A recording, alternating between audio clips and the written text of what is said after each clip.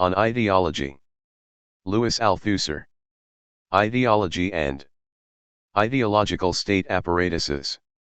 Notes towards an investigation on the reproduction of the conditions of production. 1. I must now expose more fully something which was briefly glimpsed in my analysis when I spoke of the necessity to renew the means of production if production is to be possible. That was a passing hint. Now I shall consider it for itself. As Marx said, every child knows that a social formation which did not reproduce the conditions of production at the same time as it produced would not last a year. 2. The ultimate condition of production is therefore the reproduction of the conditions of production. This may be simple, reproducing exactly the previous conditions of production, or on an extended scale, expanding them. Let us ignore this last distinction for the moment. What, then, is the reproduction of the conditions of production? Here we are entering a domain which is both very familiar, since Capital Volume 2, and uniquely ignored.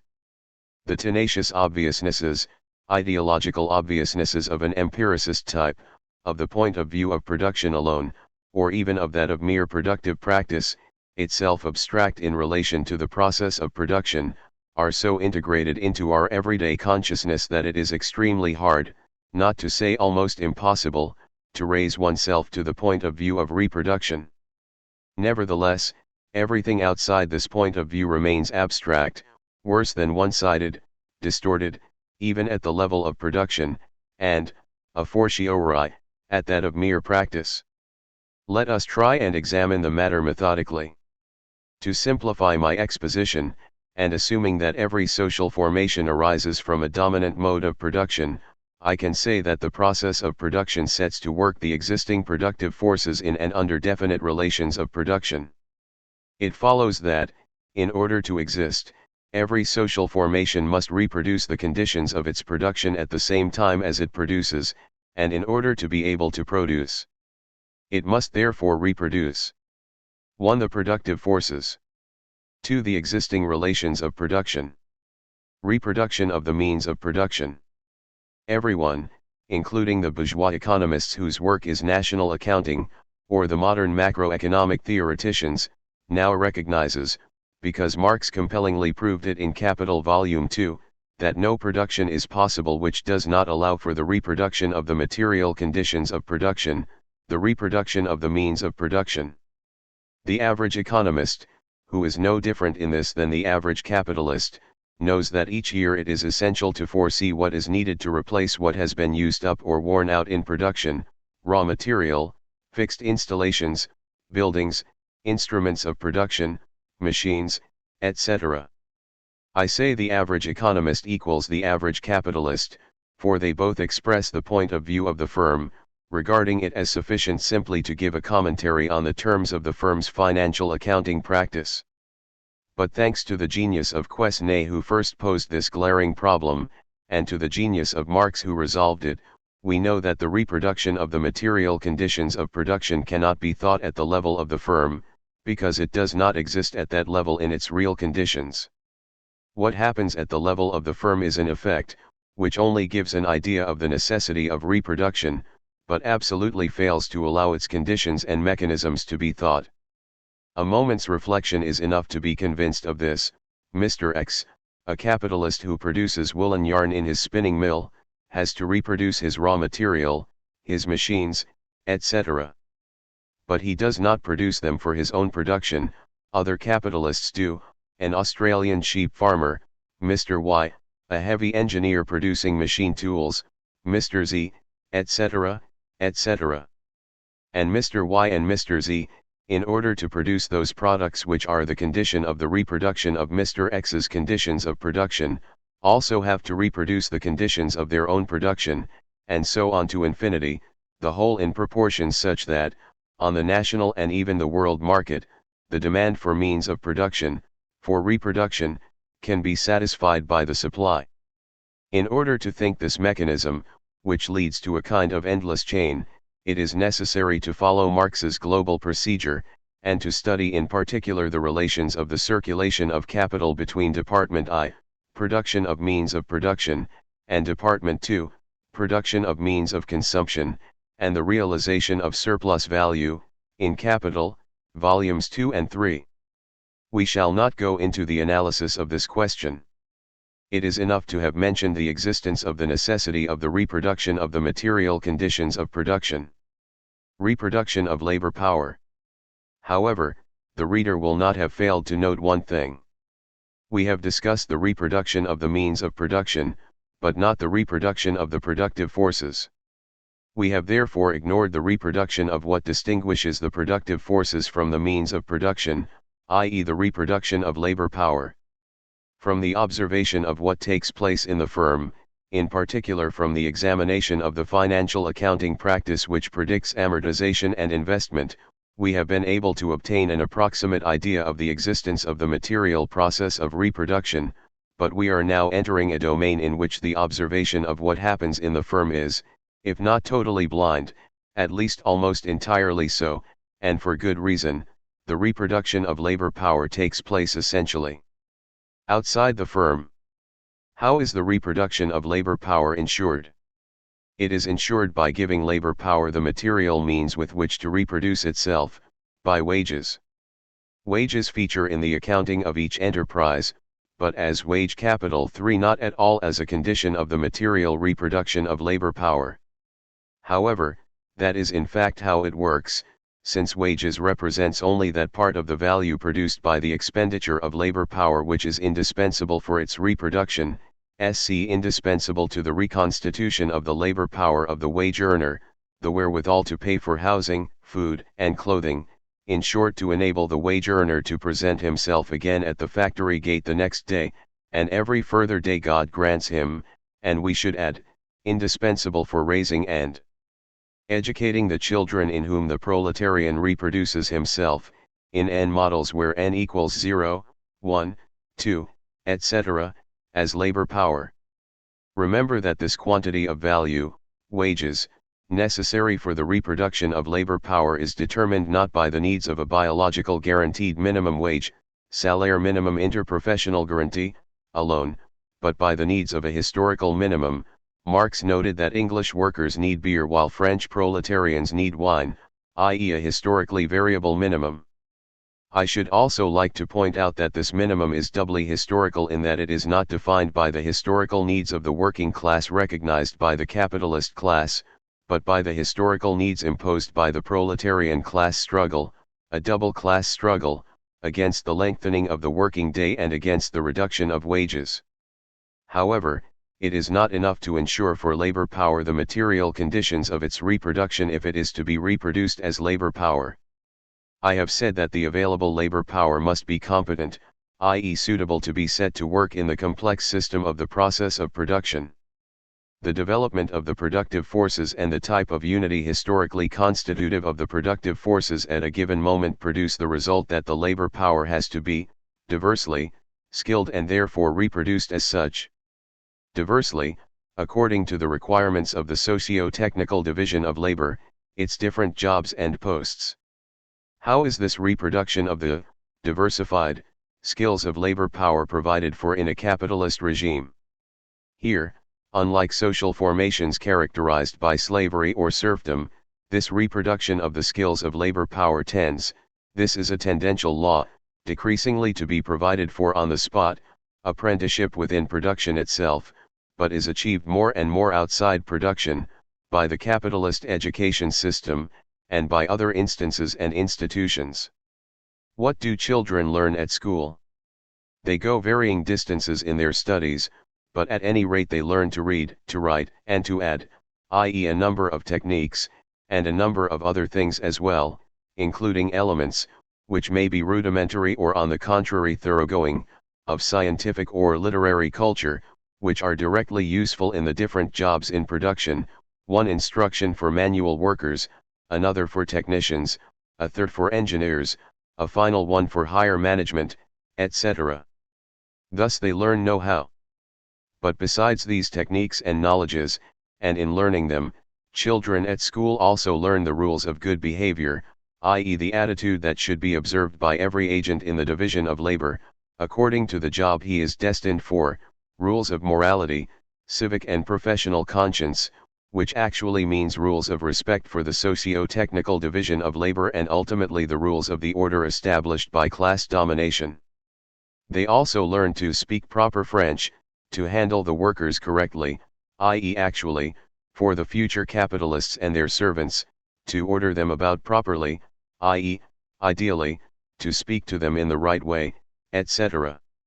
To put this more scientifically, I shall say that the reproduction of labor power requires not only a reproduction of its skills, but also, at the same time, a reproduction of its submission to the rules of the established order, i.e. a reproduction of submission to the ruling ideology for the workers, and a reproduction of the ability to manipulate the ruling ideology correctly for the agents of exploitation and repression, so that they, too, will provide for the domination of the ruling class in words. In other words, the school, but also other state institutions like the church, or other apparatuses like the army, teaches know-how, but in forms which ensure subjection to the ruling ideology or the mastery of its practice. All the agents of production, exploitation, and repression, not to speak of the professionals of ideology, Marx, must in one way or another be steeped in this ideology in order to perform their tasks conscientiously, the tasks of the exploited, the proletarians, of the exploiters, the capitalists, of the exploiters' auxiliaries, the managers, or of the high priests of the ruling ideology, its functionaries, etc. The reproduction of labor power thus reveals as its sine qua non not only the reproduction of its skills but also the reproduction of its subjection to the ruling ideology or of the practice of that ideology, with the proviso that it is not enough to say not only but also, for it is clear that it is in the forms and under the forms of ideological subjection that provision is made for the reproduction of the skills of labor power. But this is to recognize the effective presence of a new reality, ideology. Here I shall make two comments. The first is to round off my analysis of reproduction. I have just given a rapid survey of the forms of the reproduction of the productive forces, i.e. of the means of production on the one hand, and of labor power on the other. But I have not yet approached the question of the reproduction of the relations of production. This is a crucial question for the Marxist theory of the mode of production. To let it pass would be a theoretical omission, worse, a serious political error. I shall therefore discuss it.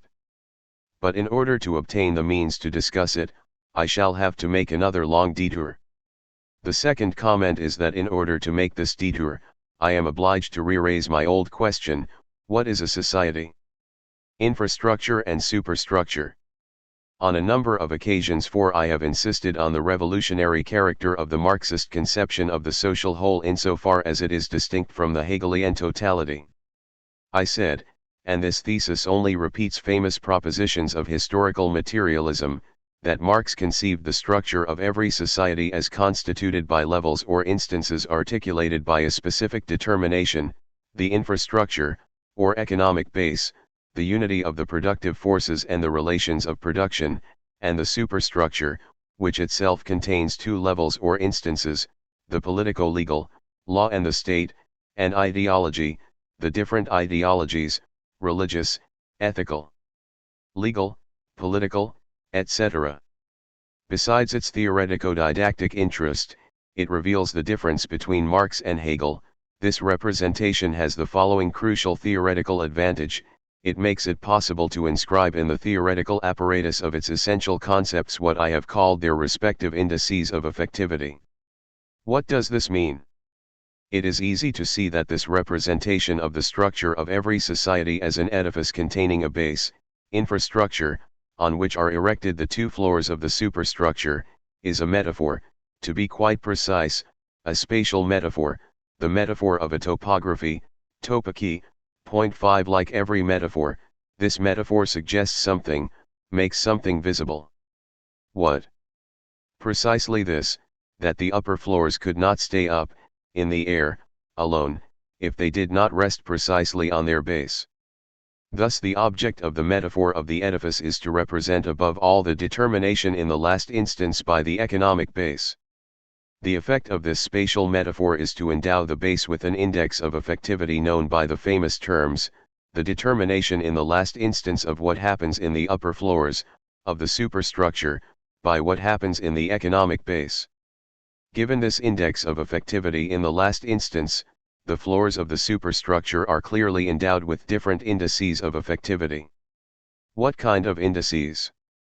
It is possible to say that the floors of the superstructure are not determinant in the last instance, but that they are determined by the effectivity of the base, that if they are determinant in their own, as yet undefined, ways, this is true only insofar as they are determined by the base.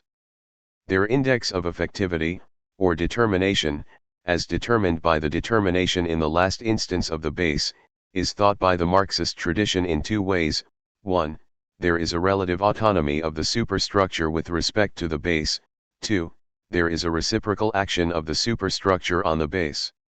We can therefore say that the great theoretical advantage of the Marxist topography, i.e. of the spatial metaphor of the edifice, base and superstructure, is simultaneously that it reveals that questions of determination, or of index of effectivity, are crucial, that it reveals that it is the base which in the last instance determines the whole edifice, and that, as a consequence, it obliges us to pose the theoretical problem of the types of derivatory effectivity peculiar to the superstructure, i.e. it obliges us to think what the Marxist tradition calls conjointly the relative autonomy of the superstructure and the reciprocal action of the superstructure on the base. The greatest disadvantage of this representation of the structure of every society by the spatial metaphor of an edifice, is obviously the fact that it is metaphorical, i.e. it remains descriptive. It now seems to me that it is possible and desirable to represent things differently. N.B. I do not mean by this that I want to reject the classical metaphor, for that metaphor itself requires that we go beyond it. And I am not going beyond it in order to reject it as outworn. I simply want to attempt to think what it gives us in the form of a description. I believe that it is possible and necessary to think what characterizes the essential of the existence and nature of the superstructure on the basis of reproduction. Once one takes the point of view of reproduction, many of the questions whose existence was indicated by the spatial metaphor of the edifice, but to which it could not give a conceptual answer, are immediately illuminated. My basic thesis is that it is not possible to pose these questions, and therefore to answer them, except from the point of view of reproduction. I shall give a short analysis of law, the state, and ideology from this point of view. And I shall reveal what happens both from the point of view of practice and production on the one hand, and from that of reproduction on the other. The state. The Marxist tradition is strict, here, in the Communist Manifesto and the 18th Brumaire, and in all the later classical texts, above all in Marx's writings on the Paris Commune and Lenin's on State and Revolution, the state is explicitly conceived as a repressive apparatus. The state is a machine of repression, which enables the ruling classes, in the 19th century the bourgeois class and the class of big landowners, to ensure their domination over the working class, thus enabling the former to subject the latter to the process of surplus value extortion, i.e. to capitalist exploitation. The state is thus first of all what the Marxist classics have called the state apparatus. This term means, not only the specialized apparatus, in the narrow sense, whose existence and necessity I have recognized in relation to the requirements of legal practice, i.e. the police, the courts, the prisons, but also the army, which, the proletariat has paid for this experience with its blood, intervenes directly as a supplementary repressive force in the last instance, when the police and its specialized auxiliary corps are outrun by events, and above this ensemble, the head of state. The government and the administration. Presented in this form, the Marxist-Leninist theory of the state has its finger on the essential point, and not for one moment can there be any question of rejecting the fact that this really is the essential point. The state apparatus, which defines the state as a force of repressive execution and intervention in the interests of the ruling classes in the class struggle conducted by the bourgeoisie and its allies against the proletariat, is quite certainly the state, and quite certainly defines its basic function. From descriptive theory to theory as such. Nevertheless, here too, as I pointed out with respect to the metaphor of the edifice, infrastructure and superstructure, this presentation of the nature of the state is still partly descriptive. As I shall often have occasion to use this adjective, descriptive, a word of explanation is necessary in order to remove any ambiguity. Whenever, in speaking of the metaphor of the edifice or of the Marxist theory of the state, I have said that these are descriptive conceptions or representations of their objects, I had no ulterior critical motives. On the contrary, I have every grounds to think that great scientific discoveries cannot help but pass through the phase of what I shall call descriptive theory. This is the first phase of every theory, at least in the domain which concerns us, that of the science of social formations. As such, one might, and in my opinion one must, envisage this phase as a transitional one, necessary to the development of the theory. That it is transitional is inscribed in my expression, descriptive theory, which reveals in its conjunction of terms the equivalent of a kind of contradiction. In fact, the term theory clashes to some extent with the adjective descriptive which I have attached to it. This means quite precisely, 1. That the descriptive theory really is, without a shadow of a doubt, the irreversible beginning of the theory, but, 2. That the descriptive form in which the theory is presented requires, precisely as an effect of this contradiction, a development of the theory which goes beyond the form of description. Let me make this idea clearer by returning to our present object, the state. When I say that the Marxist theory of the state available to us is still partly descriptive, that means first and foremost that this descriptive theory is without the shadow of a doubt precisely the beginning of the Marxist theory of the state, and that this beginning gives us the essential point, i.e. the decisive principle of every later development of the theory. Indeed, I shall call the descriptive theory of the state correct, since it is perfectly possible to make the vast majority of the facts in the domain with which it is concerned correspond to the definition it gives of its object. Thus, the definition of the state as a class state, existing in the repressive state apparatus, casts a brilliant light on all the facts observable in the various orders of repression whatever their domains, from the massacres of June 1848 and of the Paris Commune, of Bloody Sunday May 1905 in Petrograd, of the resistance, of Quran, etc., to the mere, and relatively anodyne, interventions of a censorship which has banned Diderot's La Religieuse or a play by Gatti on Franco. It casts light on all the direct or indirect forms of exploitation and extermination of the masses of the people, imperialist wars. It casts light on that subtle everyday domination beneath which can be glimpsed, in the forms of political democracy, for example, what Lenin, following Marx, called the dictatorship of the bourgeoisie. And yet the descriptive theory of the state represents a phase in the constitution of the theory which itself demands the supersession of this phase. For it is clear that if the definition in question really does give us the means to identify and recognize the facts of oppression by relating them to the state, conceived as the repressive state apparatus, this interrelationship gives rise to a very special kind of obviousness, about which I shall have something to say in a moment. Yes, that's how it is. That's really true. 6. And the accumulation of facts within the definition of the state may multiply examples, but it does not really advance the definition of the state, i.e. the scientific theory of the state. Every descriptive theory thus runs the risk of blocking the development of the theory, and yet that development is essential. That is why I think that, in order to develop this descriptive theory into theory as such, i.e. in order to understand further the mechanisms of the state in its functioning, I think that it is indispensable to add something to the classical definition of the state as a state apparatus. The essentials of the Marxist theory of the state.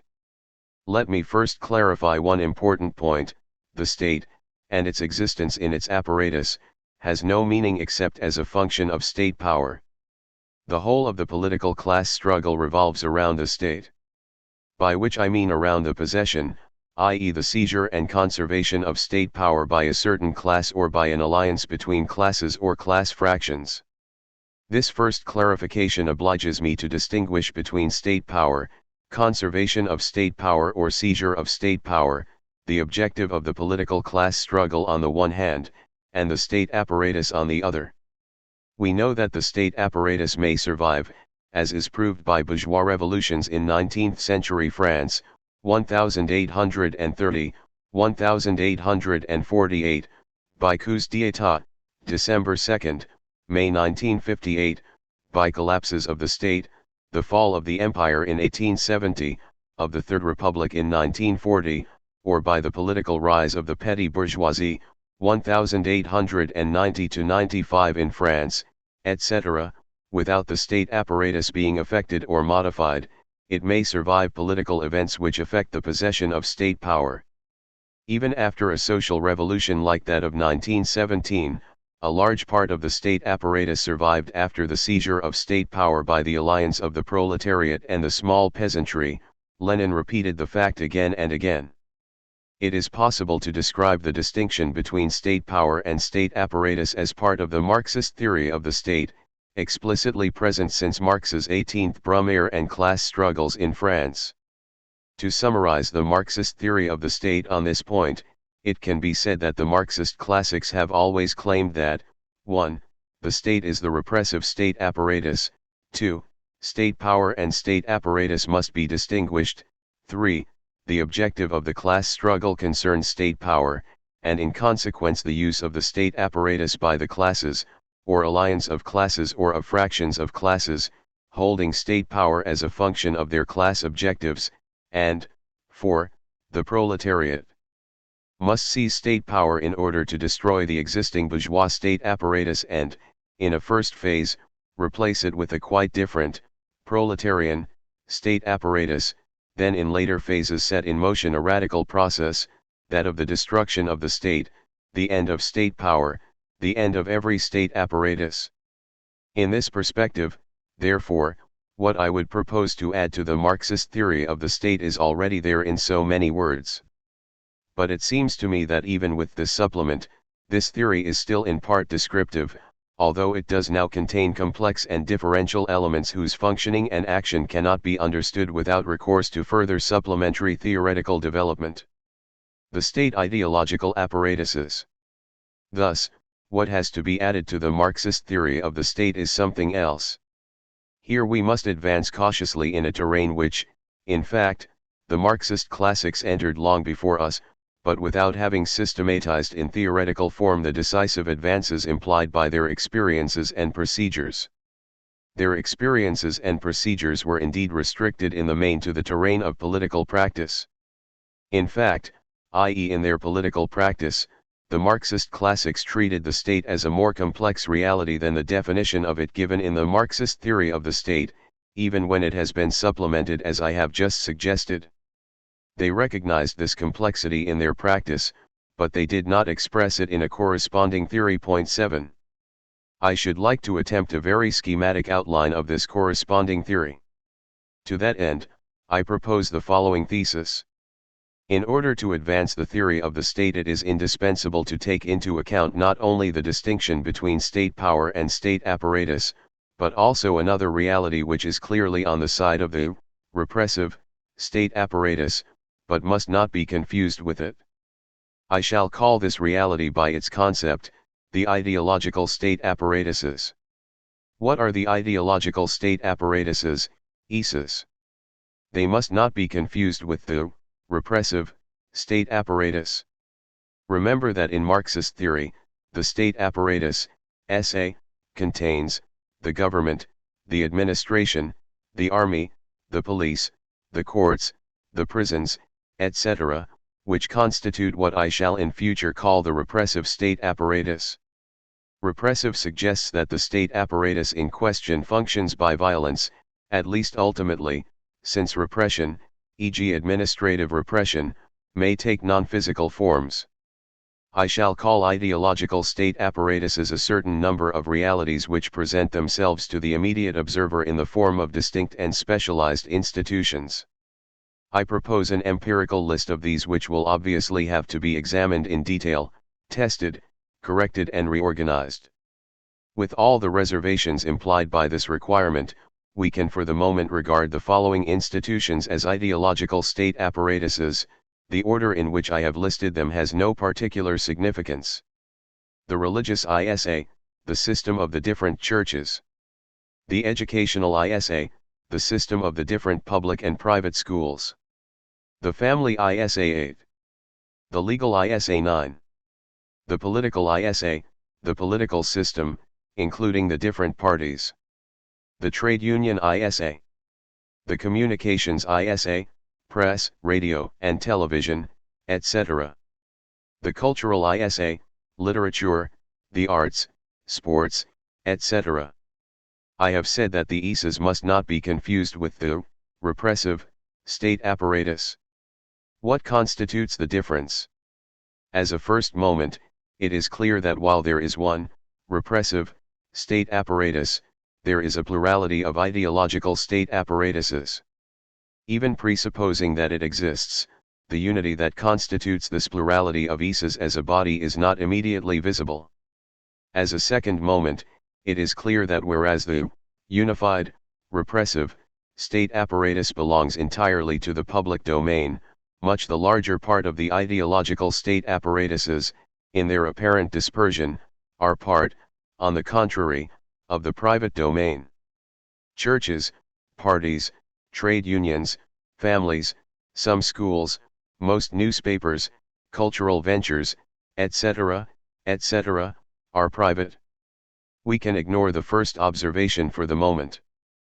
But someone is bound to question the second, asking me by what right I regard as ideological state apparatuses, institutions which for the most part do not possess public status, but are quite simply private institutions. As a conscious Marxist, Gramsci already forestalled this objection in one sentence. The distinction between the public and the private is a distinction internal to bourgeois law, and valid in the subordinate domains in which bourgeois law exercises its authority. The domain of the state escapes it because the latter is above the law. The state, which is the state of the ruling class, is neither public nor private. On the contrary, it is the precondition for any distinction between public and private. The same thing can be said from the starting point of our state ideological apparatuses. It is unimportant whether the institutions in which they are realized are public or private. What matters is how they function. Private institutions can perfectly well function as ideological state apparatuses. A reasonably thorough analysis of any one of the ISAs proves it. But now for what is essential. What distinguishes the ISAs from the repressive state apparatus is the following basic difference: the repressive state apparatus functions by violence, whereas the ideological state apparatuses function by ideology. I can clarify matters by correcting this distinction. I shall say rather that every state apparatus, whether repressive or ideological, functions both by violence and by ideology, but with one very important distinction which makes it imperative not to confuse the ideological state apparatuses with the repressive state apparatus. This is the fact that the repressive state apparatus functions massively and predominantly by repression, including physical repression, while functioning secondarily by ideology. There is no such thing as a purely repressive apparatus. For example, the army and the police also function by ideology both to ensure their own cohesion and reproduction, and in the values they propound externally. In the same way, but inversely, it is essential to say that for their part the ideological state apparatuses function massively and predominantly by ideology, but they also function secondarily by repression, even if ultimately, but only ultimately, this is very attenuated and concealed, even symbolic. There is no such thing as a purely ideological apparatus. Thus schools and churches use suitable methods of punishment, expulsion, selection, etc., to discipline not only their shepherds, but also their flocks. The same is true of the family. The same is true of the cultural apparatus, censorship, among other things, etc. Is it necessary to add that this determination of the double functioning, predominantly, secondarily, by repression and by ideology, according to whether it is a matter of the repressive state apparatus or the ideological state apparatuses, makes it clear that very subtle explicit or tacit combinations may be woven from the interplay of the repressive state apparatus and the ideological state apparatuses. Everyday life provides us with innumerable examples of this, but they must be studied in detail if we are to go further than this mere observation. Nevertheless, this remark leads us towards an understanding of what constitutes the unity of the apparently disparate body of the Isas. If the Isas function massively and predominantly by ideology, what unifies their diversity is precisely this functioning, insofar as the ideology by which they function is always in fact unified, despite its diversity and its contradictions, beneath the ruling ideology, which is the ideology of the ruling class. Given the fact that the ruling class in principle holds state power, openly or more often by means of alliances between classes or class fractions, and therefore has at its disposal the repressive state apparatus, we can accept the fact that this same ruling class is active in the ideological state apparatuses insofar as it is ultimately the ruling ideology which is realized in the ideological state apparatuses, precisely in its contradictions. Of course, it is a quite different thing to act by laws and decrees in the repressive state apparatus and to act through the intermediary of the ruling ideology in the ideological state apparatuses. We must go into the details of this difference, but it cannot mask the reality of a profound identity. To my knowledge, no class can hold state power over a long period without at the same time exercising its hegemony over and in the state ideological apparatuses. I only need one example and proof of this: Lenin's anguished concern to revolutionize the educational ideological state apparatus, among others, simply to make it possible for the Soviet proletariat, who had seized state power, to secure the future of the dictatorship of the proletariat and the transition to socialism. Point 10. This last comment puts us in a position to understand that the ideological state apparatuses may be not only the stake, but also the site of class struggle, and often of bitter forms of class struggle. The class, or class alliance, in power cannot lay down the law in the Isas as easily as it can in the repressive state apparatus, not only because the former ruling classes are able to retain strong positions there for a long time, but also because the resistance of the exploited classes is able to find means and occasions to express itself there, either by the utilization of their contradictions, or by conquering combat positions in them in struggle. Point 11. Let me run through my comments. If the thesis I have proposed is well founded, it leads me back to the classical Marxist theory of the state, while making it more precise in one point. I argue that it is necessary to distinguish between state power, and its possession by, on the one hand, and the state apparatus on the other. But I add that the state apparatus contains two bodies: the body of institutions which represent the repressive state apparatus on the one hand, and the body of institutions which represent the body of ideological state apparatuses on the other. But if this is the case, the following question is bound to be asked, even in the very summary state of my suggestions: what exactly is the extent of the role of the ideological state apparatuses? What is their importance based on? In other words, to what does the function of these ideological state apparatuses, which do not function by repression but by ideology, correspond? On the reproduction of the relations of production. I can now answer the central question which I have left in suspense for many long pages: how is the reproduction of the relations of production secured? In the topographical language, infrastructure, superstructure, I can say, for the most part 12 it is secured by the legal, political and ideological superstructure.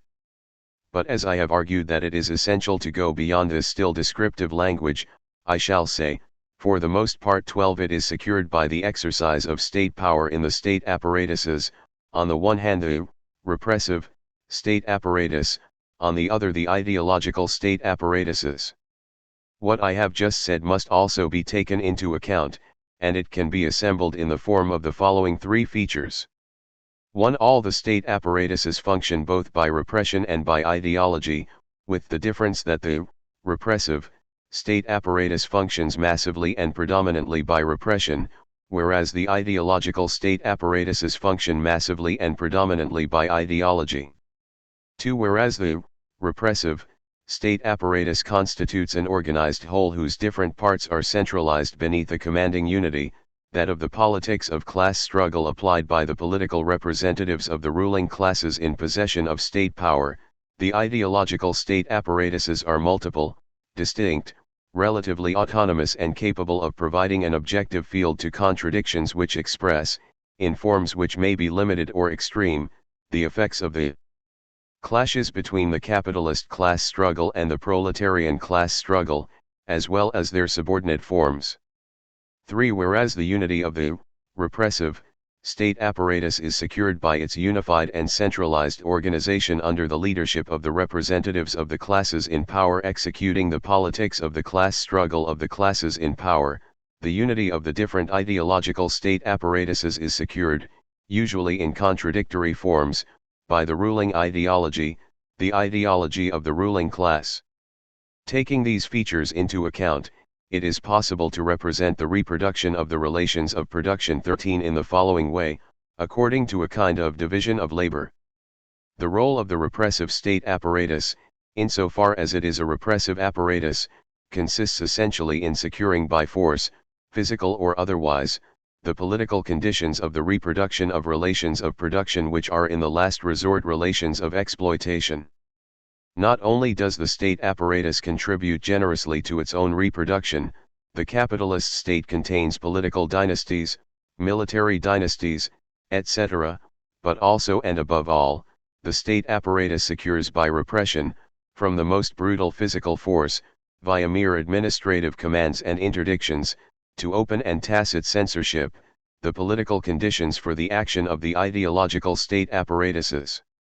In fact, it is the latter which largely secure the reproduction specifically of the relations of production, behind a shield provided by the repressive state apparatus. It is here that the role of the ruling ideology is heavily concentrated, the ideology of the ruling class, which holds state power. It is the intermediation of the ruling ideology that ensures a, sometimes teeth-gritting, harmony between the repressive state apparatus and the ideological state apparatuses, and between the different state ideological apparatuses. We are thus led to envisage the following hypothesis, as a function precisely of the diversity of ideological state apparatuses in their single, because shared, role of the reproduction of the relations of production. Indeed, we have listed a relatively large number of ideological state apparatuses in contemporary capitalist social formations: the educational apparatus, the religious apparatus, the family apparatus, the political apparatus, the trade union apparatus, the communications apparatus, the cultural apparatus, etc. But in the social formations of that mode of production characterized by serfdom, usually called the feudal mode of production, we observe that although there is a single repressive state apparatus which, since the earliest known ancient states, let alone the absolute monarchies, has been formally very similar to the one we know today, the number of ideological state apparatuses is smaller and their individual types are different. For example, we observe that during the Middle Ages, the Church, the religious ideological state apparatus, accumulated a number of functions which have today devolved onto several distinct ideological state apparatuses, new ones in relation to the past I am invoking, in particular educational and cultural functions. Alongside the Church there was the family ideological state apparatus, which played a considerable part, incommensurable with its role in capitalist social formations. Despite appearances, the Church and the family were not the only ideological state apparatuses. There was also a political ideological state apparatus, the Estates General, the Parliament, the different political factions and leagues, the ancestors or the modern political parties, and the whole political system of the free communes and then of the villes. There was also a powerful proto-trade union ideological state apparatus, if I may venture such an anachronistic term, the powerful merchants and bankers' guilds and the journeymen's associations, etc. Publishing and communications, even, saw an indisputable development, as did the theater.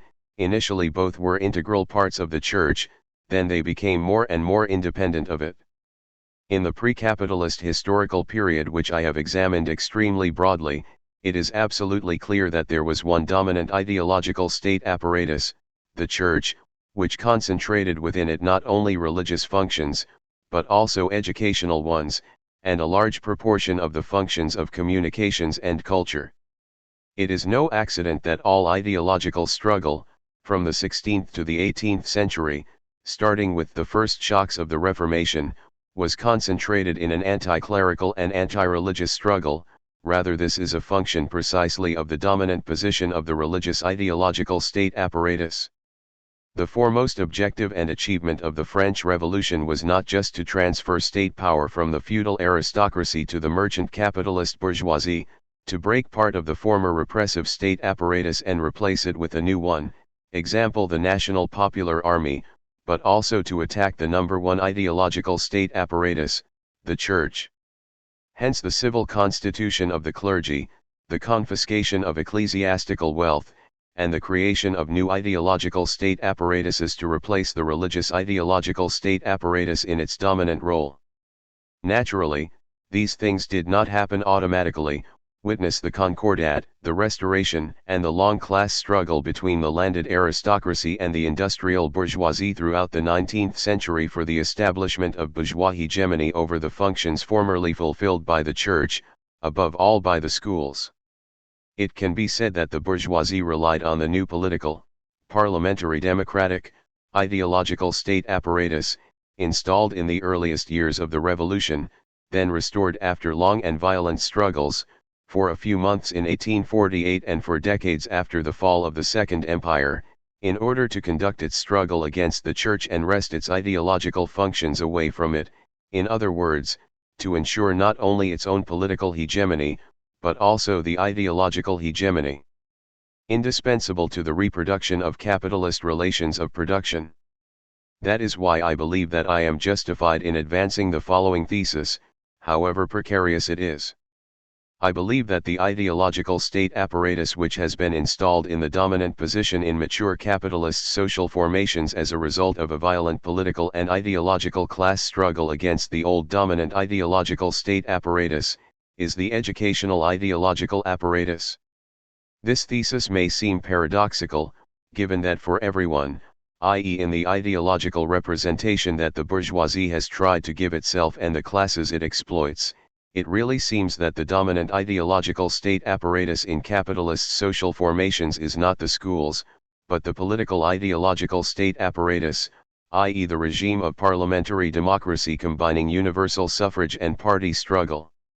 However, history, even recent history, shows that the bourgeoisie has been and still is able to accommodate itself to political ideological state apparatuses other than parliamentary democracy, the First and Second Empires, constitutional monarchy, Louis XVIII and Charles X, parliamentary monarchy, Louis Philippe, presidential democracy, de Gaulle, to mention only France.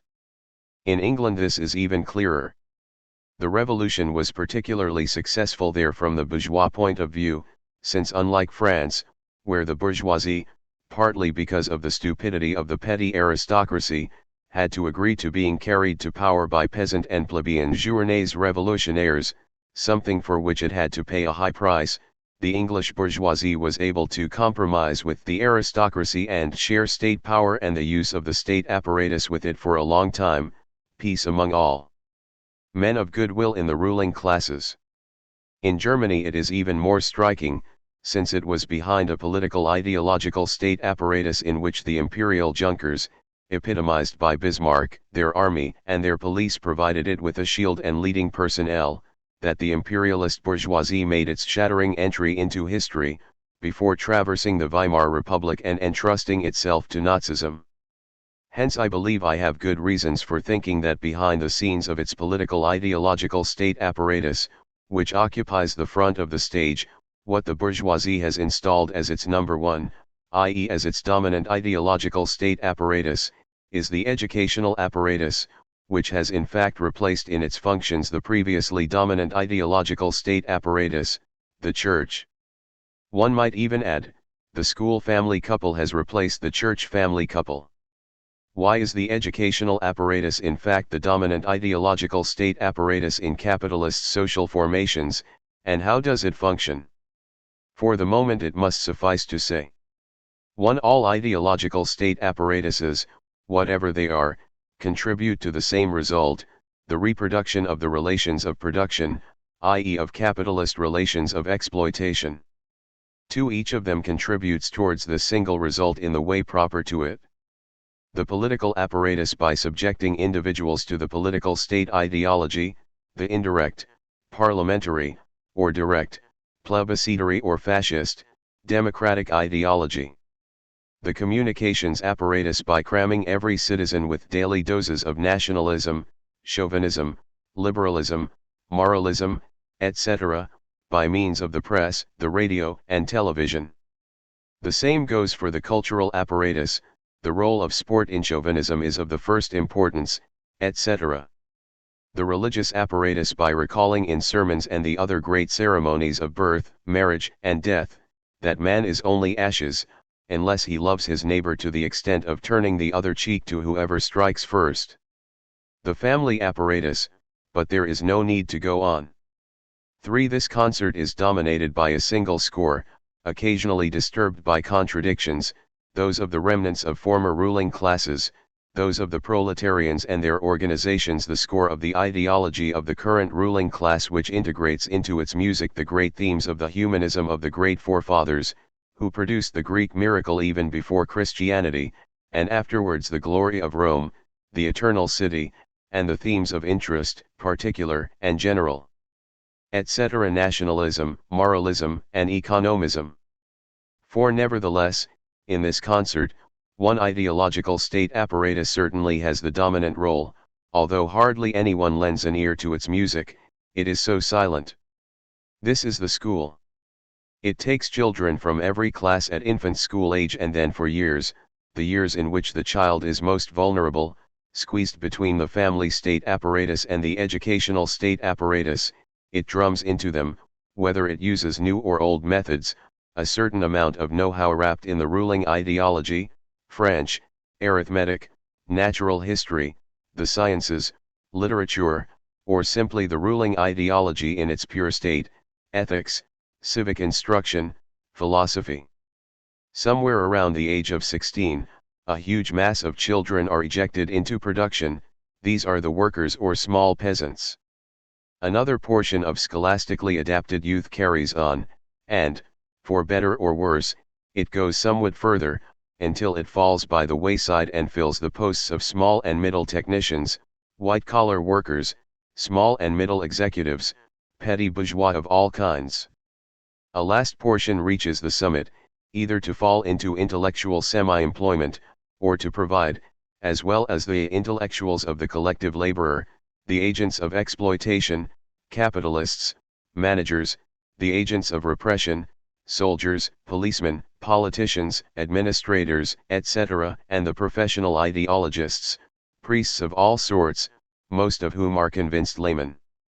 Each mass ejected en route is practically provided with the ideology which suits the role it has to fulfill in class society, the role of the exploited, with a highly developed professional, ethical, civic, national, and apolitical consciousness, the role of the agent of exploitation, ability to give the workers orders and speak to them, human relations, of the agent of repression, ability to give orders and enforce obedience without discussion, or ability to manipulate the demagogy of a political leader's rhetoric, or of the professional ideologist, ability to treat consciousnesses with the respect, i.e. with the contempt, blackmail, and demagogy they deserve, adapted to the accents of morality, of virtue, of transcendence, of the nation, of France's world role, etc.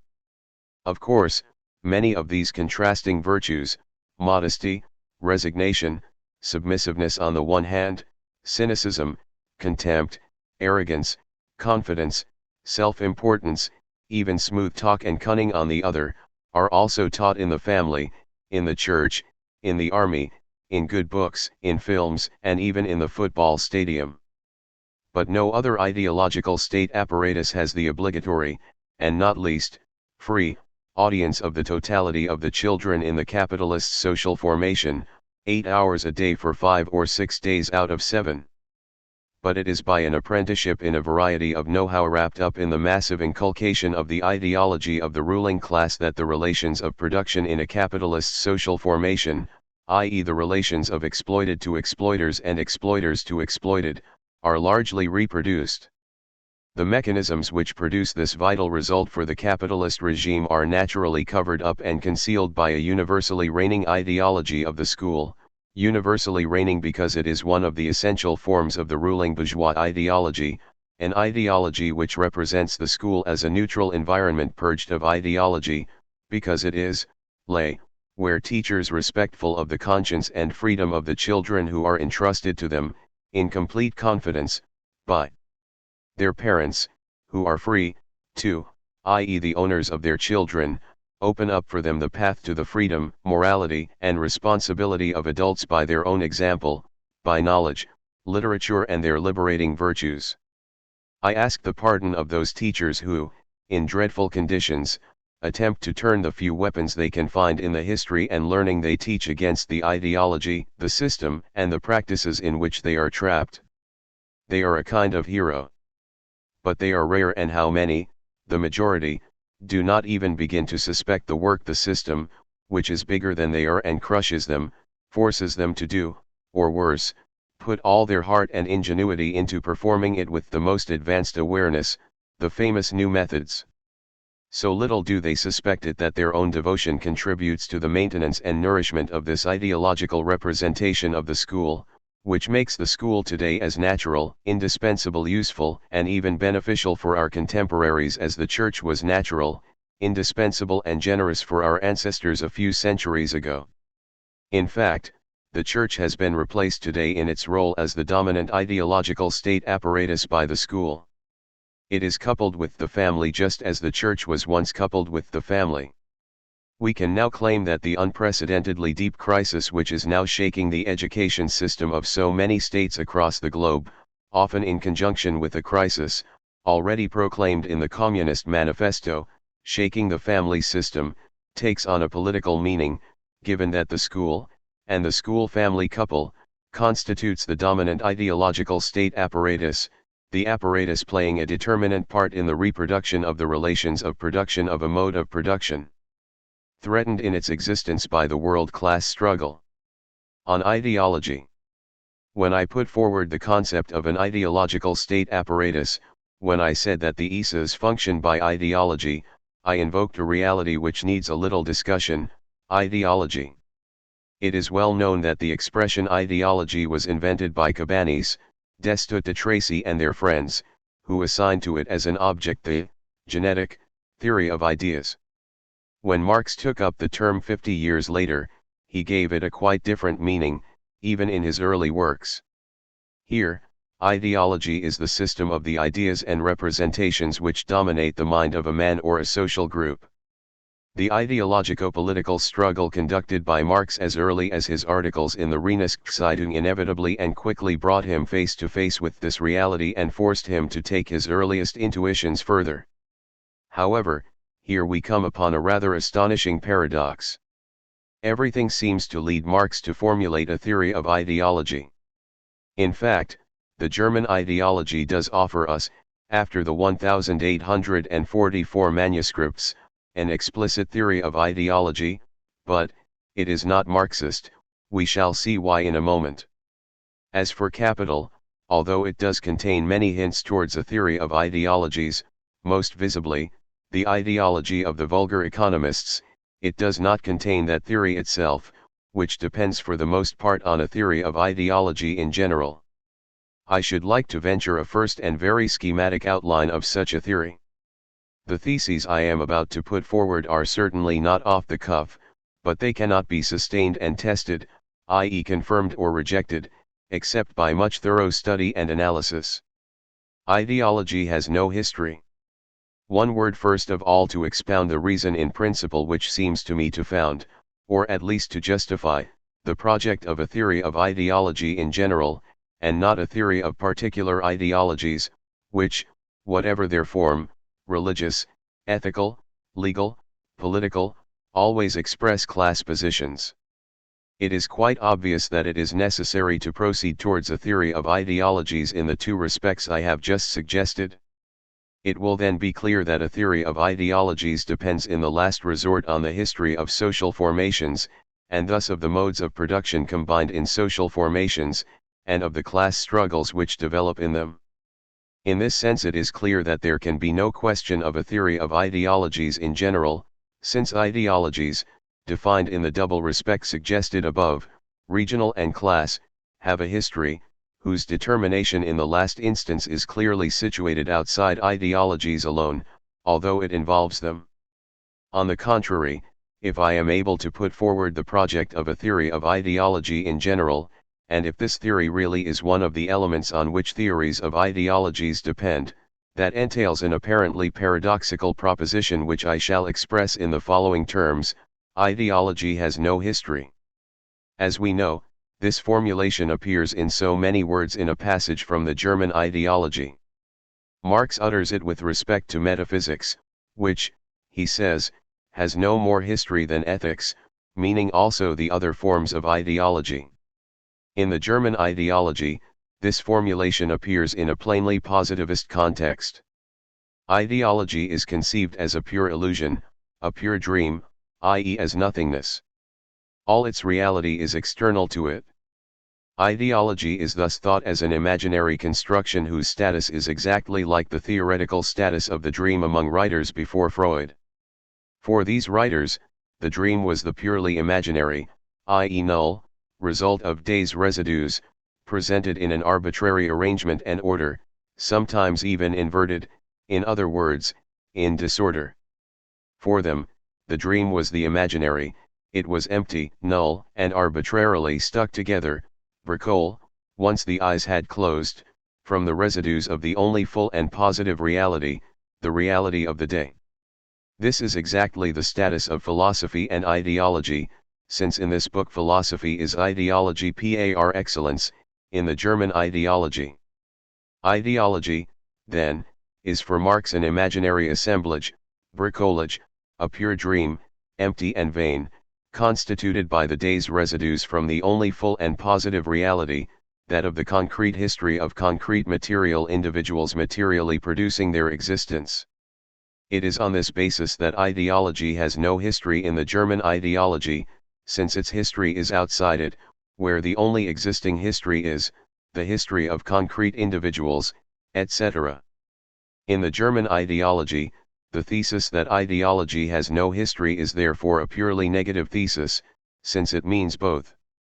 One ideology is nothing insofar as it is a pure dream, manufactured by who knows what power, if not by the alienation of the division of labor, but that, too, is a negative determination. Two, ideology has no history, which emphatically does not mean that there is no history in it, on the contrary, for it is merely the pale, empty, and inverted reflection of real history, but that it has no history of its own. Now, while the thesis I wish to defend formally speaking adopts the terms of the German ideology, ideology has no history, it is radically different from the positivist and historicist thesis of the German ideology. For on the one hand, I think it is possible to hold that ideologies have a history of their own, although it is determined in the last instance by the class struggle, and on the other, I think it is possible to hold that ideology in general has no history, not in a negative sense, its history is external to it, but in an absolutely positive sense. This sense is a positive one if it is true that the peculiarity of ideology is that it is endowed with a structure and a functioning such as to make it a non-historical reality, i.e. an omni-historical reality, in the sense in which that structure and functioning are immutable, present in the same form throughout what we can call history, in the sense in which the Communist Manifesto defines history as the history of class struggles, i.e. the history of class societies. To give a theoretical reference point here, I might say that, to return to our example of the dream, in its Freudian conception this time, our proposition, ideology has no history, can and must, and in a way which has absolutely nothing arbitrary about it, but, quite the reverse, is theoretically necessary, for there is an organic link between the two propositions, be related directly to Freud's proposition that the unconscious is eternal, i.e. that it has no history.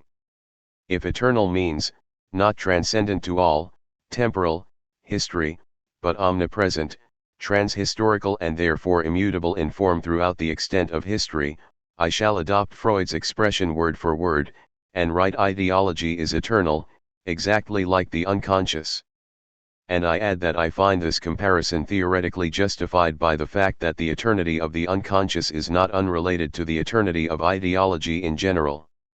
That is why I believe I am justified, hypothetically at least, in proposing a theory of ideology in general, in the sense that Freud presented a theory of the unconscious in general. To simplify the phrase, it is convenient, taking into account what has been said about ideologies, to use the plain term ideology to designate ideology in general, which I have just said has no history, or, what comes to the same thing, is eternal, i.e. omnipresent in its immutable form throughout history, equals the history of social formations containing social classes. For the moment I shall restrict myself to class societies and their history. Ideology is a representation of the imaginary relationship of individuals to their real conditions of existence. In order to approach my central thesis on the structure and functioning of ideology, I shall first present two theses, one negative, the other positive. The first concerns the object which is represented in the imaginary form of ideology, the second concerns the materiality of ideology. Thesis I. Ideology represents the imaginary relationship of individuals to their real conditions of existence.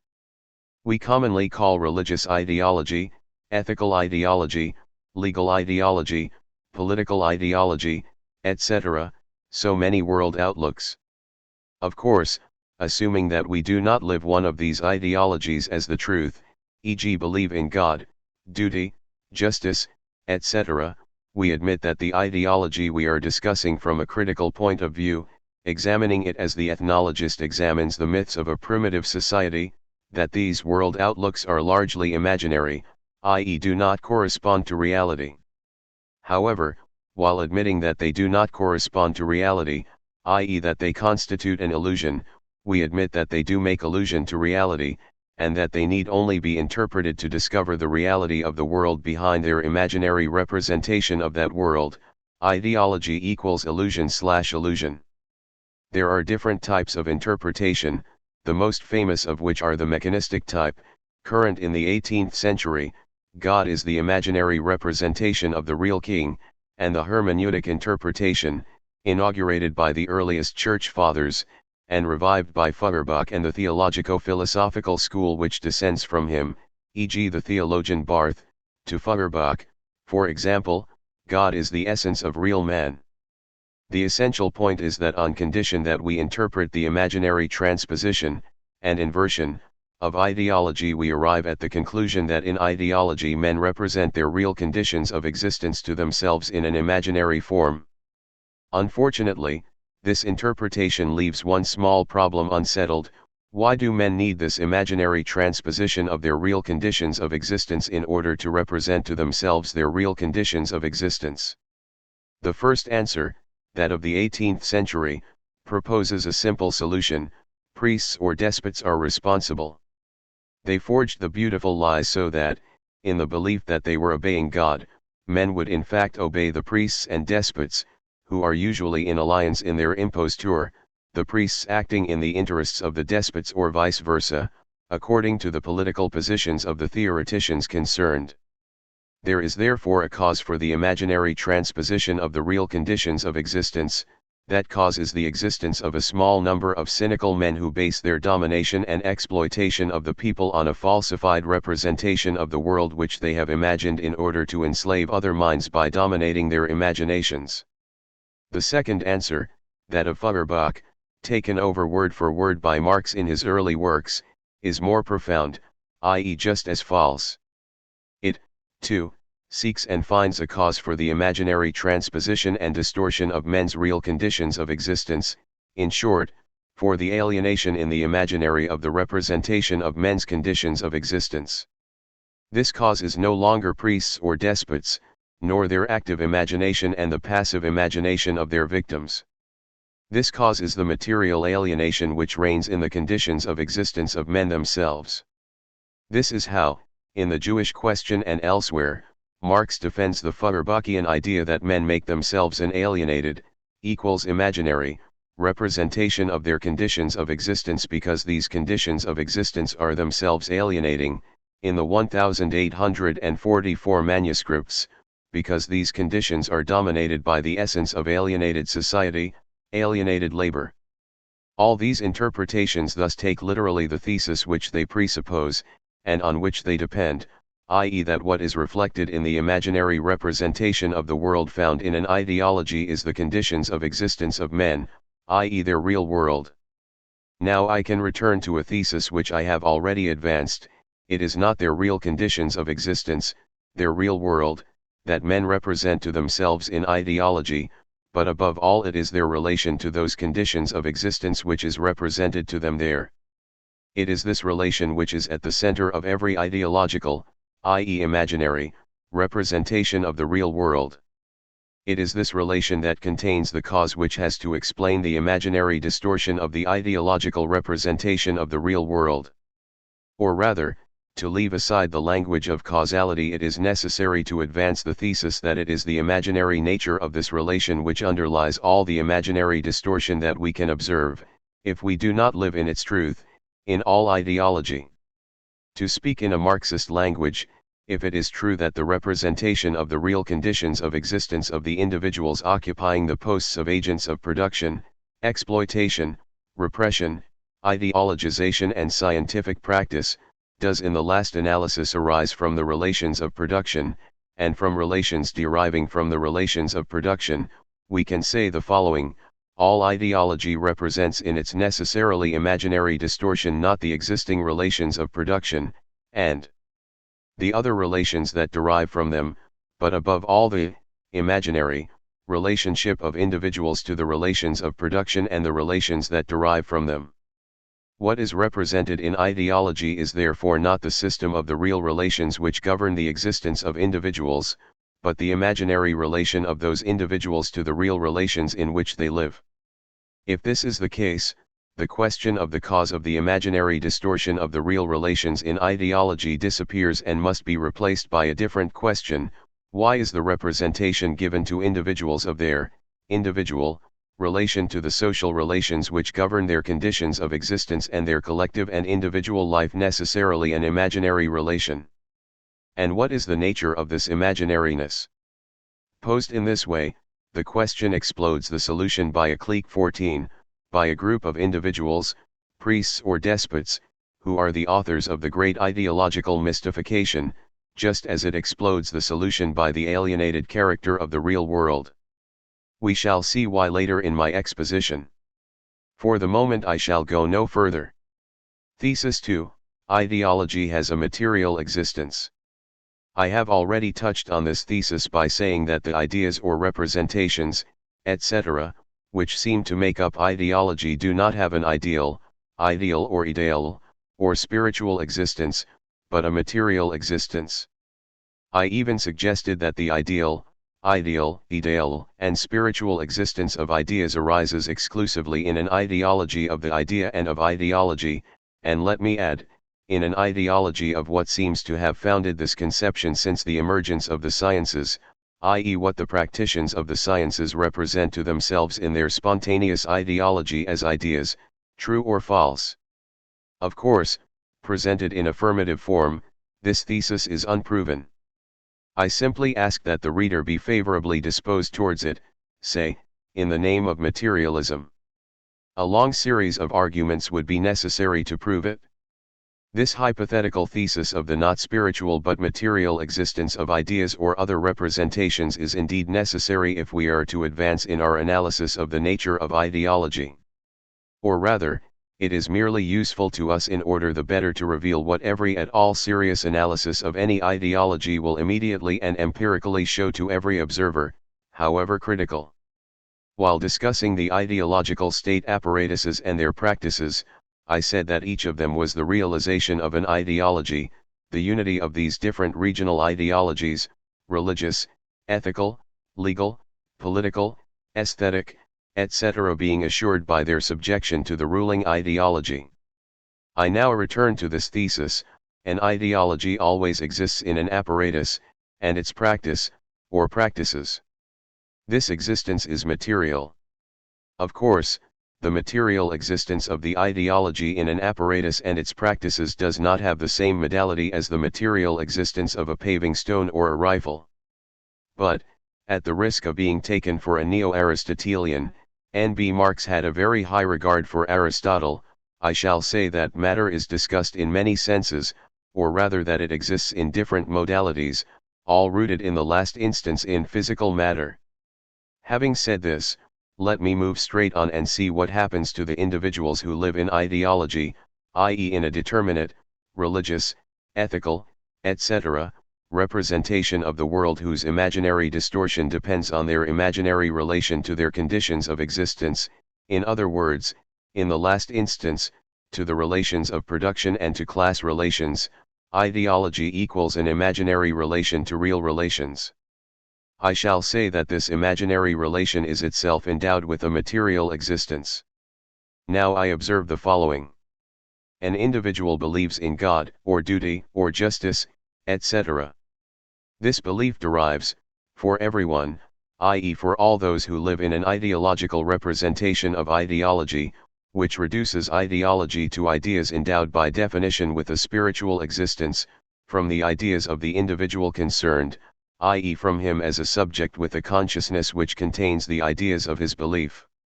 In this way, i.e. by means of the absolutely ideological conceptual device, dispositif, thus set up, a subject endowed with a consciousness in which he freely forms or freely recognizes ideas in which he believes, the material attitude of the subject concerned naturally follows.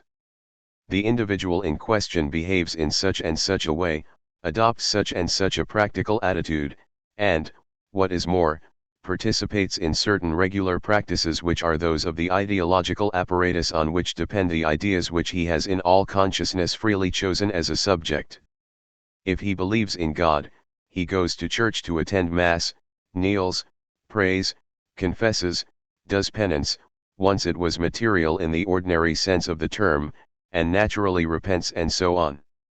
If he believes in duty, he will have the corresponding attitudes, inscribed in ritual practices according to the correct principles.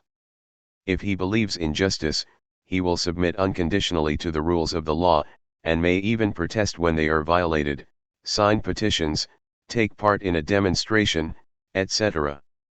Throughout this schema we observe that the ideological representation of ideology is itself forced to recognize that every subject endowed with a consciousness and believing in the ideas that his consciousness inspires in him and freely accepts, must act according to his ideas, must therefore inscribe his own ideas as a free subject in the actions of his material practice. If he does not do so, that is wicked. Indeed, if he does not do what he ought to do as a function of what he believes, it is because he does something else, which, still as a function of the same idealist scheme, implies that he has other ideas in his head as well as those he proclaims, and that he acts according to these other ideas, as a man who is either inconsistent, no one is willingly evil, or cynical, or perverse. In every case, the ideology of ideology thus recognizes, despite its imaginary distortion, that the ideas of a human subject exist in his actions, or ought to exist in his actions, and if that is not the case, it lends him other ideas corresponding to the actions, however perverse, that he does perform. This ideology talks of actions, I shall talk of actions inserted into practices. And I shall point out that these practices are governed by the rituals in which these practices are inscribed, within the material existence of an ideological apparatus, be it only a small part of that apparatus, a small mass in a small church, a funeral, a minor match at a sports club, a school day, a political party meeting, etc. Besides, we are indebted to Pascal's defensive dialectic for the wonderful formula which will enable us to invert the order of the notional schema of ideology. Pascal says more or less, kneel down, move your lips in prayer, and you will believe. He thus scandalously inverts the order of things, bringing, like Christ, not peace but strife, and in addition something hardly Christian, for woe to him who brings scandal into the world. Scandal itself. A fortunate scandal which makes him stick with Jansenist defiance to a language that directly names the reality. I will be allowed to leave Pascal to the arguments of his ideological struggle with the religious ideological state apparatus of his day. And I shall be expected to use a more directly Marxist vocabulary, if that is possible, for we are advancing in still poorly explored domains. I shall therefore say that, where only a single subject, such and such an individual, is concerned, the existence of the ideas of his belief is material in that his ideas are his material actions inserted into material practices governed by material rituals which are themselves defined by the material ideological apparatus from which derive the ideas of that subject. Naturally, the four inscriptions of the adjective material in my proposition must be affected by different modalities, the materialities of a displacement for going to Mass, of kneeling down, of the gesture of the sign of the cross, or of the mea culpa, of a sentence, of a prayer, of an act of contrition, of a penitence, of a gaze, of a handshake, of an external verbal discourse or an internal verbal discourse, consciousness, are not one and the same materiality. I shall leave on one side the problem of a theory of the differences between the modalities of materiality. It remains that in this inverted presentation of things, we are not dealing with an inversion at all, since it is clear that certain notions have purely and simply disappeared from our presentation, whereas others on the contrary survive, and new terms appear. Disappeared, the term ideas. Survive, the term subject, consciousness, belief, actions. Appear, the terms practices, rituals, ideological apparatus. It is therefore not an inversion or overturning, except in the sense in which one might say a government or a glass is overturned, but a reshuffle, of a non-ministerial type, a rather strange reshuffle, since we obtain the following result. Ideas have disappeared as such, insofar as they are endowed with an ideal or spiritual existence, to the precise extent that it has emerged that their existence is inscribed in the actions of practices governed by rituals defined in the last instance by an ideological apparatus. It therefore appears that the subject acts insofar as he is acted by the following system, set out in the order of its real determination: ideology existing in a material ideological apparatus, prescribing material practices governed by a material ritual, which practices exist in the material actions of a subject acting in all consciousness according to his belief. But this very presentation reveals that we have retained the following notions: subject, consciousness, belief, actions. From this series I shall immediately extract the decisive central term on which everything else depends, the notion of the subject. And I shall immediately set down two conjoint theses. 1. There is no practice except by and in an ideology. 2. There is no ideology except by the subject and for subjects. I can now come to my central thesis. Ideology interpellates individuals as subjects. This thesis is simply a matter of making my last proposition explicit: there is no ideology except by the subject and for subjects. Meaning, there is no ideology except for concrete subjects, and this destination for ideology is only made possible by the subject, meaning, by the category of the subject and its functioning. By this I mean that, even if it only appears under this name, the subject, with the rise of bourgeois ideology, above all with the rise of legal ideology. 15. The category of the subject, which may function under other names, example as the soul in Plato, as God, etc., is the constitutive category of all ideology, whatever its determination, regional or class, and whatever its historical date, since ideology has no history. I say, the category of the subject is constitutive of all ideology, but at the same time and immediately I add that the category of the subject is only constitutive of all ideology insofar as all ideology has the function, which defines it, of constituting concrete individuals as subjects. In the interaction of this double constitution exists the functioning of all ideology, ideology being nothing but its functioning in the material forms of existence of that functioning. In order to grasp what follows, it is essential to realize that both he who is writing these lines and the reader who reads them are themselves subjects, and therefore ideological subjects, a tautological proposition, i.e. that the author and the reader of these lines both live spontaneously or naturally in ideology in the sense in which I have said that man is an ideological animal by nature. That the author, insofar as he writes the lines of a discourse which claims to be scientific, is completely absent as a subject from his scientific discourse, for all scientific discourse is by definition a subject-less discourse. There is no subject of science except in an ideology of science, is a different question which I shall leave on one side for the moment. As St. Paul admirably put it, it is in the logos, meaning in ideology, that we live, move, and have our being. It follows that, for you and for me, the category of the subject is a primary obviousness. Obviousnesses are always primary. It is clear that you and I are subjects, free, ethical, etc. Like all obviousnesses, including those that make a word name a thing or have a meaning, therefore including the obviousness of the transparency of language, the obviousness that you and I are subjects, and that does not cause any problems, is an ideological effect, the elementary ideological effect. 16. It is indeed a peculiarity of ideology that it imposes, without appearing to do so, since these are obviousnesses as obviousnesses, which we cannot fail to recognize and before which we have the inevitable and natural reaction of crying out, aloud or in the still, small voice of conscience, that's obvious. That's right. That's true. At work in this reaction is the ideological recognition function, which is one of the two functions of ideology as such, its inverse being the function of misrecognition, meconnaissance. To take a highly concrete example, we all have friends who, when they knock on our door and we ask, through the door, the question "Who's there?" answer, since it's obvious, it's me. And we recognize that it is him, or her. We open the door, and it's true, it really was she who was there.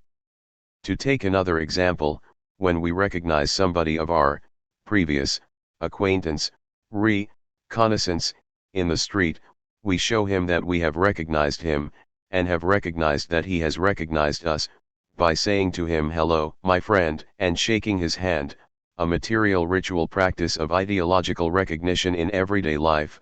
In France, at least, elsewhere, there are other rituals. In this preliminary remark and these concrete illustrations, I only wish to point out that you and I are always already subjects, and as such constantly practice the rituals of ideological recognition, which guarantee for us that we are indeed concrete, individual, distinguishable and, naturally, irreplaceable subjects. The writing I am currently executing and the reading you are currently 17 performing are also in this respect rituals of ideological recognition, including the obviousness with which the truth or error of my reflections may impose itself on you. But to recognize that we are subjects and that we function in the practical rituals of the most elementary everyday life, the handshake, the fact of calling you by your name, the fact of knowing, even if I do not know what it is, that you have a name of your own, which means that you are recognized as a unique subject, etc. This recognition only gives us the consciousness of our incessant, eternal, practice of ideological recognition, its consciousness, i.e. its recognition, but in no sense does it give us the scientific knowledge of the mechanism of this recognition. Now it is this knowledge that we have to reach, if you will, while speaking in ideology, and from within ideology we have to outline a discourse which tries to break with ideology, in order to dare to be the beginning of a scientific, i.e. subject-less, discourse on ideology. Thus, in order to represent why the category of the subject is constitutive of ideology, which only exists by constituting concrete subjects as subjects, I shall employ a special mode of exposition, concrete enough to be recognized, but abstract enough to be thinkable and thought, giving rise to a knowledge. As a first formulation I shall say, all ideology hails or interpellates concrete individuals as concrete subjects, by the functioning of the category of the subject. This is a proposition which entails that we distinguish for the moment between concrete individuals on the one hand and concrete subjects on the other, Although at this level concrete subjects only exist insofar as they are supported by a concrete individual. I shall then suggest that ideology acts or functions in such a way that it recruits subjects among the individuals, it recruits them all, or transforms the individuals into subjects, it transforms them all, by that very precise operation which I have called interpellation or hailing, and which can be imagined along the lines of the most commonplace everyday police, or other, hailing, "Hey, you there, 18. Assuming that the theoretical scene I have imagined takes place in the street, the hailed individual will turn round. By this mere 180-degree physical conversion, he becomes a subject. Why? Because he has recognized that the hail was really addressed to him, and that it was really him who was hailed, and not someone else. Experience shows that the practical telecommunication of hailings is such that they hardly ever miss their man, verbal call or whistle. The one hailed always recognizes that it is really him who is being hailed. And yet it is a strange phenomenon, and one which cannot be explained solely by guilt feelings, despite the large numbers who have something on their consciences. Naturally, for the convenience and clarity of my little theoretical theater, I have had to present things in the form of a sequence, with a before and an after, and thus in the form of a temporal succession. There are individuals walking along. Somewhere, usually behind them, the hail rings out, "Hey, you there." One individual, 9 times out of 10 it is the right one, turns round, believing/suspecting/knowing that it is for him, i.e. recognizing that it really is he who is meant by the hailing. But in reality these things happen without any succession. The existence of ideology and the hailing or interpellation of individuals as subjects are one and the same thing. I might add, what thus seems to take place outside ideology, to be precise, in the street, in reality takes place in ideology. What really takes place in ideology seems therefore to take place outside it. That is why those who are in ideology believe themselves by definition outside ideology. One of the effects of ideology is the practical denegation of the ideological character of ideology by ideology. Ideology never says, "I am ideological." It is necessary to be outside ideology, i.e. in scientific knowledge, to be able to say, "I am in ideology," a quite exceptional case, or, the general case "I was in ideology." As is well known, the accusation of being in ideology only applies to others, never to oneself, unless one is really a Spinozist or a Marxist, which, in this matter, is to be exactly the same thing. Which amounts to saying that ideology has no outside, for itself, but at the same time that it is nothing but outside, for science and reality. Spinoza explained this completely 2 centuries before Marx, who practiced it but without explaining it in detail. But let us leave this point, although it is heavy with consequences which are not just theoretical, but also directly political, since, for example, the whole theory of criticism and self-criticism, the golden rule of the Marxist-Leninist practice of the class struggle, depends on it. Thus ideology hails or interpellates individuals as subjects. As ideology is eternal, I must now suppress the temporal form in which I have presented the functioning of ideology, and say, ideology has always already interpellated individuals as subjects, which amounts to making it clear that individuals are always already interpellated by ideology as subjects, which necessarily leads us to one last proposition: individuals are always already subjects. Hence individuals are abstract with respect to the subjects which they always already are. This proposition might seem paradoxical. That an individual is always already a subject, even before he is born, is nevertheless the plain reality, accessible to everyone and not a paradox at all. Freud shows that individuals are always abstract with respect to the subjects they always already are, simply by noting the ideological ritual that surrounds the expectation of a birth, that happy event. Everyone knows how much and in what way an unborn child is expected. Which amounts to saying, very prosaically, if we agree to drop the sentiments, i.e. the forms of family ideology, paternal/maternal/conjugal/fraternal, in which the unborn child is expected, it is certain in advance that it will bear its father's name, and will therefore have an identity and be irreplaceable. Before its birth, the child is therefore always already a subject, appointed as a subject in and by the specific familial ideological configuration in which it is expected once it has been conceived. I hardly need add that this familial ideological configuration is, in its uniqueness, highly structured, and that it is in this implacable and more or less pathological, presupposing that any meaning can be assigned to that term, structure that the former subject to be will have to find its place, i.e. become the sexual subject, boy or girl, which it already is in advance. It is clear that this ideological constraint and pre-appointment, and all the rituals of rearing and then education in the family, have some relationship with what Freud studied in the forms of the pregenital and genital stages of sexuality, i.e. in the grip of what Freud registered by its effects as being the unconscious. But let us leave this point, too, on one side. Let me go one step further. What I shall now turn my attention to is the way the actors in this mise-en scene of interpellation, and their respective roles, are reflected in the very structure of all ideology. An example, the Christian religious ideology. As the formal structure of all ideology is always the same, I shall restrict my analysis to a single example, one accessible to everyone, that of religious ideology, with the proviso that the same demonstration can be produced for ethical, legal, political, aesthetic ideology, etc.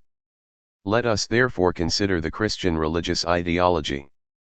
I shall use a rhetorical figure and make it speak, i.e. collect into a fictional discourse what it says not only in its two testaments, its theologians, sermons, but also in its practices, its rituals, its ceremonies, and its sacraments.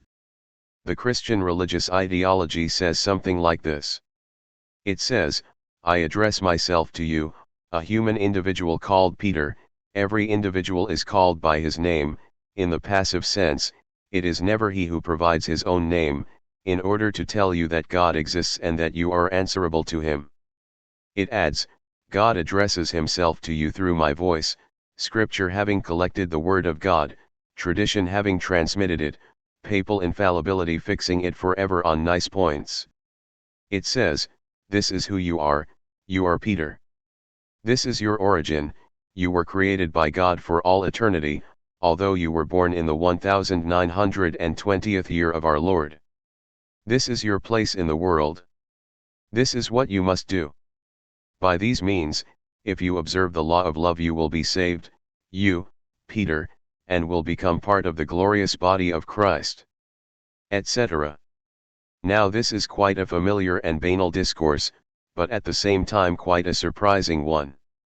Surprising because if we consider that religious ideology is indeed addressed to individuals 19 in order to transform them into subjects, by interpellating the individual, Peter, in order to make him a subject, free to obey or disobey the appeal, i.e. God's commandments, if it calls these individuals by their names, thus recognizing that they are always already interpellated as subjects with a personal identity, to the extent that Pascal's Christ says, it is for you that I have shed this drop of my blood, if it interpellates them in such a way that the subject responds, yes, it really is me, if it obtains from them the recognition that they really do occupy the place it designates for them as theirs in the world, a fixed residence, it really is me, I am here, a worker, a boss or a soldier, in this vale of tears, if it obtains from them the recognition of a destination, eternal life or damnation, according to the respect or contempt they show to God's commandments, law. Become love. If everything does happen in this way, in the practices of the well-known rituals of baptism, confirmation, communion, confession, and extreme unction, etc., we should note that all this procedure to set up Christian religious subjects is dominated by a strange phenomenon, the fact that there can only be such a multitude of possible religious subjects on the absolute condition that there is a unique, absolute, other subject, i.e. God. It is convenient to designate this new and remarkable subject by writing subject with a capital S to distinguish it from ordinary subjects, with a small s. It then emerges that the interpellation of individuals as subjects presupposes the existence of a unique and central other subject, in whose name the religious ideology interpellates all individuals as subjects. All this is clearly written in what is rightly called the Scriptures. And it came to pass at that time that God the Lord, Yahweh, spoke to Moses in the cloud. And the Lord cried to Moses, Moses. And Moses replied, It is, really, I am Moses thy servant, speak and I shall listen. And the Lord spoke to Moses and said to him, I am that I am. God thus defines himself as the subject par excellence, he who is through himself and for himself, I am that I am, and he who interpellates his subject, the individual subjected to him by his very interpellation, i.e. the individual named Moses. And Moses, interpellated called by his name, having recognized that it really was he who was called by God, recognizes that he is a subject of God, a subject subjected to God, a subject through the subject and subjected to the subject. The proof, he obeys him, and makes his people obey God's commandments. God is thus the subject, and Moses and the innumerable subjects of God's people, the subject's interlocutors interpellates, his mirrors, his reflections. Were not men made in the image of God?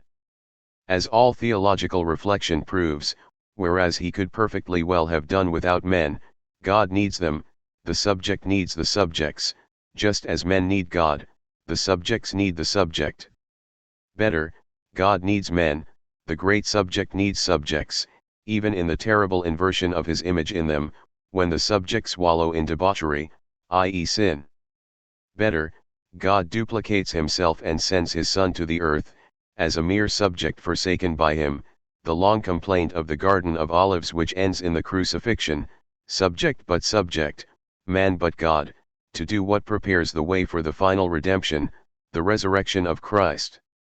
God thus needs to make himself a man, the subject needs to become a subject, as if to show empirically, visibly to the eye, tangibly to the hands, see St. Thomas, of the subjects, that, if they are subjects, subjected to the subject, that is solely in order that finally, on Judgment Day, they will re-enter the Lord's bosom, like Christ, i.e. re-enter the subject. 21. Let us decipher into theoretical language this wonderful necessity for the duplication of the subject into subjects and of the subject itself into a subject. We observe that the structure of all ideology, interpellating individuals as subjects in the name of a unique and absolute subject is speculary, i.e. a mirror structure, and doubly speculary. This mirror duplication is constitutive of ideology and ensures its functioning. Which means that all ideology is centered, that the absolute subject occupies the unique place of the center, and interpellates around it the infinity of individuals into subjects in a double mirror connection such that it subjects the subjects to the subject, while giving them in the subject in which each subject can contemplate its own image, present and future, the guarantee that this really concerns them and him, and that since everything takes place in the family, the Holy Family, the family is in essence holy, God will recognize his own in it, i.e. those who have recognized God, and have recognized themselves in him, will be saved. Let me summarize what we have discovered about ideology in general. The duplicate mirror structure of ideology ensures simultaneously 1. The interpellation of individuals as subjects. 2. Their subjection to the subject. 3. The mutual recognition of subjects and subject, the subject's recognition of each other, and finally the subject's recognition of himself.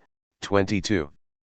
4. The absolute guarantee that everything really is so, and that on condition that the subjects recognize what they are and behave accordingly, everything will be all right. Amen, so be it.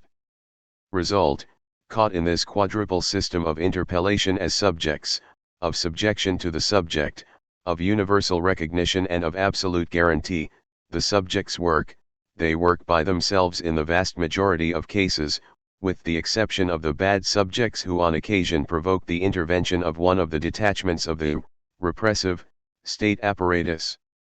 But the vast majority of good subjects work all right all by themselves, i.e. by ideology, whose concrete forms are realized in the ideological state apparatuses.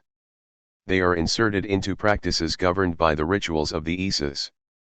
They recognize the existing state of affairs, das Bestehend, that it really is true that it is so and not otherwise, and that they must be obedient to God, to their conscience, to the priest, to de Gaulle, to the boss, to the engineer, that thou shalt love thy neighbor as thyself, etc.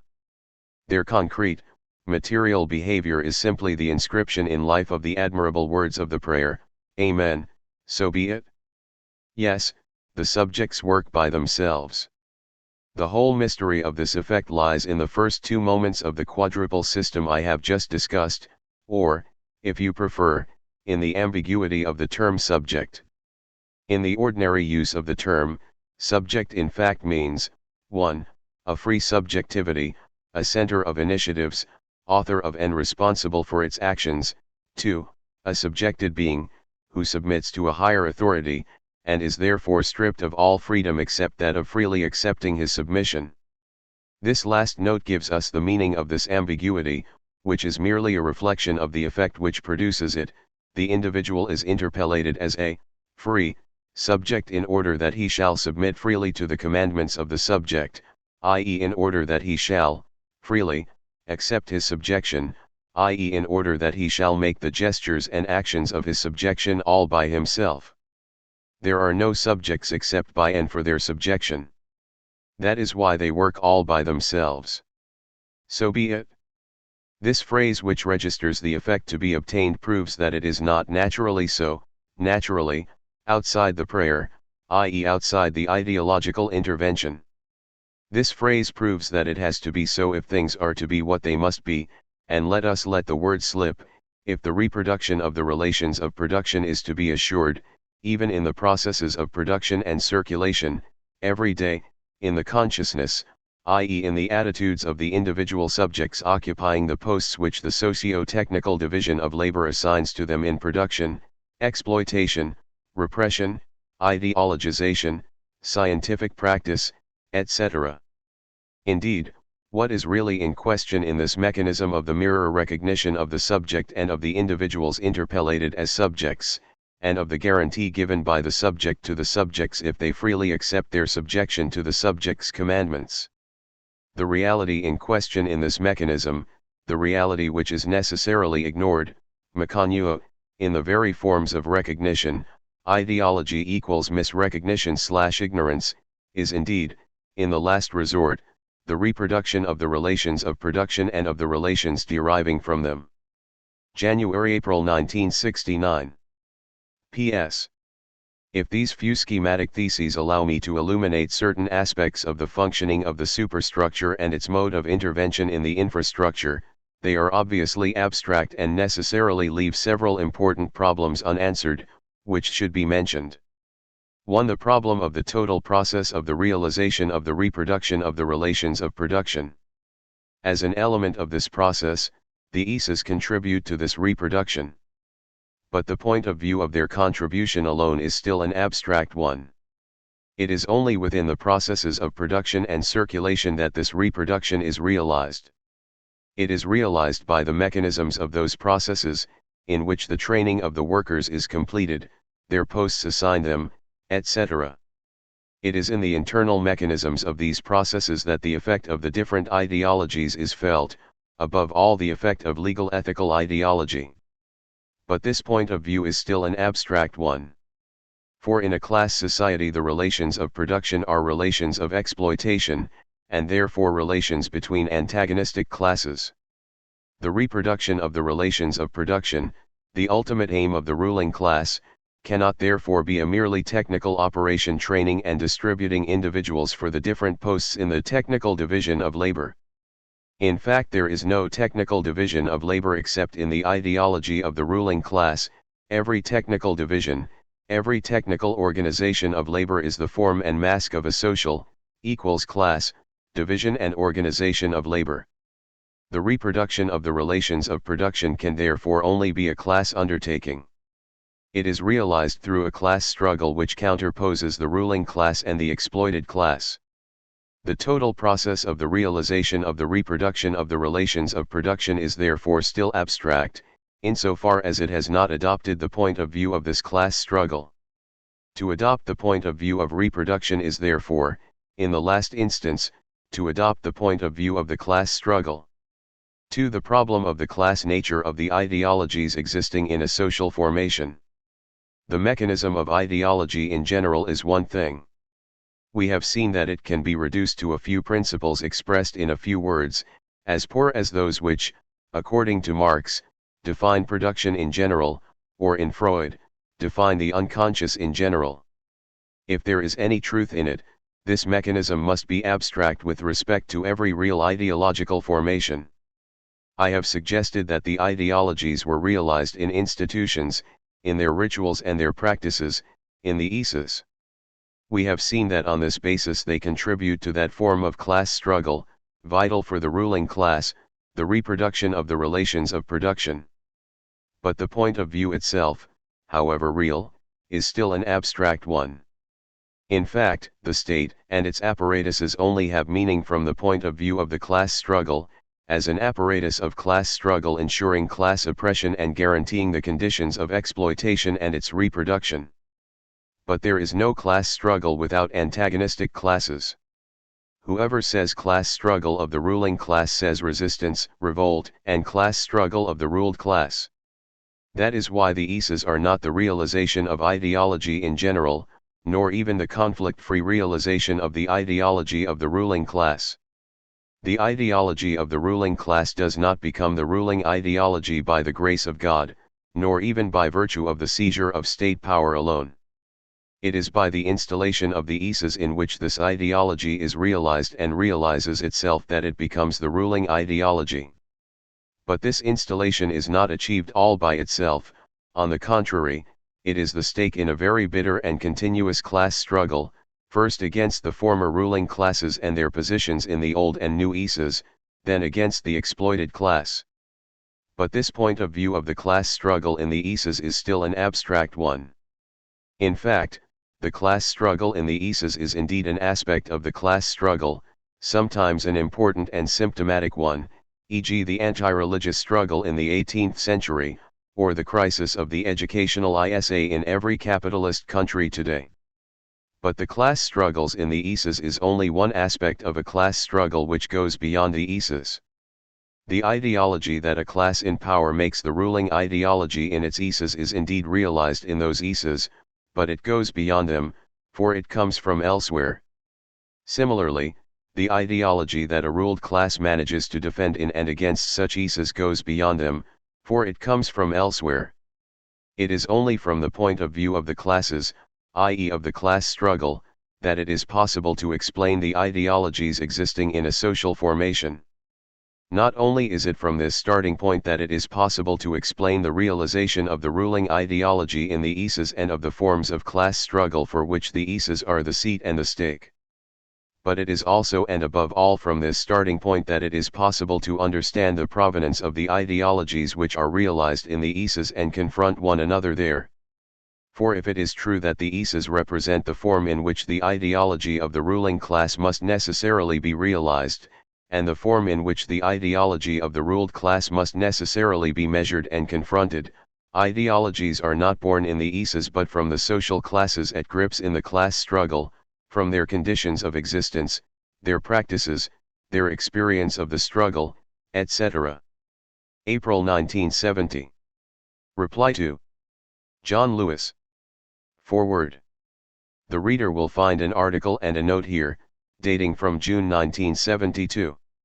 The article, Reply to John Lewis, appeared, translated by Graham Locke, in 2 numbers of the Theoretical and Political Journal of the Communist Party of Great Britain, Marxism Today, in October and November 1972. Reply, because, a few months earlier, in its January and February numbers of 1972, the same journal had published a long critical article by John Lewis, a British communist philosopher known for his interventions in political ideological questions, under the title, The Althusser Case. The present text of the reply to John Lewis follows the English version of the article, except that I have made some corrections, added a few paragraphs for purposes of clarification, and also added a remark. To this text I have joined an unpublished note, which was to have been part of my reply, but which was cut to avoid extending the limits of an article which had already grown too long. May 1, 1973. L.A. Reply to John Lewis. Self-criticism. I want to thank Marxism Today for having published John Lewis's article about the books I have written on Marxist philosophy, For Marx and Reading Capital, which appeared in France in 1965. He took care to treat me in a special way, in the way a medical specialist treats a patient. The whole family, as it were, together with his silent colleagues, stood motionless at the bedside, while Dr. John Lewis leaned over to examine the Althusser case. 1. A long wait. Then he made his diagnosis: the patient is suffering from an attack of severe dogmatism, a medieval variety. The prognosis is grave, the patient cannot last long. It is an honor for this attention to be paid to me. But it is also an opportunity for me to clear up certain matters, 12 years after the event. For my first article reprinted in For Marx, which was concerned with the question of the young Marx, actually appeared in 1960, and I am writing in 1972. A good deal of water has flowed under the bridge of history since 1960. The workers' movement has lived through many important events: the heroic and victorious resistance of the Vietnamese people against the most powerful imperialism in the world, the proletarian cultural revolution in China, 1966–69, the greatest workers' strike in world history, 10 million workers on strike for a month, in May 1968 in France, a strike which was preceded and accompanied by a deep ideological revolt among French students and petty bourgeois intellectuals, the occupation of Czechoslovakia by the armies of the other countries of the Warsaw Pact, the war in Ireland, etc. The Cultural Revolution, May 1968, and the occupation of Czechoslovakia have had political and ideological repercussions in the whole of the capitalist world. With hindsight one can judge things better. Lenin used to say, the criterion of practice is only really valid if it bears on a process which is of some length. With the help of the practical test of the 12, 10, or even 7 years which have passed since the original articles were written, one can look back and see more clearly whether one was right or wrong. It is really an excellent opportunity. Just one small point in this connection. John Lewis, in his article, never for one moment talks about this political history of the workers' movement. In For Marx, that is, in 1965, I was already writing about Stalin, about the 20th Congress of the Soviet Communist Party, and about the split in the international communist movement. John Lewis, on the other hand, writes as if Stalin had never existed, as if the 20th Congress and the split in the international communist movement had never occurred, as if May 1968 had never taken place, nor the occupation of Czechoslovakia, nor the war in Ireland. John Lewis is a pure spirit, he prefers not to talk about such concrete things as politics. When he talks about philosophy, he talks about philosophy. Just that. Full stop. It has to be said that this is precisely what the majority of so-called philosophy teachers do in our bourgeois society. The last thing they want to talk about is politics. They would rather talk about philosophy. Full stop. That is just why Lenin, quoting Dietzgen, called them graduated flunkies of the bourgeois state. What a wretched sight they make. For all the great philosophers in history, since the time of Plato, even the great bourgeois philosophers, not only the materialists but even idealists like Hegel, have talked about politics. They more or less recognized that to do philosophy was to do politics in the field of theory. And they had the courage to do their politics openly, to talk about politics. Heaven be thanked, John Lewis has changed all that. John Lewis is a Marxist and we are in 1972. He does not feel the need to talk about politics. Let someone work that one out. But to Marxism Today I must express my thanks for giving an important place to a discussion about philosophy. It is quite correct to give it this important place. The point has been made not only by Engels and of course by Lenin, but by Stalin himself. And, as we know, it has also been made by Gramsci and by Mao. The working class needs philosophy in the class struggle. It needs not only the Marxist science of history, historical materialism, but also Marxist philosophy, dialectical materialism. Why? I should like to reply by using a formula. I will take the personal risk of putting it this way. The reason is that philosophy is, in the last instance, two-class struggle in the field of theory. Point 3. All this is, as John Lewis would say, perfectly orthodox.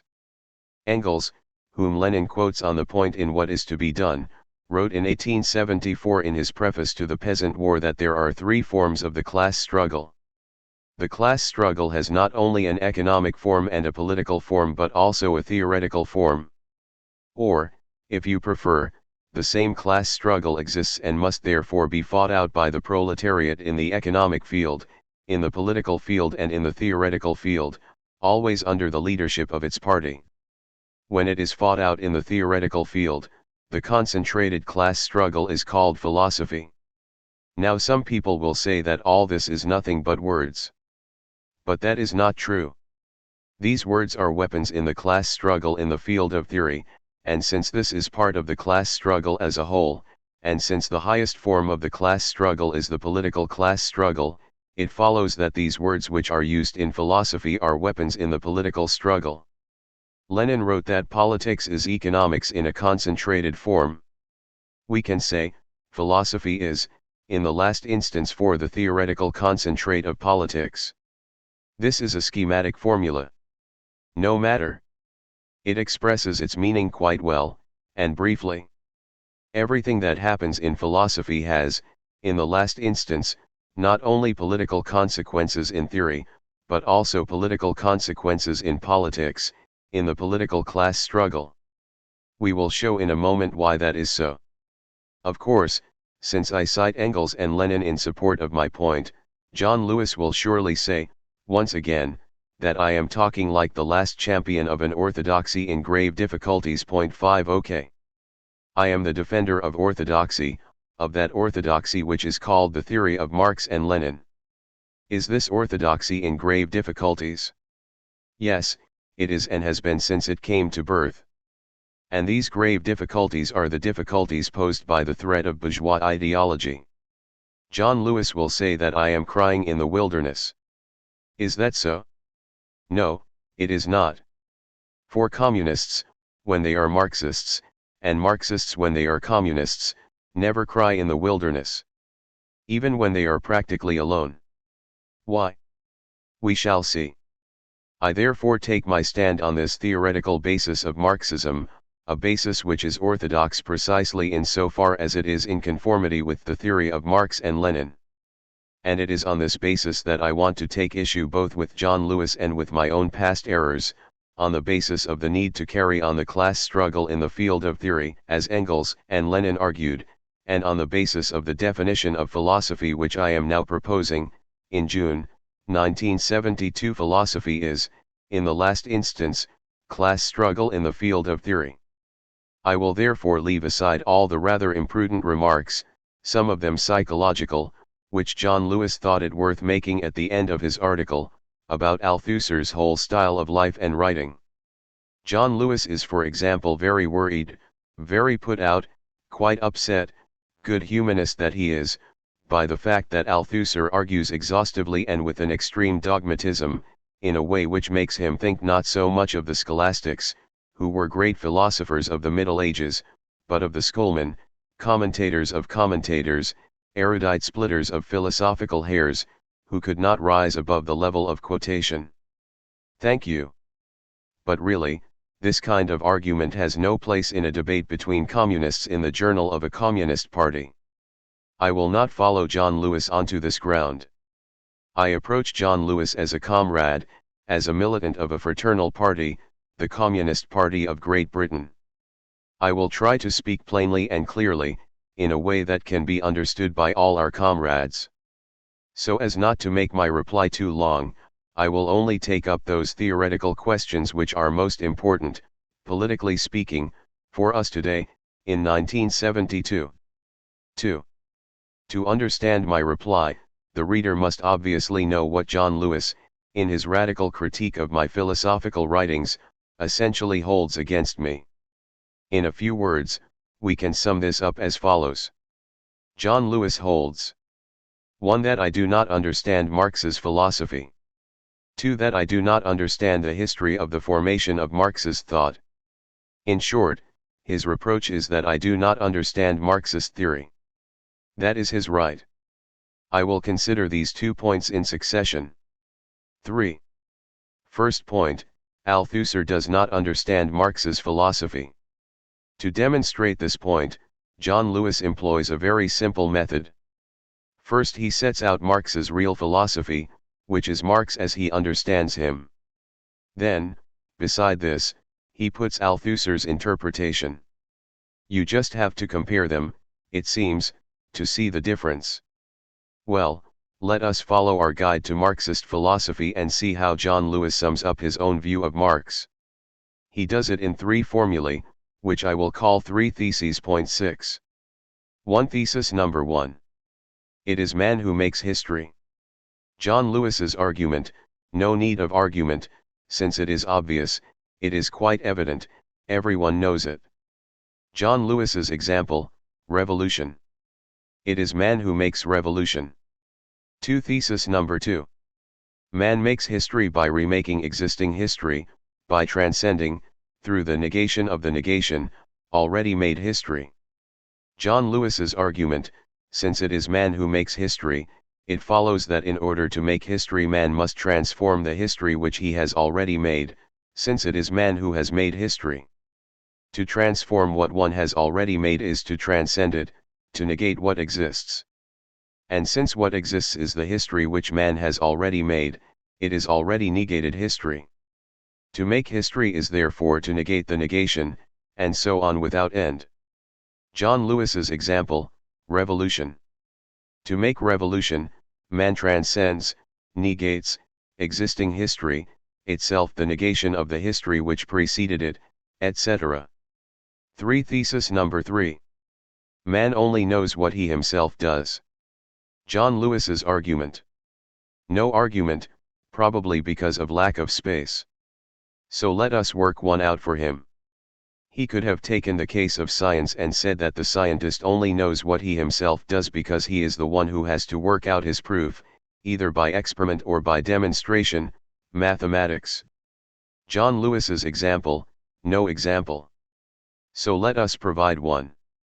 John Lewis could have taken history as an example. Man's knowledge of history comes from the fact that he is the one who makes it. This is like the thesis of Guillaume Battista Vico, Verum Factum. Point 7. These then are the 3 theses which sum up John Lewis's idea of Marx's philosophy. Thesis number 1, it is man who makes history. Thesis number 2, man makes history by transcending history. Thesis number 3, man only knows what he himself does. This is all very simple. Everyone understands the words involved: man, make, history, know. There is only one word which is a bit complicated, a philosopher's word: transcendence, or negation of the negation. But if he wanted to, John Lewis could say the same thing more simply. Instead of saying, man makes history, in transcending it, by the negation of the negation, he could say that man makes history by transforming it, etc. Wouldn't that be more simple? But a little difficulty still remains. When John Lewis says that it is man who makes history, everyone understands. Or rather, everyone thinks he understands. But when it is a question of going a bit further in the explanation, when John Lewis honestly asks himself the question, what is it that man does when he makes history, then you realize that a nasty problem appears just when everything seemed simple, that there is a nasty obscurity just in the place where everything seemed clear. What was obscure? The little word make, in the thesis that it is man who makes history. What can this little word make possibly mean, when we are talking about history? Because when you say, I made a mistake, or I made a trip around the world, or when a carpenter says, I made a table, etc., everyone knows what the term make means. The sense of the word changes according to the expression, but in each case we can easily explain what it means. For example, when a carpenter makes a table, that means he constructs it. But to make history? What can that mean?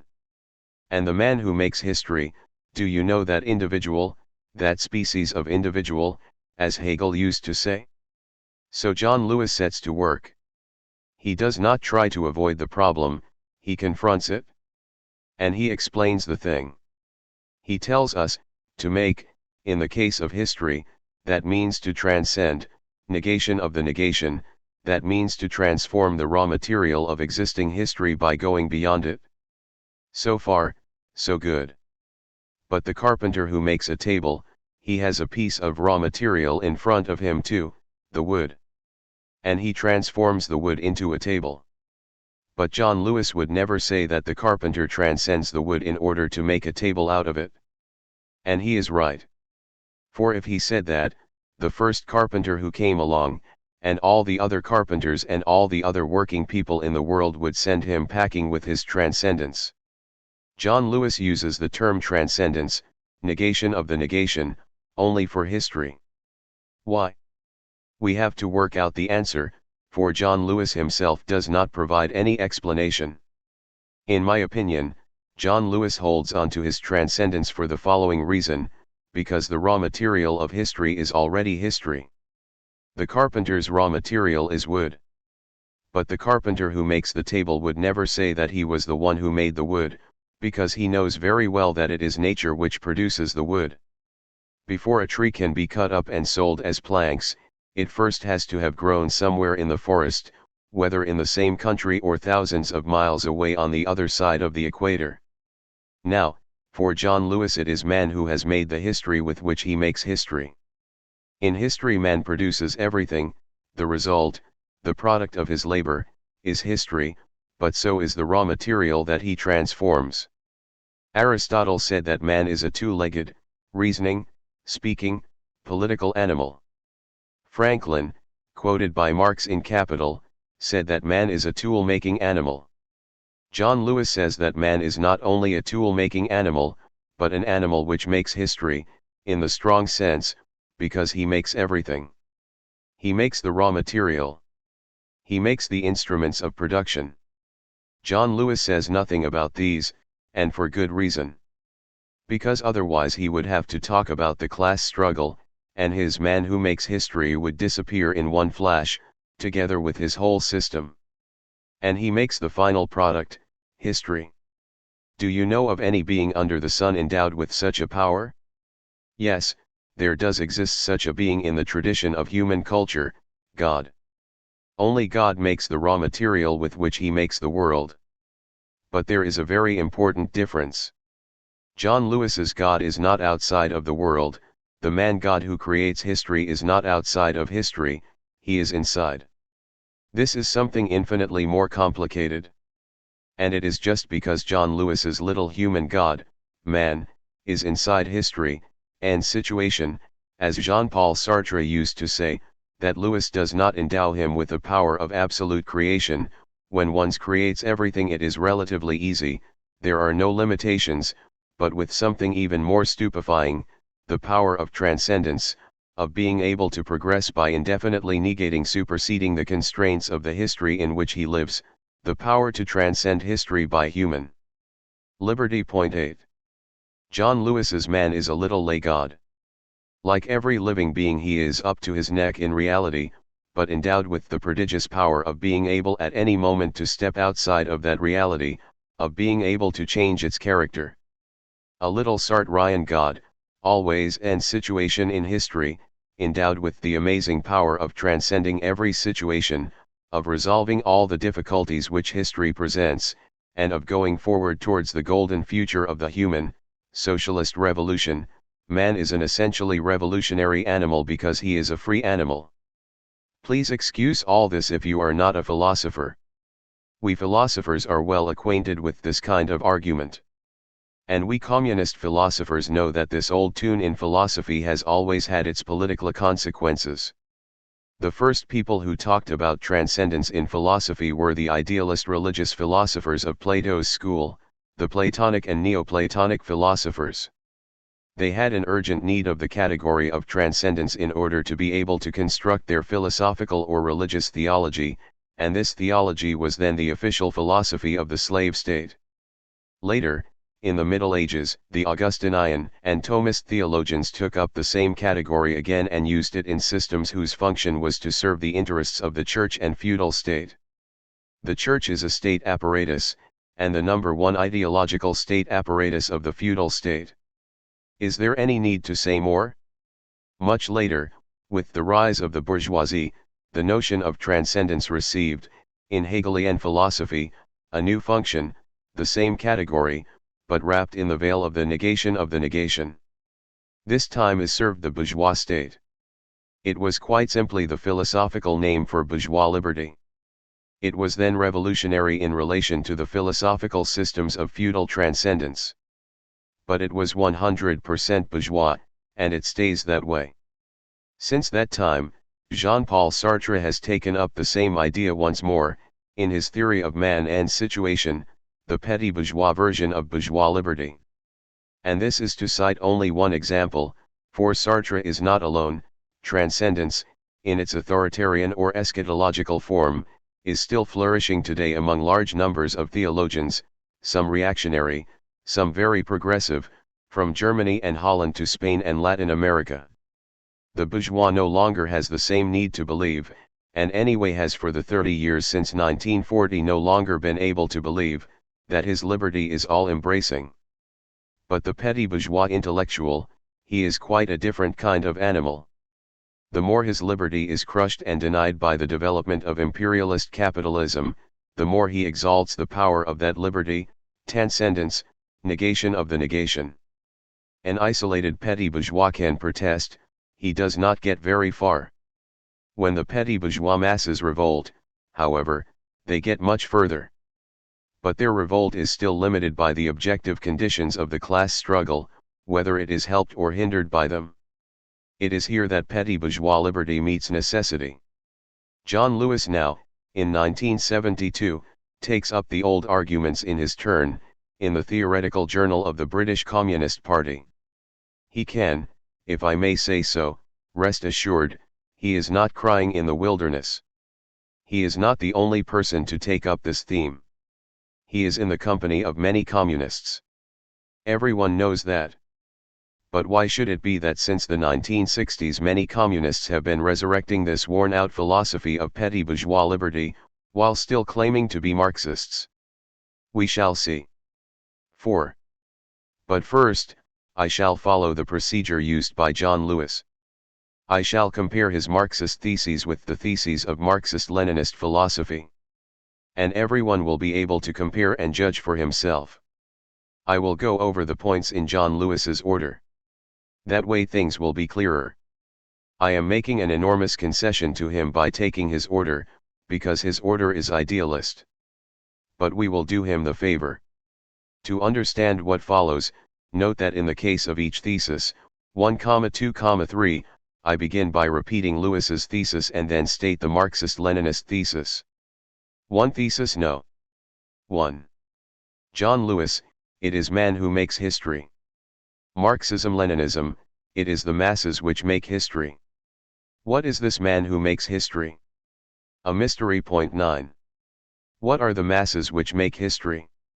In a class society they are the exploited masses, that is, the exploited social classes, social strata and social categories, grouped around the exploited class capable of uniting them in a movement against the dominant classes which hold state power. The exploited class capable of doing this is not always the most exploited class, or the most wretched social stratum. In antiquity, for example, it was not the slaves, except in a few periods, Spartacus, who made history in the strong, political sense of the term, but the most exploited classes among the free men, at Rome, the urban or rural plebs. Point 10.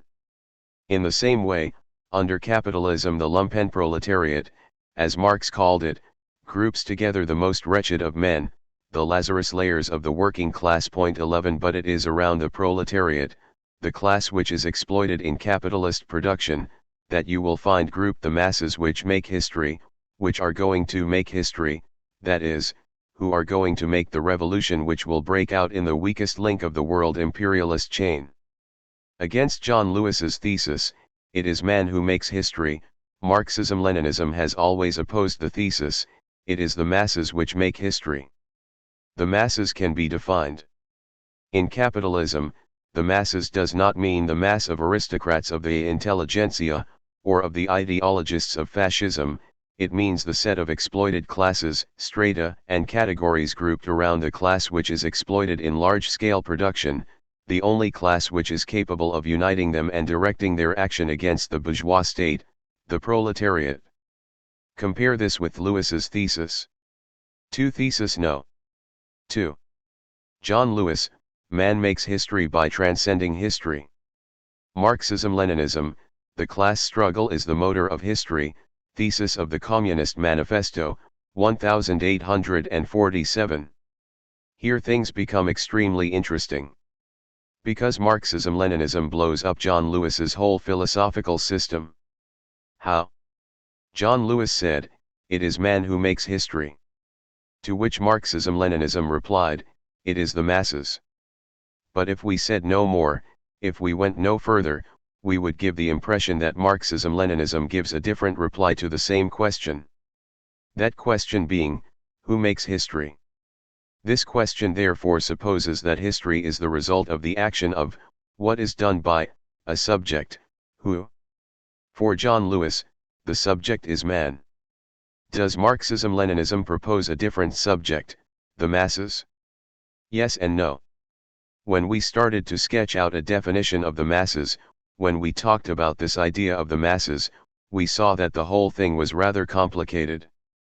The masses are actually several social classes, social strata and social categories, grouped together in a way which is both complex and changing, the positions of the different classes and strata, and of the fractions of classes within classes, change in the course of the revolutionary process itself.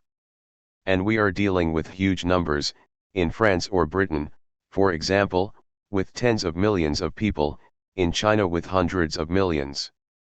Let us do no more here than ask the simple question, can we still talk about a subject, identifiable by the unity of its personality? Compared with John Lewis's subject, man, as simple and neat as you can imagine, the masses, considered as a subject, pose very exacting problems of identity and identification. You cannot hold such a subject in your hand, you cannot point to it. A subject is a being about which we can say, that's it. How do we do that when the masses are supposed to be the subject? How can we say, that's it?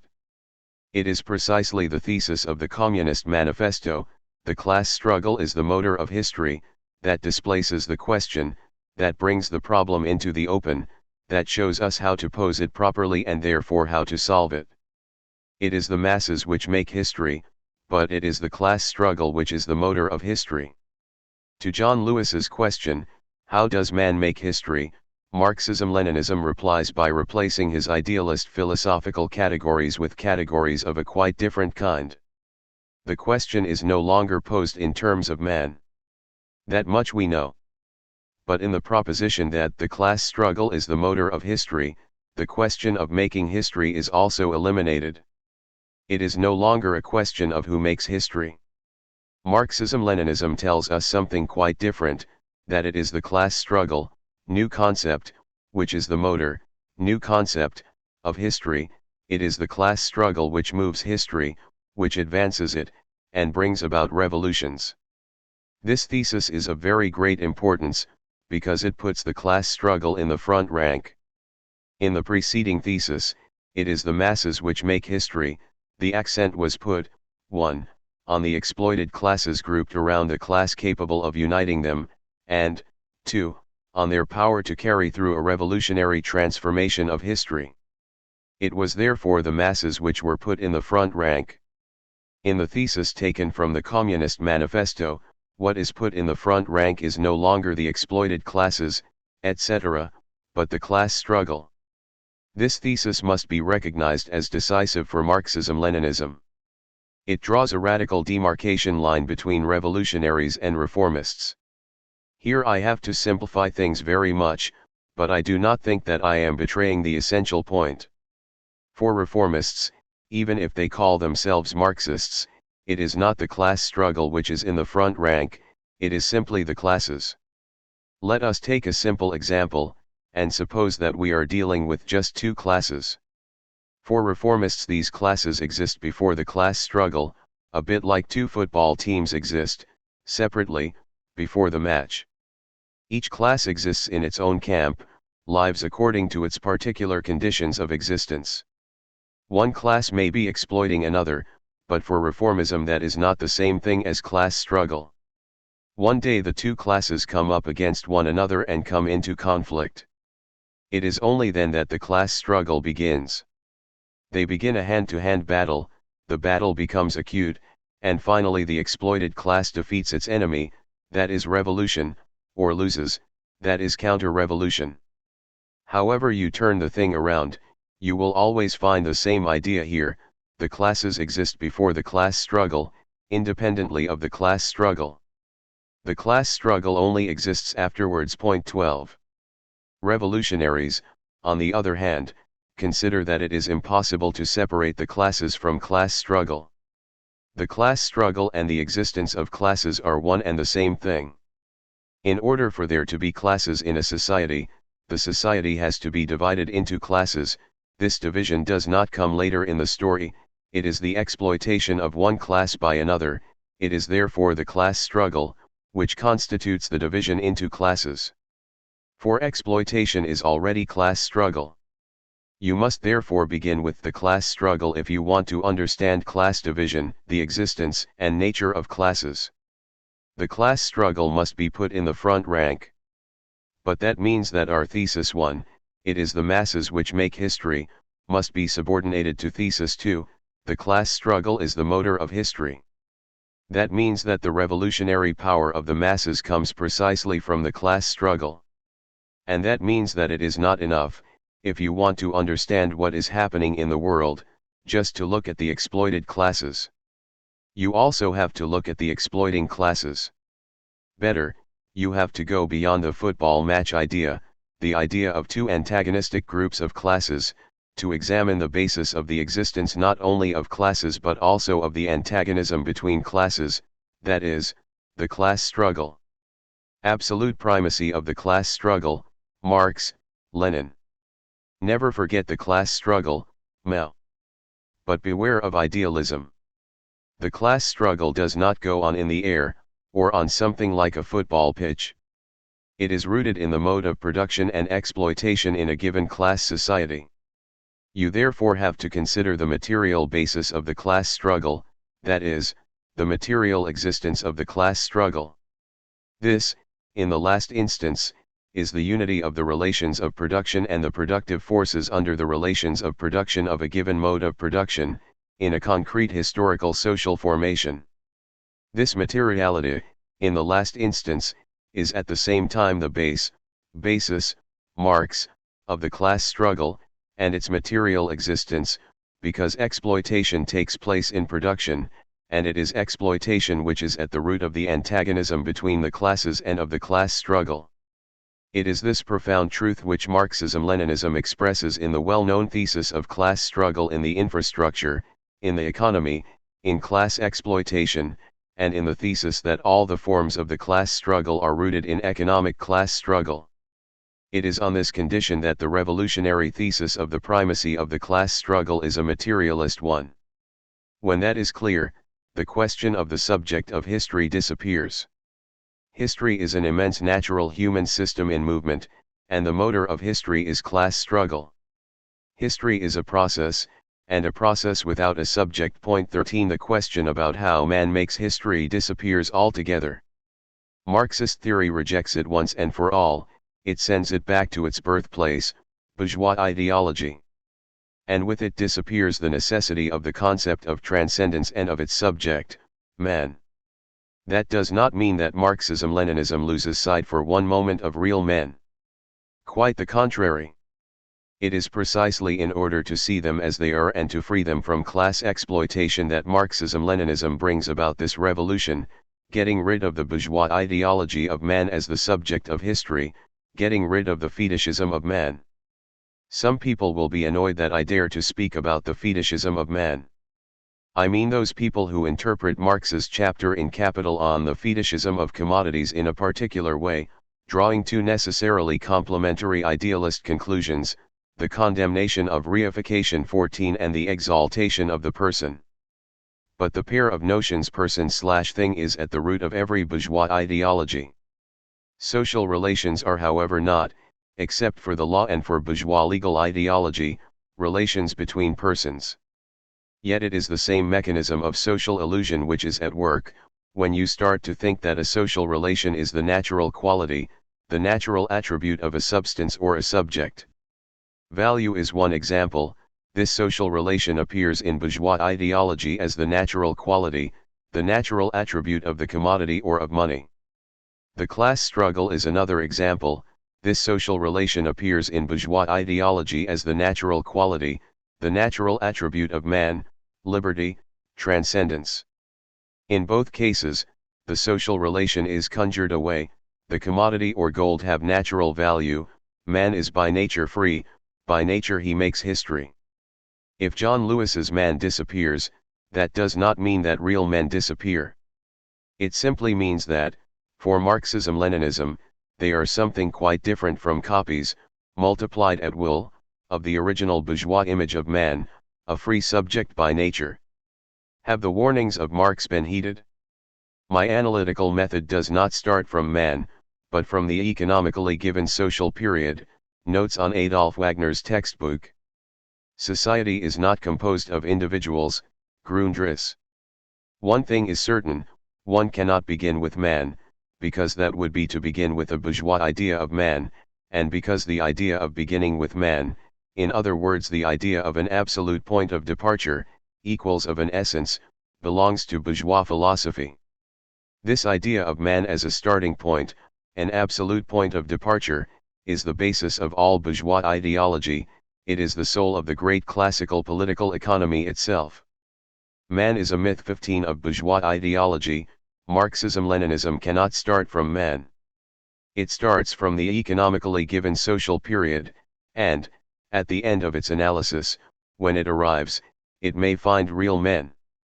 These men are thus the point of arrival of an analysis which starts from the social relations of the existing mode of production, from class relations, and from the class struggle. These men are quite different men from the man of bourgeois ideology. Society is not composed of individuals, says Marx. He is right, society is not a combination, an addition of individuals. What constitutes society is the system of its social relations in which its individuals live, work and struggle. He is right, society is not made up of individuals in general, in the abstract, just so many copies of man. Because each society has its own individuals, historically and socially determined. The slave individual is not the serf individual nor the proletarian individual, and the same goes for the individual of each corresponding ruling class. In the same way, we must say that even a class is not composed of individuals in general, each class has its own individuals, fashioned in their individuality by their conditions of life, of work, of exploitation, and of struggle, by the relations of the class struggle. In their mass, real men are what class conditions make of them. These conditions do not depend on bourgeois human nature, liberty. On the contrary, the liberties of men, including the forms and limits of these liberties, and including their will to struggle, depend on these conditions. If the question of man as subject of history disappears, that does not mean that the question of political action disappears. Quite the contrary. This political action is actually given its strength by the critique of the bourgeois fetishism of man, it is forced to follow the conditions of the class struggle. For class struggle is not an individual struggle, but an organized mass struggle for the conquest and revolutionary transformation of state power and social relations. Nor does it mean that the question of the Revolutionary Party disappears, because without it the conquest of state power by the exploited masses, led by the proletariat, is impossible. But it does mean that the role of the individual in history, the existence, the nature, the practice, and the objectives of the Revolutionary Party are not determined by the omnipotence of transcendence, that is, the liberty of man, but by quite different conditions, by the state of the class struggle, by the state of the labor movement, by the ideology of the labor movement, petty bourgeois or proletarian, and by its relation to Marxist theory, by its mass line and by its mass work. 3. Thesis No. 3. John Lewis, man only knows what he himself does. Marxism-Leninism, one can only know what exists, ce qui est. I am deliberately putting these propositions into such direct opposition, so that everyone can see the difference. For John Lewis, man only knows what he does. For dialectical materialism, the philosophy of Marxism-Leninism, one can only know what exists. This is the fundamental thesis of materialism, the primacy of being overthought. This thesis is at one and the same time a thesis about existence, about materiality, and about objectivity. It says that one can only know what exists, that the principle of all existence is materiality, and that all existence is objective, that is, prior to the subjectivity which knows it, and independent of that subjectivity. One can only know what exists. This thesis, difficult to understand, and easy to misrepresent, is the basis of all Marxist theses about knowledge. Marx and Lenin never denied the activity of thought, the work of scientific experiment, from the natural sciences to the science of history, whose laboratory is the class struggle. Indeed, they insisted on this activity.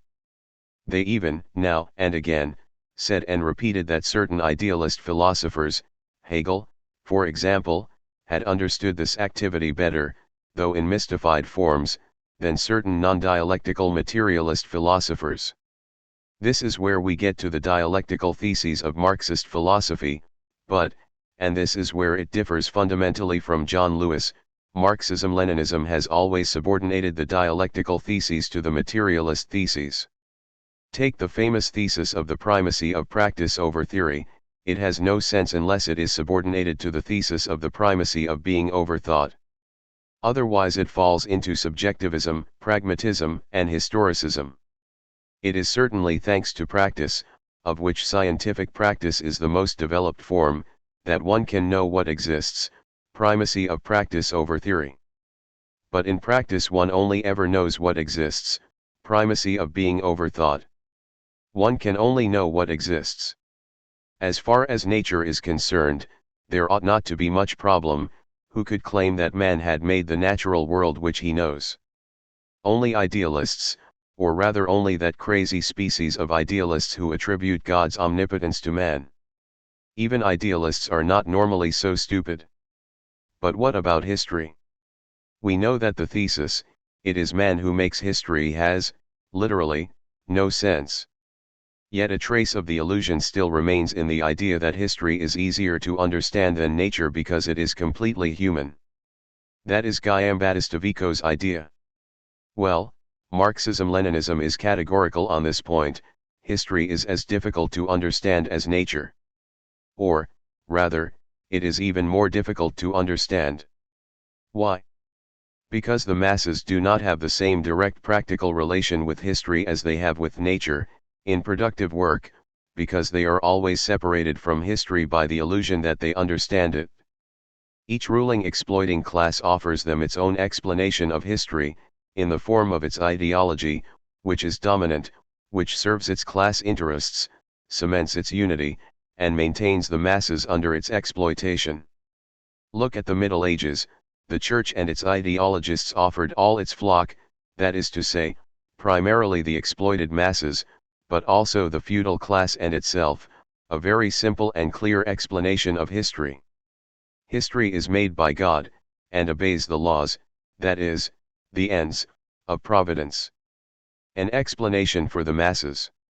Look at the 18th century in France.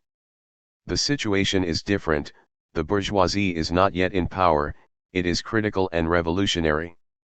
And it offers everyone, without distinction of class, not only to the bourgeoisie and its allies, but also to the masses it exploits, a clear explanation of history.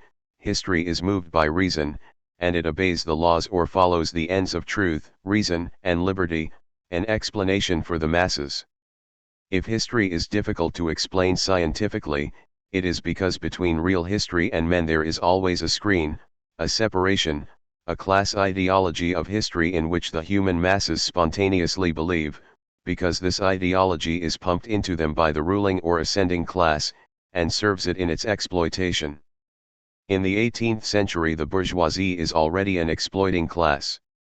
To succeed in piercing this ideological and idealist smokescreen of the ruling classes, the special circumstances of the first half of the 19th century were required: the experience of the class struggles following the French Revolution, 1789-1830, and the first proletarian class struggles, plus English political economy, plus French socialism.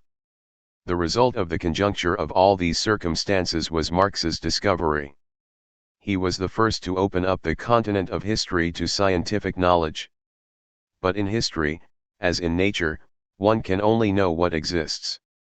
The fact that, in order to get to know what really does exist, an enormous amount of scientific work and gigantic practical struggles were necessary, does not disprove the point.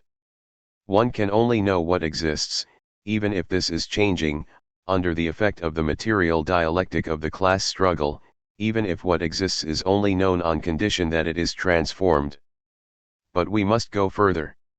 You will notice that I said that the Marxist-Leninist thesis is not man can only know what exists, but, one can only know what exists. Point 16. Here too the term man has disappeared. We are forced to say in this connection that scientific history, like all history, is a process without a subject, and that scientific knowledge, even when it is the work of a particular individual scientist, etc., is actually the historical result of a process which has no real subject or goal. That is how it is with Marxist science. It was Marx who discovered it, but as the result of a dialectical process, combining German philosophy, English political economy and French socialism, the whole thing based on the struggles between the bourgeoisie and the working class.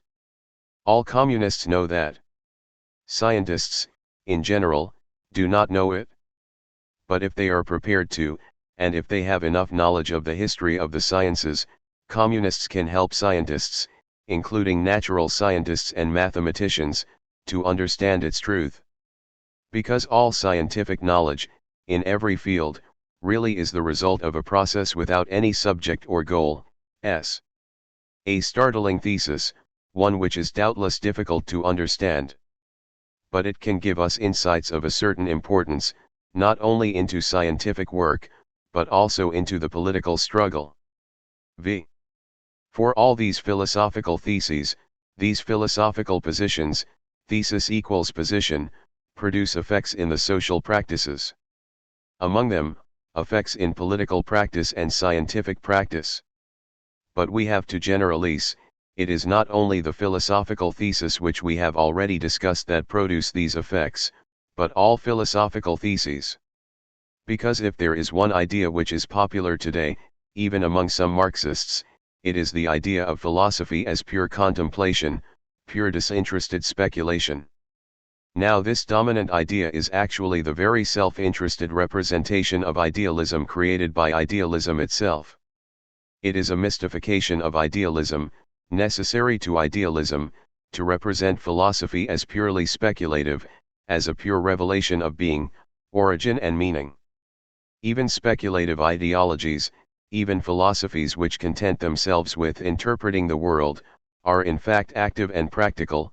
Their hidden goal is to act on the world, on all the social practices, on their domains and their hierarchy, even if only in order to place them under a spell, to sanctify or modify them, in order to preserve or reform the existing state of things against social, political, and ideological revolutions or the ideological repercussions of the great scientific discoveries.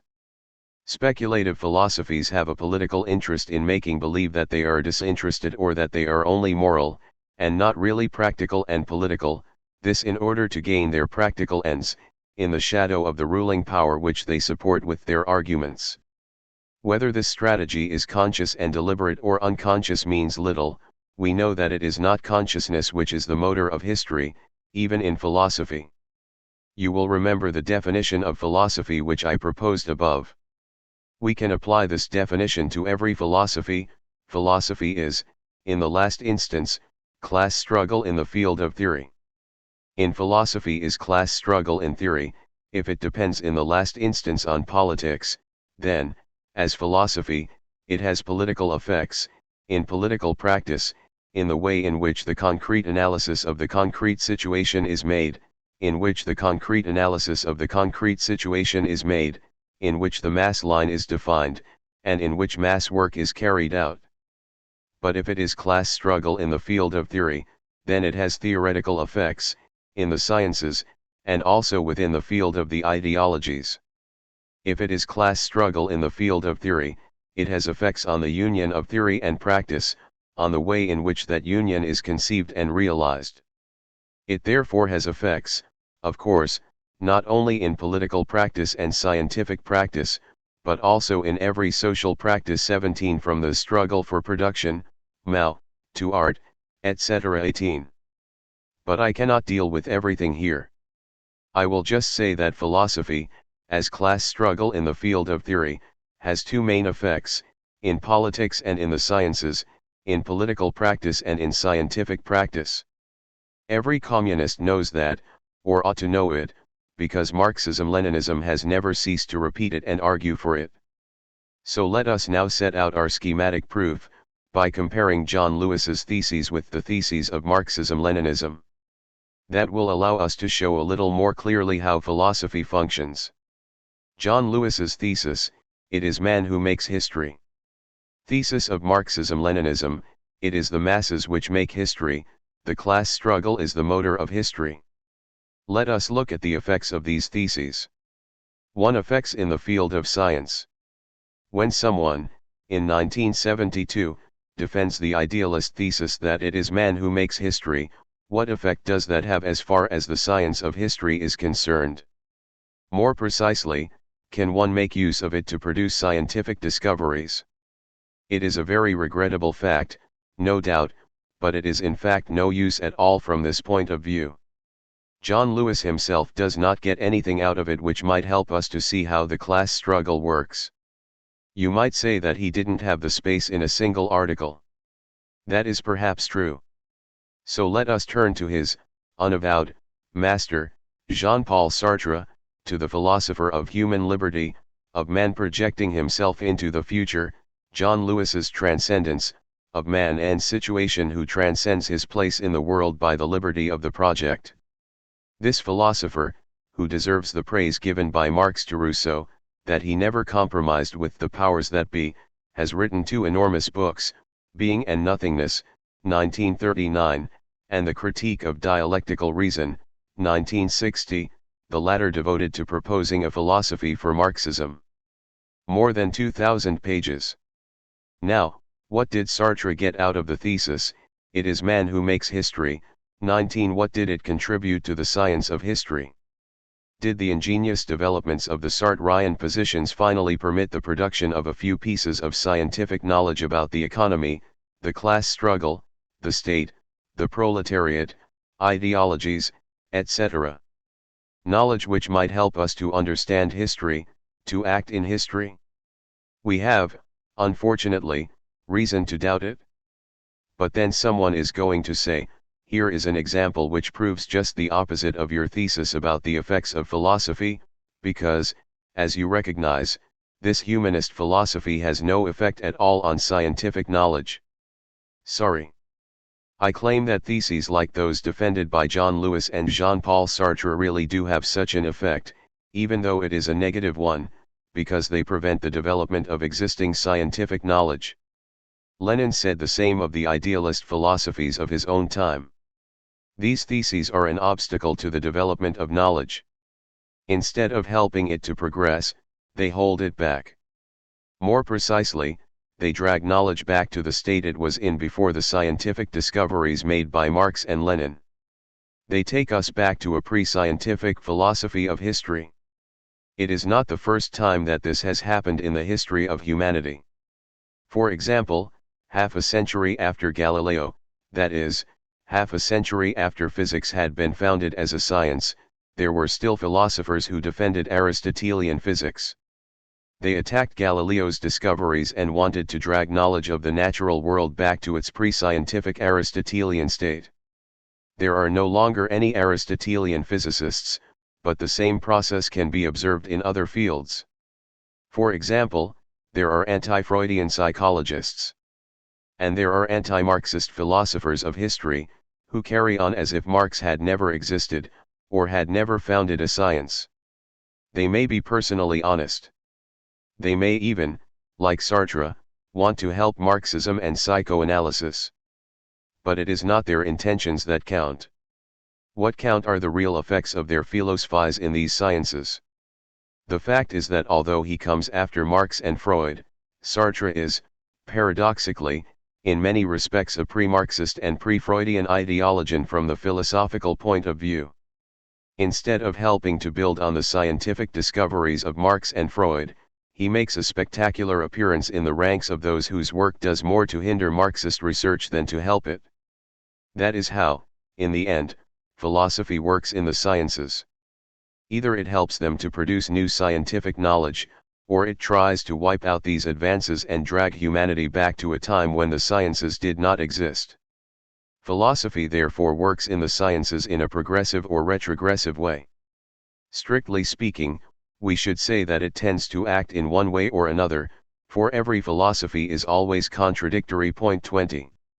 You can see what is at stake. It is not enough to say that what John Lewis or Sartre says does not help us to produce any scientific knowledge of history. It is not even enough to argue that what they say represents an epistemological obstacle, to use Bachelard's term. We are forced to say that their thesis produces or can produce effects which are extremely harmful to scientific knowledge, retrogressive effects, because instead of helping us, in 1972, to understand the great scientific treasure that we possess in the knowledge given us by Marx, and to develop it 21, it goes back to zero. It takes us back to the good old days of Descartes, or Kant, and Fichte, of Hegel and Feuerbach, to the time before Marx's discovery, before his epistemological break. This idealist thesis mixes everything up, and thus it paralyzes revolutionary philosophers, theoreticians, and militants. It disarms them, because in effect it deprives them of an irreplaceable weapon, the objective knowledge of the conditions, mechanisms, and forms of the class struggle. If you now look at the Marxist-Leninist theses, it is the masses which make history, the class struggle is the motor of history, the contrast is striking. These theses do not paralyze research, they are on the side of a scientific understanding of history. They do not wipe out the science of history founded by Marx, for these two philosophical theses are at the same time proven propositions of the science of history, of historical materialism. Point 22. These theses, then, take account of the existence of the science of history. But at the same time they help the working out of new concepts, of new scientific discoveries. For example, they lead us to define the masses which make history, in class terms. For example, they lead us to define the form of union between the classes which make up the masses. As far as the class struggle under capitalism is concerned, they put the question of taking state power, the long transition, to communism, and the proletariat in the forefront. For example, they cause us to conceive the unity of the class struggle and of class division, and all their consequences, in the material forms of exploitation and of the division and organization of labor, and therefore to study and come to understand these forms. For example, they lead us to define the proletariat as a class whose conditions of exploitation render it capable of directing the struggle of all the oppressed and exploited classes, and to understand the proletarian class struggle as a form of class struggle without precedent in history, inaugurating a new practice of politics. 23, which is the secret of many still enigmatic or evaded questions. The theoretical consequences of these questions are obvious. They force us above all to break with the bourgeois, that is, the economist conception, of political economy, criticized as such by Marx in Capital, with the bourgeois conception of the state, of politics, of ideology, of culture, etc. They prepare the ground for new research and new discoveries, some of which might cause a few surprises.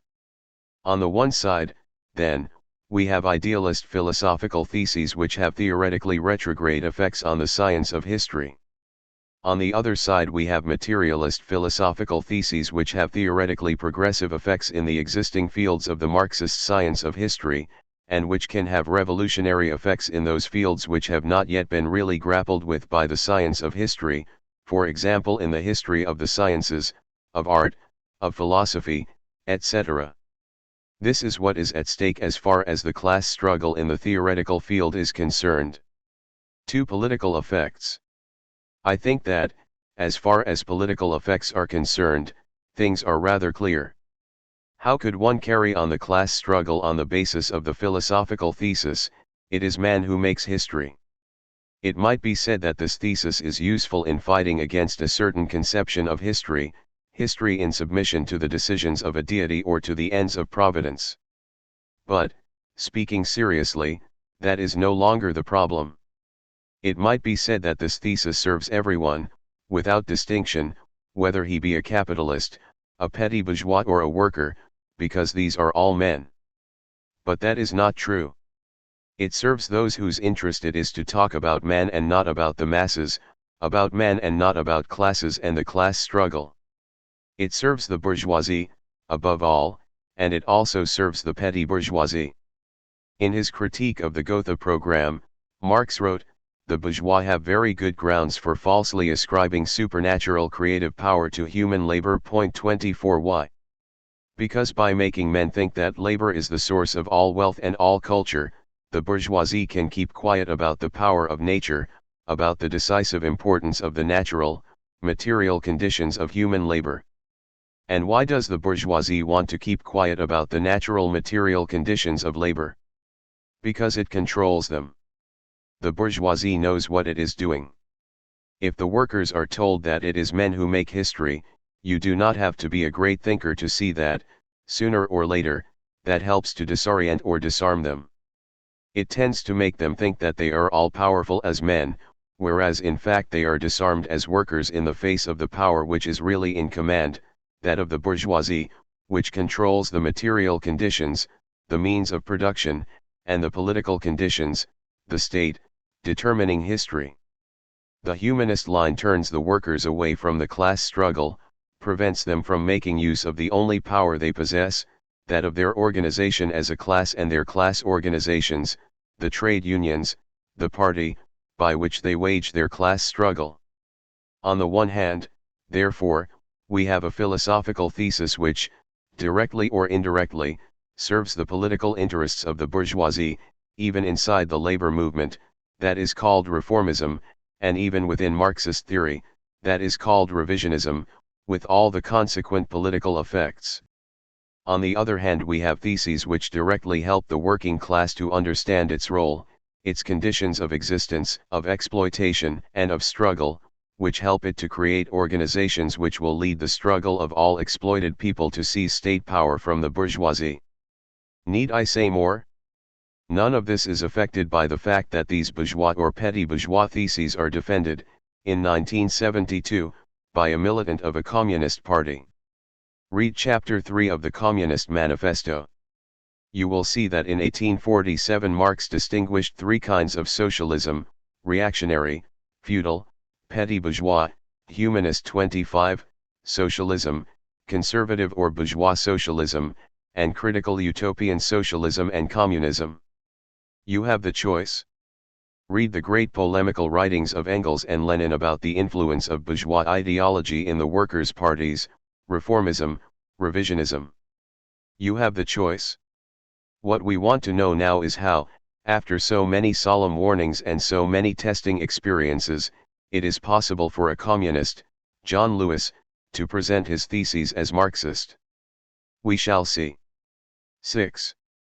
So as not to hold things up, I will be brief in dealing with John Lewis's second reproach, that Althusser does not understand anything of the history of the formation of Marx's thought. Here I must make myself criticism, and give way to John Lewis on one precise point.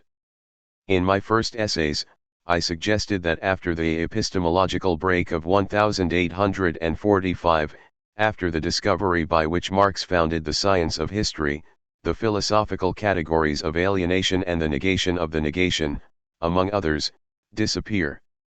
John Lewis replies that this is not true. And he is right.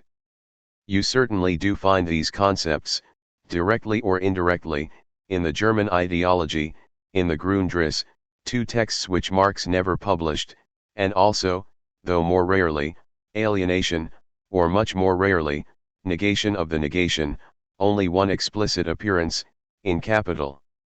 On the other hand, John Lewis would have a hard job finding these concepts in the Communist Manifesto, in the Poverty of Philosophy, in Wage Labor and Capital, in his contribution to the Critique of Political Economy, in the Critique of the Gotha Program, or in the notes on Wagner's textbook.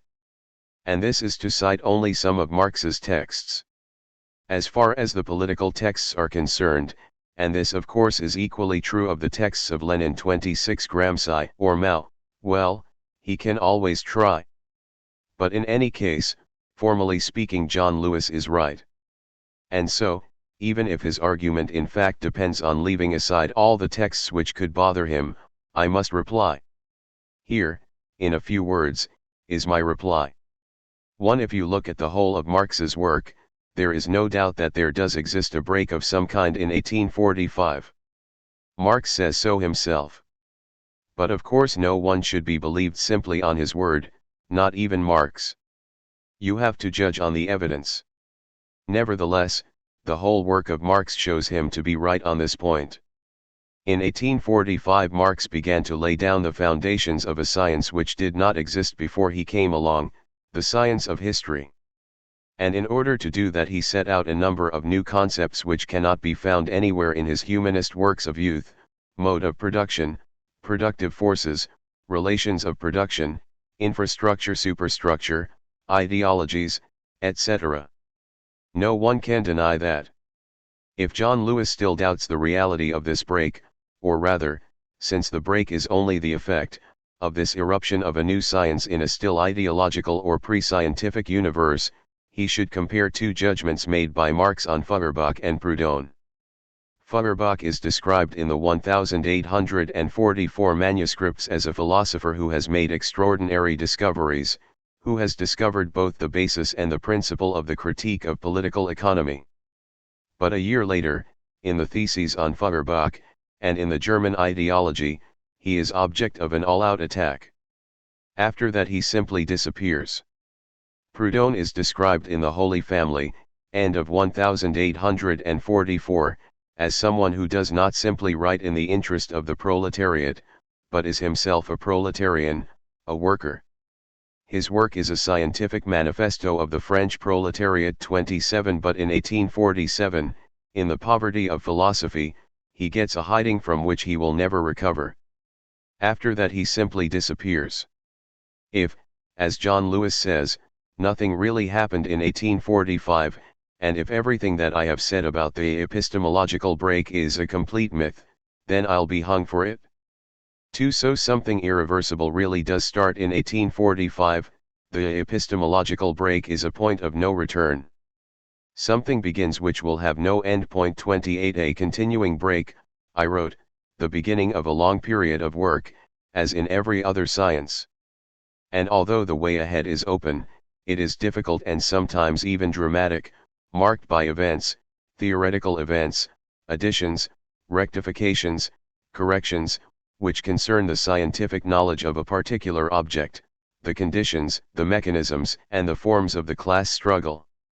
In simpler terms, the science of history. We can say, then, that this science does not emerge, ready-made, from Marx's head. It merely has its beginning in 1845, and has not yet got rid of all its past, of all the ideological and philosophical prehistory out of which it has emerged. there is nothing astonishing in the fact that for some time it continues to contain ideological notions or philosophical categories which it will later get rid of. We can also say, look at Marx's texts, look at the birth and development of his scientific concepts, and, since John Lewis insists on talking about them, you will at the same time see the gradual disappearance of these two philosophical categories inherited from the past and still subsisting as remnants, known as alienation and the negation of the negation.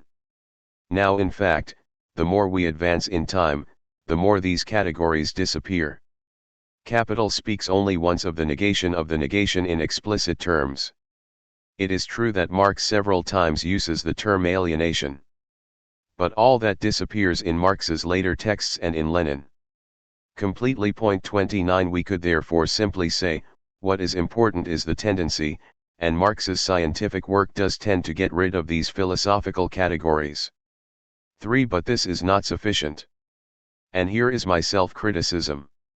I was not attentive enough to the fact which John Lewis points out, that is, to the fact of the continuing presence of the said philosophical categories after the epistemological break.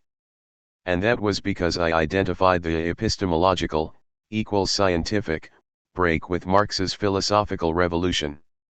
More precisely, I did not separate Marx's philosophical revolution from the epistemological break, and I therefore talked about philosophy as if it were science, and quite logically wrote that in 1845 made a double break, scientific and philosophical. That was a mistake. It is an example of the theoreticist, equals rationalist speculative, deviation which I denounced in the brief self-criticism contained in the preface to the Italian edition of Reading Capital, 1967, reproduced in the English edition. Point 30. Very schematically, this mistake consists in thinking that philosophy is a science, and that, like every science, it has, 1. An object, 2. A beginning. The epistemological break occurs at the moment when it looms up in the pre-scientific, ideological cultural universe, and, 3.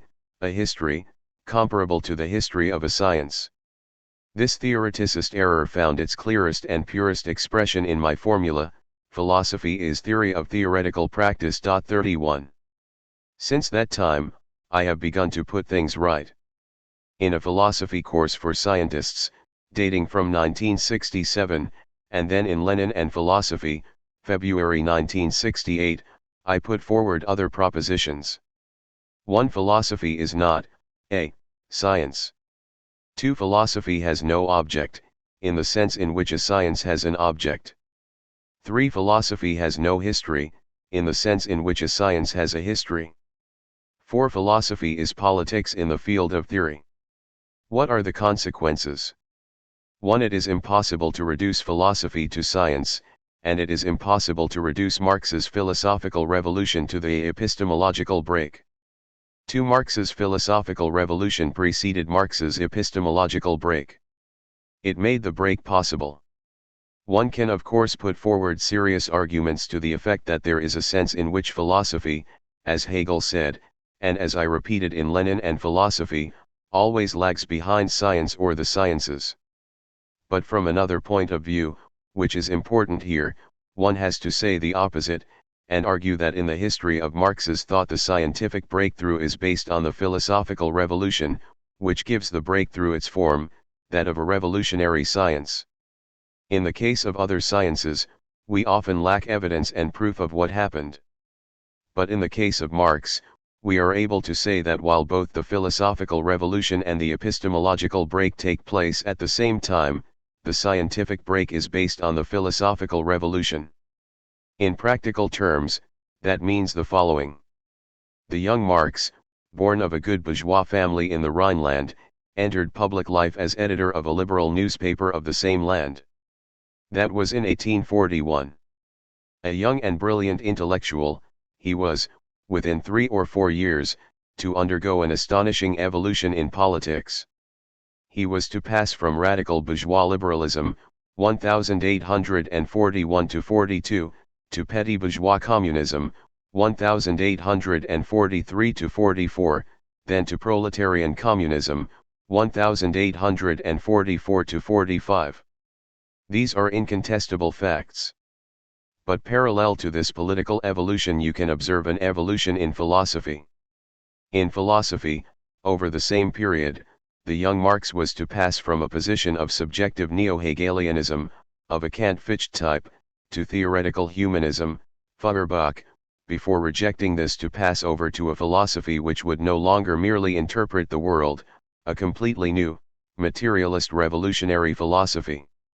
If you now compare Marx's political evolution with his philosophical evolution, you will see 1. That his philosophical evolution is based on his political evolution, and 2. That his scientific discovery, the break, is based on his philosophical evolution. That means, in practice, that it is because the young Marx had settled accounts with his previous philosophical consciousness, 1845, because he had finally abandoned his bourgeois liberal and petty bourgeois revolutionary positions to adopt, even if only in principle, at a moment when he was letting go the ropes, new revolutionary proletarian class positions in theory. It was because of all this that he was able to lay down the foundations of the scientific theory of history as history of the class struggle. In principle, because the process of recognizing and occupying these new positions in theory needed time. Time, in a ceaseless struggle to contain the pressure of bourgeois philosophy. For on the basis of these points it should be possible to account for the intermittent survival of categories like those of alienation and of the negation of the negation. Note that I talk about intermittent survival. For alongside their tendency to disappear in Marx's work, considered as a whole, there is a strange phenomenon which must be accounted for, their total disappearance in certain works, then their subsequent reappearance. For example, the two categories in question are absent from the Communist Manifesto as well as from the Poverty of Philosophy, published by Marx in 1847. They seem to be hidden in his contribution to the Critique of Political Economy, which he published in 1859. But there are many references to alienation in the Grundrisse, preparatory notes made by Marx in the years 1857–58, and which he did not publish. We know because of a letter sent to Engels, that Marx had by chance reread Hegel's logic in 1858 and had been fascinated by it. In Capital, 1867, alienation comes up again, but much more rarely, and the negation of the negation appears just once. And so on. 32. However that might be, and without anticipating other studies which must be made if the contradictory dialectic of Marx's development and the elaboration of his work is to be understood, one fact is clear. The Marxist science of history did not progress in a simple straight line, according to the classic rationalist scheme, without problems or internal conflicts, and under its own power, from the moment of the point of no return, the epistemological break. There certainly is a point of no return, but in order not to be forced to retreat, it is necessary to advance, and to advance, how many difficulties and struggles there are. For if it is true that Marx had to pass over to proletarian class positions in theory in order to found the science of history, he did not make that leap all at once and for all, forever. It was necessary to work out these positions, to take them up over and against the enemy. The philosophical battle continued within Marx himself, in his work, around the principles and concepts of the new revolutionary science, which was one of the stakes of the battle. Marxist science only gained its ground little by little, in theoretical struggle, class struggle in theory, in close and constant relation to the class struggle in the wider sense. This struggle lasted all of Marx's life. It continued after his death, in the labor movement, and it is still going on today. A struggle without an end. It is therefore possible to understand, at least in principle, the partial disappearance and reappearance of certain categories in Marx's work as indicative of survivals of old ideas or attempts to work out new ones, of advances and retreats in the long dual struggle to take up class positions in theoretical work and to found the science of history. When I said that it was the epistemological break which was primary, and when I said that it was at the same time a philosophical break, I therefore made two mistakes. In the case of Marx it is the philosophical revolution which is primary, and this revolution is not a break. The theoretical terminology itself is important here. If one can legitimately keep the term break to denote the beginning of the science of history, the clear effect of its eruption in the cultural universe, the point of no return, one cannot employ the same term in talking about philosophy. In the history of philosophy, as in very long periods of the class struggle, one cannot really talk about a point of no return. So I shall use the term, philosophical revolution, in the strong sense in Marx's case. This expression is more correct, for, to evoke once again the experiences and terms of the class struggle, we all know that a revolution is always open to attacks, to retreats and reverses, and even to the risk of counter-revolution. Nothing in philosophy is radically new, for the old theses, taken up again in new form, survive and return in a new philosophy. Nor is anything ever settled definitively. There is always the struggle of antagonistic tendencies, there are always comebacks, and the oldest philosophies are always ready to mount an offensive disguised in modern, even the most revolutionary, trappings. Why? Because philosophy is, in the last instance, class struggle in the field of theory. Because the revolutionary classes are always opposed by the old conservative and reactionary ruling classes, who will never give up their ambition for revenge, even when they no longer hold state power. According to the state of affairs, these classes will either defend their power or, if they have lost power, they will try to regain it, using among other things the arguments of such and such a philosophy, that which serves them best politically and ideologically, even if it comes out of the depths of history. It only has to be done up a bit and given a modern coat of paint. Philosophical theses, in the end, have no age. That is the sense in which I took up Marx's comment in the German ideology that philosophy has no history. In practice, when the state of the class struggle enables it to put on enough pressure, bourgeois ideology can penetrate Marxism itself. The class struggle in the field of theory is not just a phrase, it is a reality, a terrible reality. Without understanding that, it is impossible to understand either the dramatic history of the formation of Marx's thought or the grave difficulties which even today, in 1972, weigh on the orthodoxy defended by a certain number of communists. The dramatic history of Marx and of his thought can be reduced, if we follow John Lewis, to a peaceful and problem-free university career. A certain Marx appears on the literary and philosophical scene. Quite naturally, he begins to talk about politics in the Communist Manifesto, then about economics in Capital. He founds and directs the First International, opposes the insurrection in Paris, then in the space of 2 months, takes a firm stand on the side of the Paris Commune. He wages a battle to the death against the anarchists and followers of Proudhon, etc., etc. All this without the hint of a problem, of a drama, aside from all the assaults of the struggle, with no regard to the difficulties, the questions, all the torments of the search for truth in that struggle itself. Like a good bourgeois intellectual, as well installed in his thought as he is in the comfort of his existence, Marx, in this view, always thought the same thing, without any revolution or break in his thinking. He always taught that man makes history, by the negation of the negation, etc.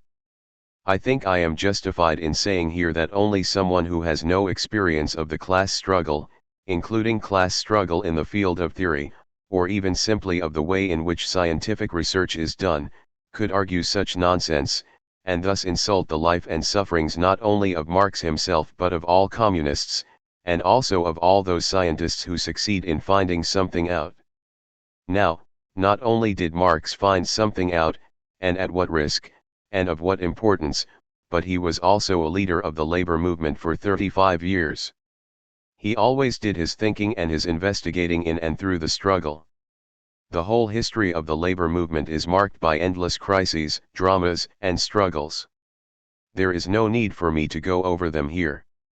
But as far as philosophy is concerned, we ought at least to mention the great struggles of Engels and Lenin against the intervention of the idealism of Dühring and of Bernstein, both of them declared neo-Kantians and humanists, whose theoretical revisionism covered their political reformism and political revisionism. John Lewis would do well to reread the first pages of What Is to Be Done? In this text, a petty bourgeois intellectual named Lenin is defending Marx's orthodoxy, which is in grave difficulties. With extreme dogmatism, I use Lewis's terms. Yes, Lenin declared himself proud to be attacked as a dogmatist by the international coalition of critical revisionists, with the English Fabians and French ministerialists at their head. I am quoting Lenin. Yes, Lenin declared himself proud to defend this old problem-ridden orthodoxy, the orthodoxy of Marx's teaching. Yes, he thought it was in grave difficulties. The cause, reformism and revisionism. Some communists today are thinking and doing the same. There certainly are not too many of them. That is how things are. Why? We shall see. 7. We have to answer two questions. 1. Why are there communists like John Lewis, and there are quite a lot of them, who, in 1972, can openly argue in communist journals for a philosophy which they call Marxist, but which is in fact simply a variant of bourgeois idealism? 2. Why are the communist philosophers who defend Marx's philosophy so few in number? To answer these two questions, which are really one and the same, we must, all apologies to John Lewis, briefly enter the field of political history. I have made the basic points in For Marx. But John Lewis does not seem to have read the political pages of For Marx. John Lewis is a pure spirit. And yet I was rather clear in explaining that the articles collected in For Marx had to be considered as a philosophical intervention in a political and ideological conjuncture dominated by the 20th Congress and the split in the international communist movement. 33 The fact that I was able to make such an intervention is a consequence of the 20th Congress. Before the 20th Congress it was actually not possible for a communist philosopher, certainly in France, to publish texts which would be, at least to some extent, relevant to politics, which would be something other than a pragmatist commentary on consecrated formulae. That is the good side of the 20th Congress, for which we must be grateful. From that time on it was possible to publish such texts. The French party, to take only one example, explicitly recognized, at the Argenteuil Central Committee meeting in 1966, the right of party members to carry out and publish their philosophical research. But the criticism of Stalin's errors was formulated at the 20th Congress in terms such that there inevitably followed what we must call an unleashing of bourgeois ideological and philosophical themes within the communist parties themselves.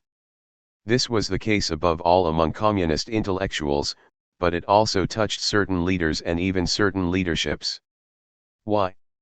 Because the criticism of Stalin's errors, some of which, and rather a lot, turned out to be crimes, was made in a non-Marxist way.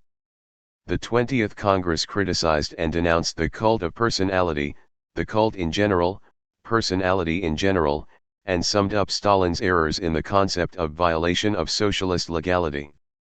The 20th Congress therefore limited itself to denouncing certain facts about what went on in the legal superstructure, without relating them, as every Marxist analysis must do, firstly, to the rest of the Soviet superstructure, above all, the state and party, and secondly, to the infrastructure, namely the relations of production, class relations, and the forms of the class struggle in the USSR. 34.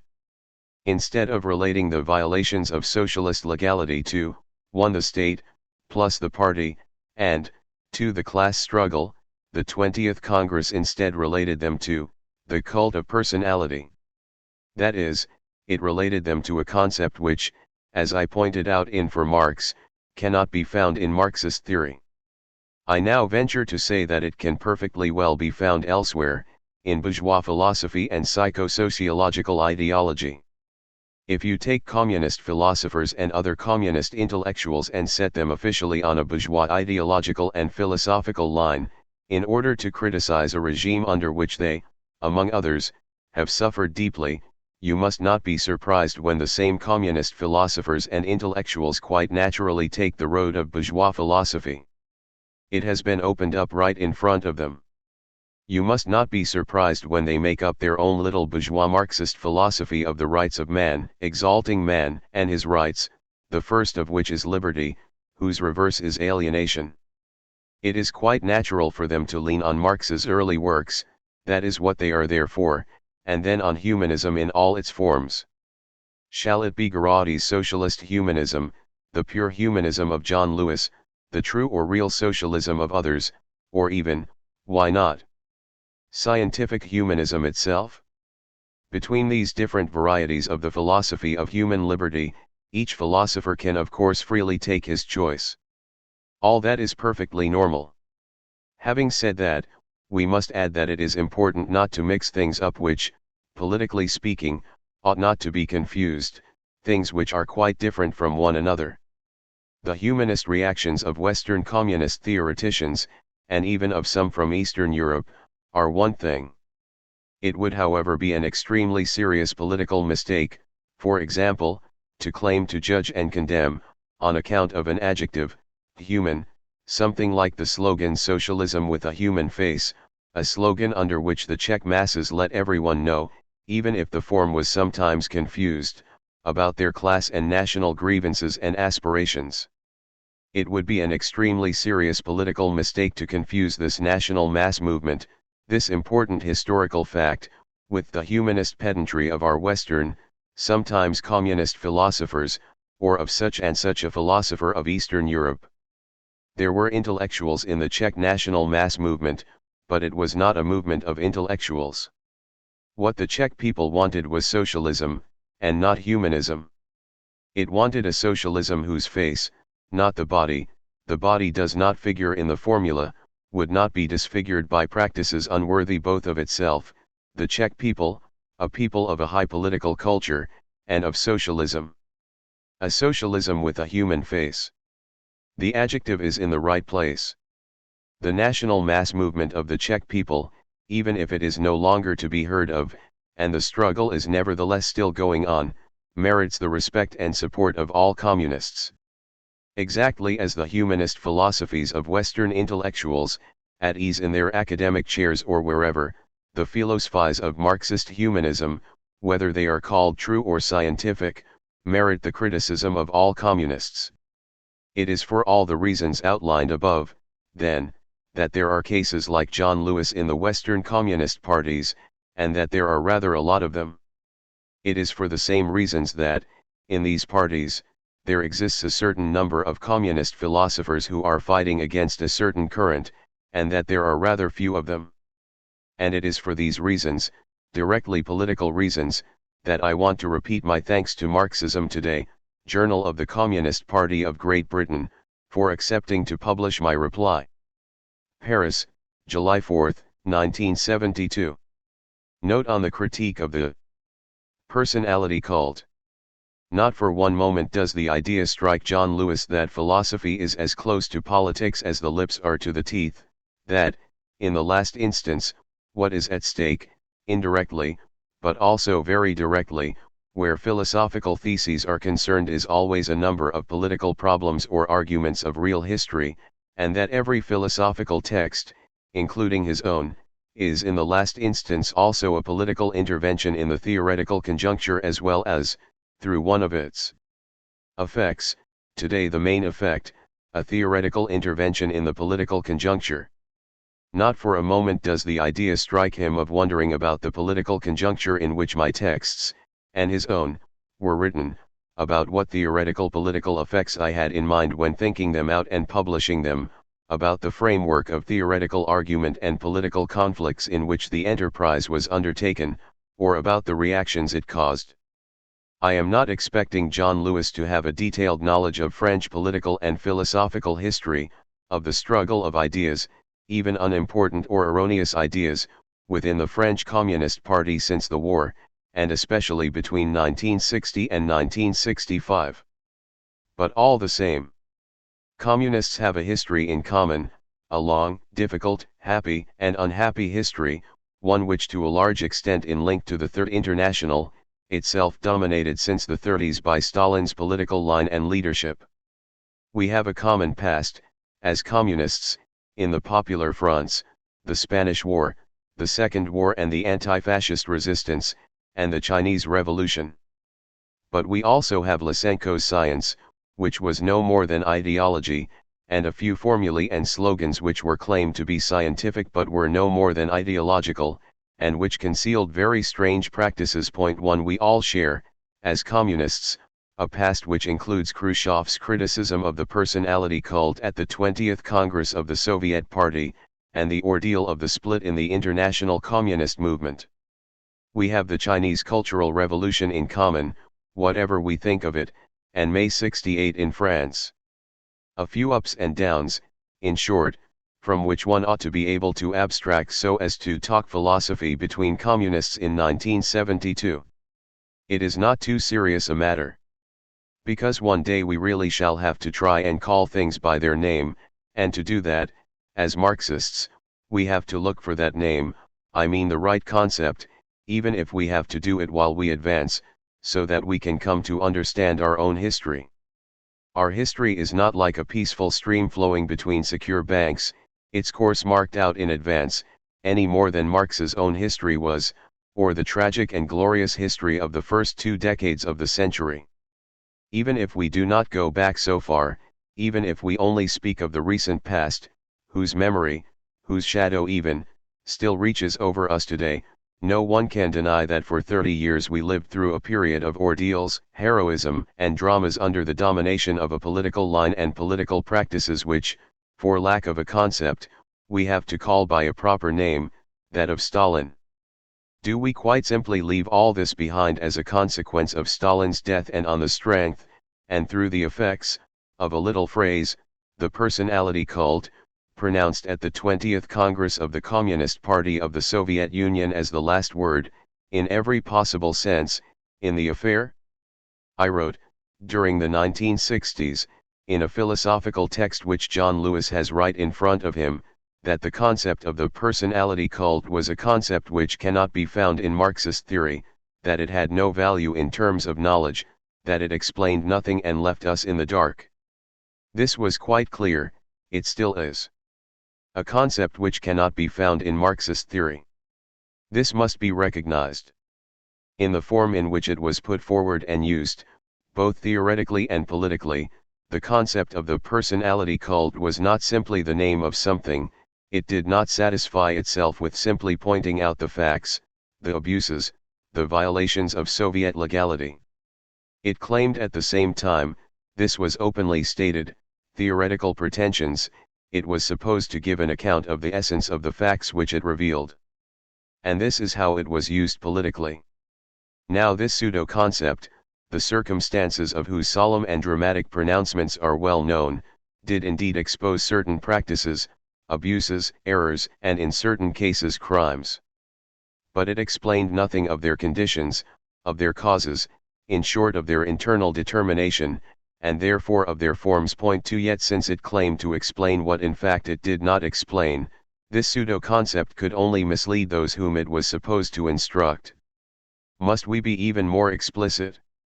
To reduce the grave events of 30 years of Soviet and Communist history to the pseudo-explanation by the cult was not and could not have been a simple mistake, an oversight of an intellectual hostile to the practice of divine worship. It was, as we all know, a political act of responsible leaders, a certain one-sided way of putting forward the problems, not of what is vulgarly called Stalinism, but of what must, I think, be called, unless one objects to thinking about it, by the name of a concept, provisionally, the Stalinian deviation. Point 3. And, at the same time, it was a certain way of not posing the problems. More precisely, it was, and still is, a way of seeking the causes of grave events and of their forms in certain defects of the functioning of the legal superstructure, violations of socialist legality, without, even in the form of a hypothesis, looking into the whole of the state apparatuses constituting the superstructure, the repressive apparatus, the ideological apparatuses, including the party, and above all without getting to the root of the problem, one which was so serious and lasted so long, the contradictions of the construction of socialism and of its line, that is, without dealing with the existing forms of production relations, class relations, and the class struggle, the last of which is then said, in a formula which has not yet been withdrawn, to have been transcended in the USSR. Yet this is where the internal causes of the facts of the cult must be sought, at the risk of finding other facts. Of course, it is not true that everything is always connected with everything else. This is not a Marxist thesis, and one does not need to invoke the whole infrastructure and superstructure to sort out a simple legal detail, if it is only a detail, and only legal. But is the Stalin deviation a detail? A simple legal detail? Of course, one cannot, at any and every moment, in a moment, remake what many years have unmade. This is not a Marxist thesis. There are of course historical constructions which are so interconnected with neighboring buildings, which are so much propped up by these latter that one cannot simply and brutally chop down their surroundings to give them some air. One must sometimes proceed cautiously. But the precautions of the 20th Congress. The Stalinian deviation, in the form revealed to us by the terms of the official declarations, pointed out certain facts, without, for lack of Marxist explanations, avoiding the trap of repeating much earlier denunciations, those of the most anti-communist bourgeois ideology, and those of the anti-Stalinist theory of Trotskyism. As it was revealed to us, limited in its scope to violations of socialist legality alone, while the communists of the USSR and of the world had an infinitely more extensive experience of it, this deviation could, finally, only provoke two possible reactions, leaving aside its classical exploitation by anti-communist and anti-Soviet elements. Either a left-wing critique, which accepts the term deviation, even if in a very contradictory sense, and which, in order to account for it, undertakes serious research into its basic historical causes, that is, if John Lewis will excuse me, not into man, or personality, but into the superstructure, relations of production, and therefore the state of class relations and the class struggle in the USSR. Such a critique may then, but only then, be justified in talking not only about a violation of the law but also about the reasons for this violation. Or a right-wing critique, which attacks only certain aspects of the legal superstructure, and of course can then invoke man and his rights, and oppose man to the violation of his rights, or simple workers' councils to the bureaucracy. The fact is, one practically never hears anything but the second critique. And the official formulation of the critique of the cult, of the violations of socialist legality, far from keeping the most violent bourgeois anti-communism and Trotskyist anti-Stalinism at arm's length, actually provides them with a historical argument they could hardly have hoped for. It gives them a justification, a second wind, a second life. Which explains, let it be said in passing, a good number of apparently paradoxical phenomena, for example, the resurgence 50 years after the October Revolution and 20 years after the Chinese Revolution of organizations which have lasted 40 years without winning a single historical victory, because, unlike some of the present-day ultra-left, they are organizations, and they also have a theory, the Trotskyist organizations. And that is not to speak of the effectiveness of bourgeois anti-Sovietism, 30 years after Stalingrad. However that may be, we did not need to wait long before seeing the official critique of the Stalinian deviation, that of the personality cult, produce, in the special circumstances, its inevitable ideological effects. After the 20th Congress an openly rightist wave carried off, to speak only of them, many Marxist and communist intellectuals, not only in the capitalist countries, but also in the socialist countries. It is not of course a question of putting the intellectuals of the socialist countries and Western Marxists into the same bag, and especially not of confusing the mass political protest of our comrades in Prague, known as socialism with a human face, with Geraghty's integral humanism, etc. In Prague they did not have the same choice of words, the words did not have the same sense, nor the same choice of roads. But here we see communists following the social democrats and even religious thinkers, who used to have an almost guaranteed monopoly in these things, in the practice of exploiting the works of Marx's youth in order to draw out of them an ideology of man, liberty, alienation, transcendence, etc. Without asking whether the system of these notions with idealist or materialist, whether this ideology was petty bourgeois or proletarian. Orthodoxy, as John Lewis says, was almost submerged, not Stalin's thought, which continued and continues to hold itself comfortably above the uproar, in its basis, its line and certain of its practices, but quite simply the theory of Marx and Lenin. It was in these conditions that I came to intervene, let us say accidentally, in the form of a critical review I wrote of a number of Soviet and East German articles which had been translated into French. This review, on the young Marx, appeared in the magazine La Pensée in 1960. I was trying to the best of my ability and with the makeshift tools at my disposal, by criticizing a few received ideas and asking a few questions, to combat the contagion which was menacing us. That is how it was. At the beginning there were not very many of us, and John Lewis is right, we were crying in the wilderness. But one must be very wary of this kind of wilderness, or rather, know how not to be frightened by it.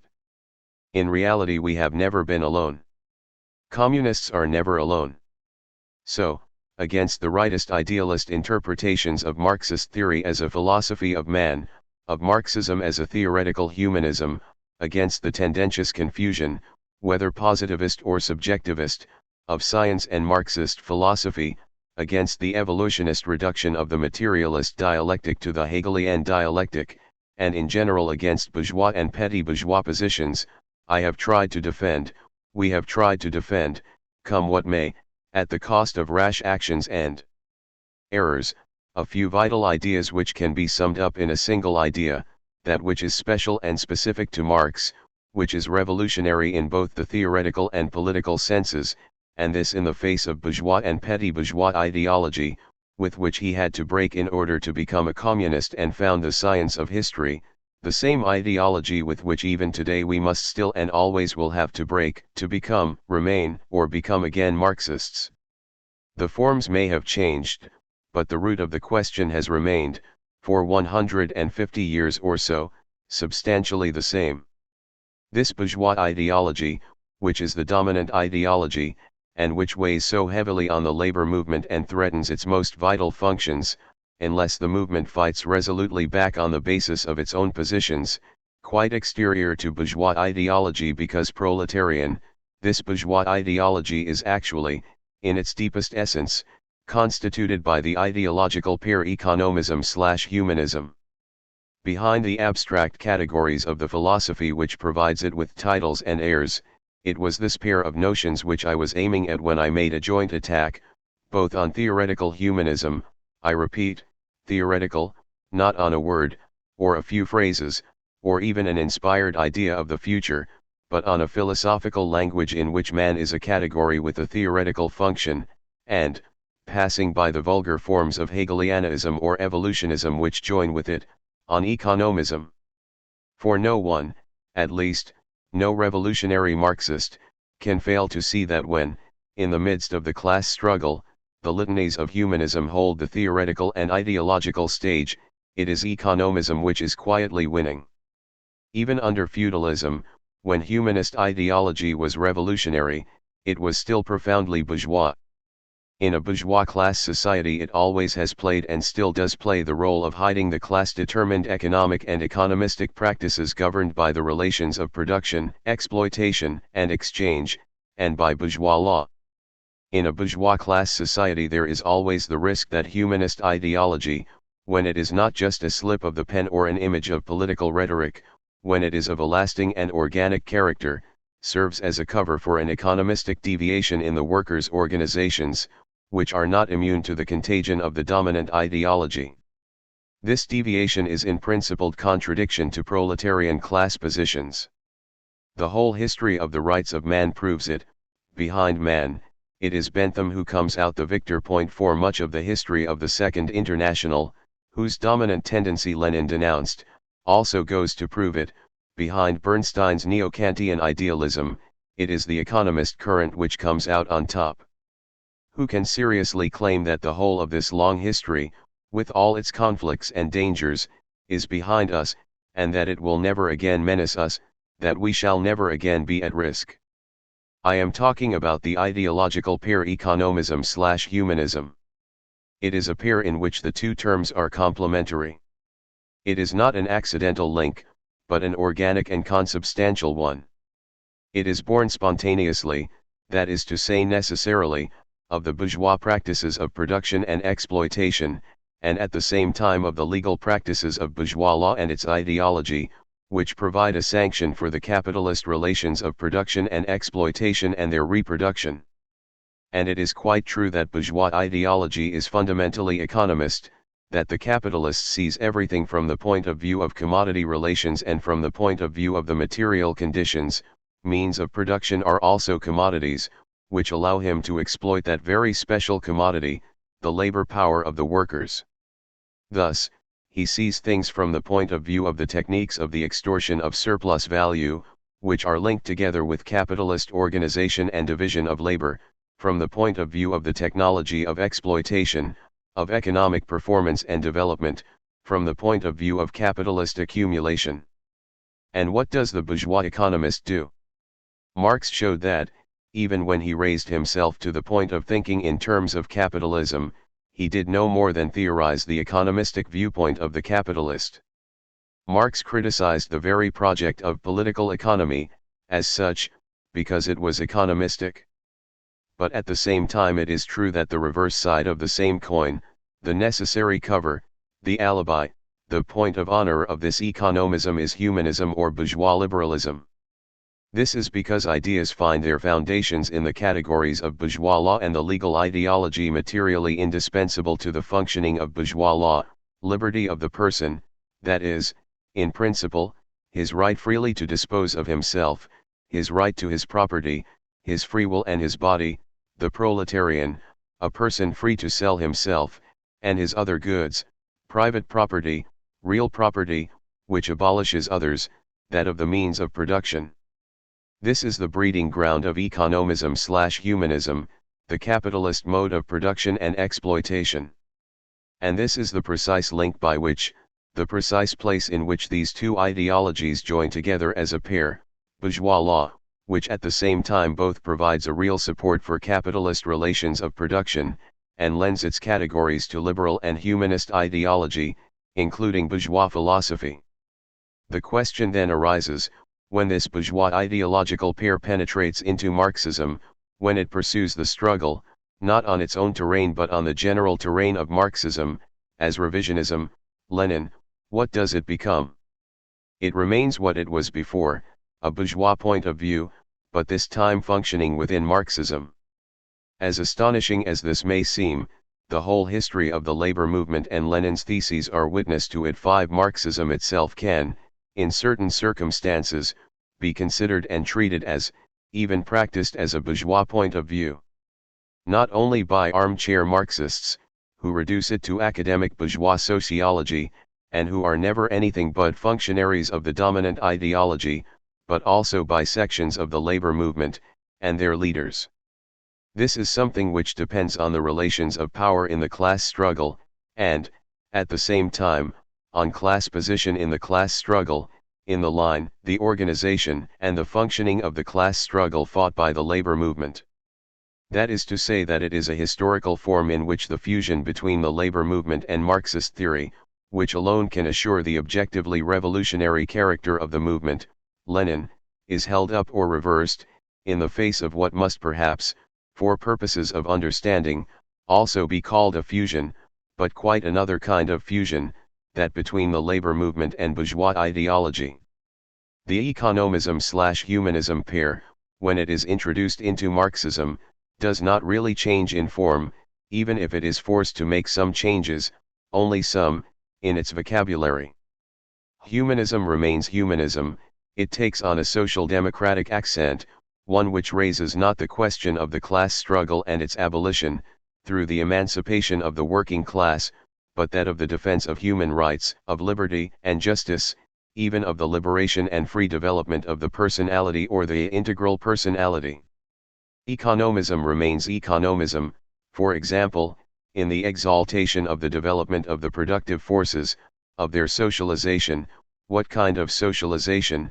Of the scientific and technical revolution, of productivity, etc. Can we make a comparison? Yes, we can. And we discover the factor which permits us to identify the ideological pair economism/humanism and its practices as bourgeois. It is the elimination of something which never figures in economism or humanism, the elimination of the relations of production and of the class struggle.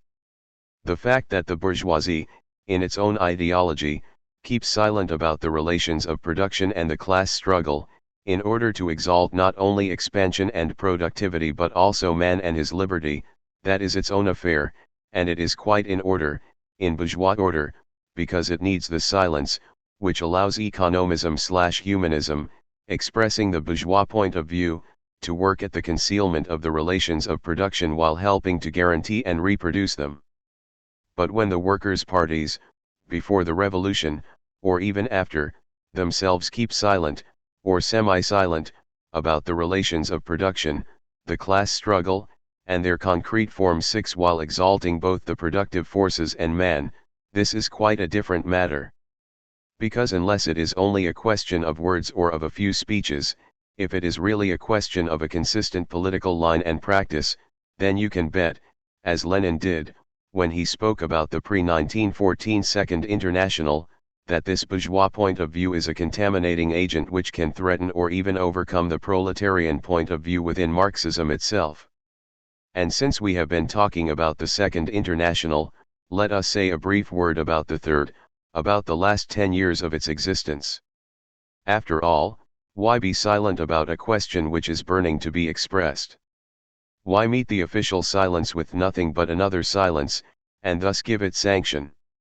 For an official silence does still reign, beneath a facade of feigned or embarrassed explanations, over this period, one whose heroism, whose greatness, whose dramas we have lived through or known.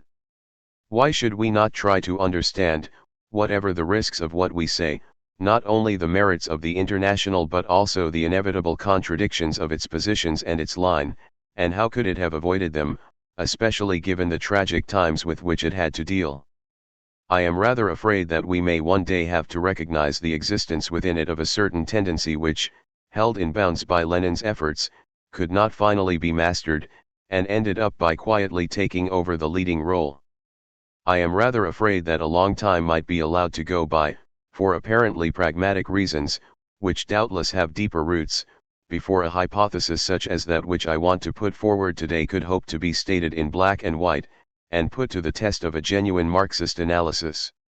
I shall take the personal risk of advancing this hypothesis now, in the form of necessarily schematic propositions.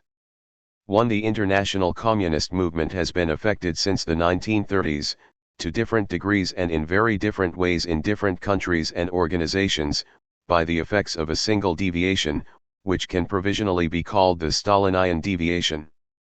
2. Keeping things well in proportion, that is to say, respecting essential distinctions, but nevertheless going beyond the most obvious phenomena, which are, in spite of their extremely serious character, historically secondary, I mean those which are generally grouped together in communist parties under the heading personality cult and dogmatism. The Stalinian deviation can be considered as a form, a special form, converted by the state of the world-class struggle, the existence of a single socialist state, and the state power held by the Bolshevik Party, of the posthumous revenge of the Second International, as a revival of its main tendency. 3. This main tendency was, as we know, basically an economistic one. This is only a hypothesis, and I am simply laying down its reference points. It naturally poses very great problems. The most obvious of these problems can be stated in the following way: how could a basically economistic tendency have combined with the superstructural effects we know so well, effects which it produced as the transformation of its own forms? What were the material forms of existence of this tendency, which enabled it to produce these effects in the existing conjuncture? How did this tendency, centered from a certain time onwards on the USSR, spread through the whole international communist movement, and what special, and sometimes differing, forms did it take? If some readers are disconcerted by the comparison between the economism of the Second International and that of the Stalinian deviation, I will first of all reply, you must look and see what is the first principle of analysis recommended and used by Lenin at the beginning of Chapter 7 of The Collapse of the Second International to help understand a deviation in the history of the labor movement. The first thing you have to do is to see if this deviation is not linked with some former current of socialism. Not because of some vulgar historicism, but because there exists a continuity, in the history of the labor movement, of its difficulties, its problems, its contradictions, of correct solutions and therefore also of its deviations, because of the continuity of a single class struggle against the bourgeoisie, and of a single class struggle, economic, political, and ideological theoretical, of the bourgeoisie against the labor movement. The possibility of cases of posthumous revenge, of revivals, is based on this continuity. But I would like to add something else. There are of course serious political questions at stake in the summary and schematic hypotheses which I am proposing, but, above all, there exists the possibility of serious ambiguities which must at all costs be guarded against. Look how Lenin, who was uncompromising in his denunciation of the idealist economist tendency of the Second International, treated this very organization. He never reduced the Second International to its deviation. He recognized the different periods in its history, he distinguished the main question from the secondary one, and, for example, he always gave the International credit for having developed the organizations of the proletarian class struggle, the trade unions and workers' parties, nor did he ever refuse to cite Koski, or to defend Plekhanov's philosophical work. In the same way, and for infinitely more obvious and powerful reasons, Stalin cannot be reduced to the deviation which we have linked to his name, even less can this be done with the Third International which he came in the 30s to dominate. He had other historical merits. He understood that it was necessary to abandon the miraculous idea of an imminent world revolution and to undertake instead the construction of socialism in one country. And he drew the consequences. It must be defended at any cost as the foundation and last line of defense of socialism throughout the world. It must be made into an impregnable fortress capable of withstanding the imperialist siege, and, to that end, it must be provided with a heavy industry. It was this very industry that turned out the Stalingrad tanks which served the heroic struggle of the Soviet people in their fight to the death to liberate the world from Nazism. Our history also passed in that direction.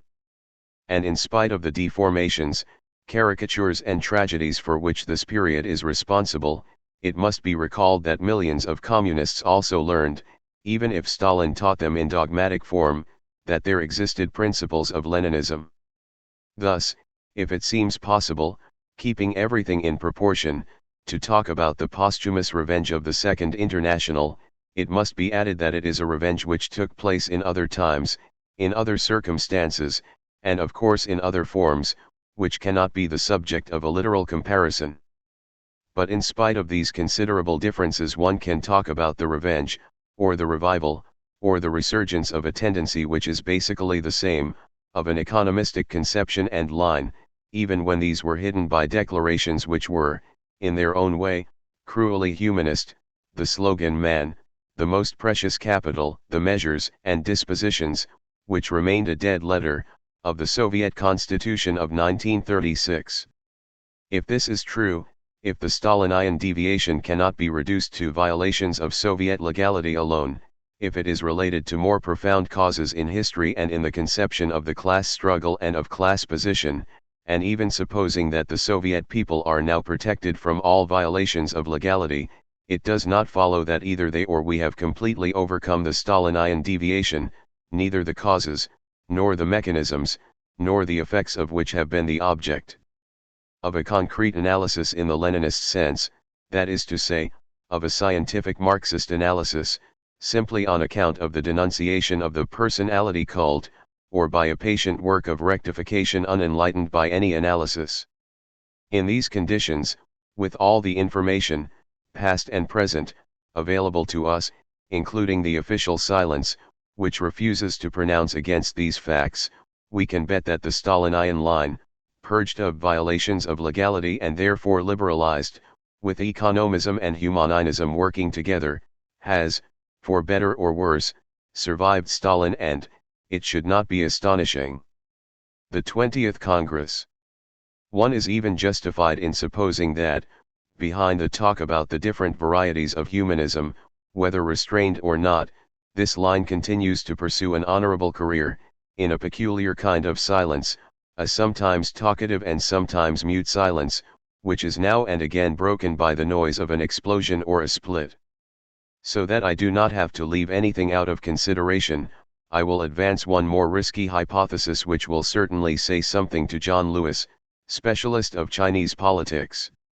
If we look back over our whole history of the last 40 years or more, it seems to me that, in reckoning up the account, which is not an easy thing to do, the only historically existing, left, critique of the fundamentals of the Stalinian deviation to be found, and which, moreover, is contemporary with this very deviation, and thus for the most part precedes the 20th Congress, is a concrete critique, one which exists in the facts, in the struggle, in the line, in the practices, their principles and their forms, of the Chinese Revolution.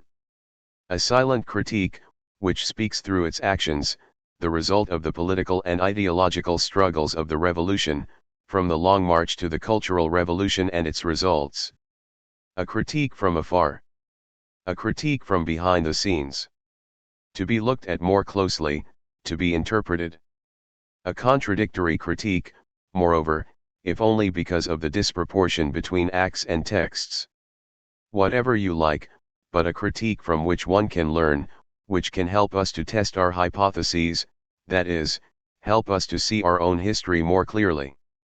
But here too, of course, we have to speak in terms of a tendency and of specific forms, without letting the forms mask the tendency and its contradictions.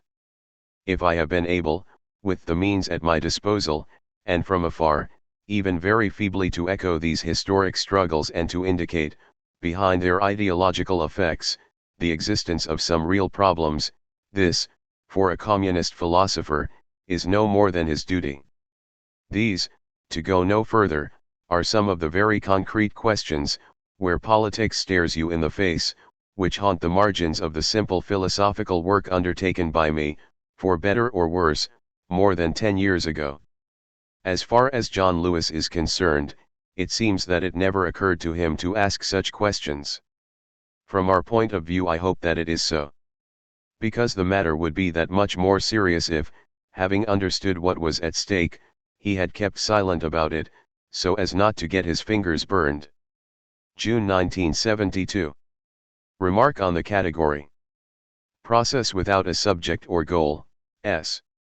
This formula, process without a subject or goal, s, has everything required to offend against the evidence of common sense, that is, Gramsci, of the dominant ideology, and thus without any trouble at all to make some determined enemies.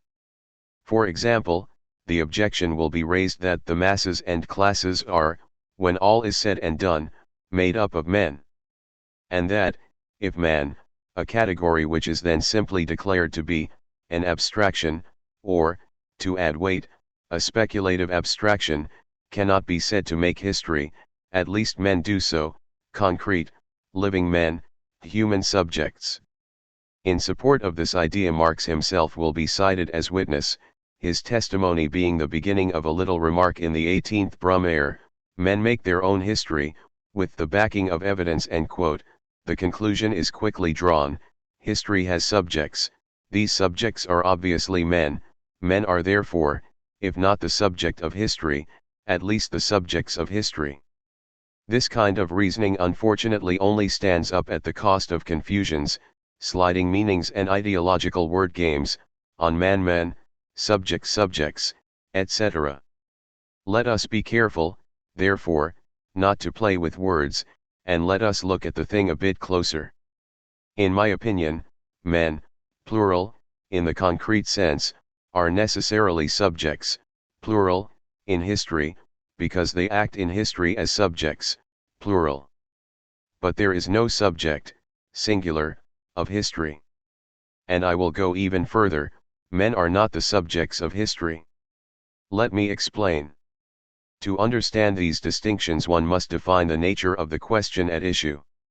The question of the constitution of individuals as historical subjects, active in history, has nothing in principle to do with the question of the subject of history, or even with that of the subjects of history. The first question is of a scientific kind, it concerns historical materialism. The second question is of a philosophical kind, it concerns dialectical materialism. First question, scientific. That human, i.e. social individuals are active in history, as agents of the different social practices of the historical process of production and reproduction, that is a fact. But, considered as agents, human individuals are not free and constitutive subjects in the philosophical sense of these terms.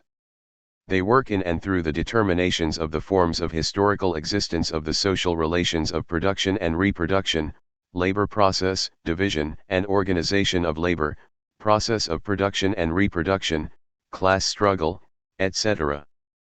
But that is not all. These agents can only be agents if they are subjects. This I think I showed in my article on ideology and ideological state apparatuses.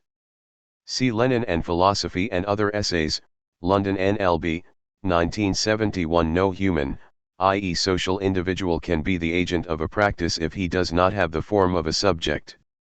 The subject form is actually the form of historical existence of every individual, of every agent of social practices, because the social relations of production and reproduction necessarily comprise, as an integral part, what Lenin calls, juridico, ideological social relations, which, in order to function, impose the subject form on each agent individual. The agent individuals thus always act in the subject form, as subjects. But the fact that they are necessarily subjects does not make the agents of social historical practices into the subject or subjects of history, in the philosophical sense of the term, subject of. The subject agents are only active in history through the determination of the relations of production and reproduction, and in their forms. Second question, philosophical. It is for precise ideological ends that bourgeois philosophy has taken the legal ideological notion of the subject, made it into a philosophical category, its number one philosophical category, and posed the question of the subject of knowledge, the ego of the cogito, the Kantian or Husserlian transcendental subject, etc., of morality, etc., and of the subject of history. This illusory question does of course have a purpose, but in its position and form it has no sense as far as dialectical materialism is concerned, which purely and simply rejects it, as it rejects, for example, the question of God's existence.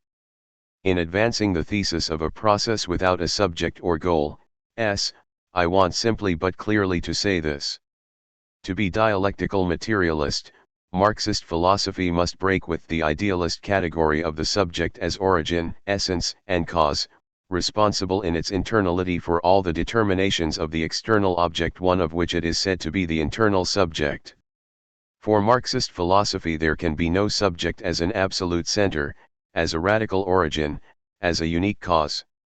Nor can one, in order to get out of the problem, rely on a category like that of the excentration of the essence, Lucien Seve, since it is an illusory compromise which, using a fraudulently radical term, one whose root is perfectly conformist, excentration, safeguards the umbilical cord between essence and center and therefore remains a prisoner of idealist philosophy, since there is no center, every excentration is superfluous or a sham.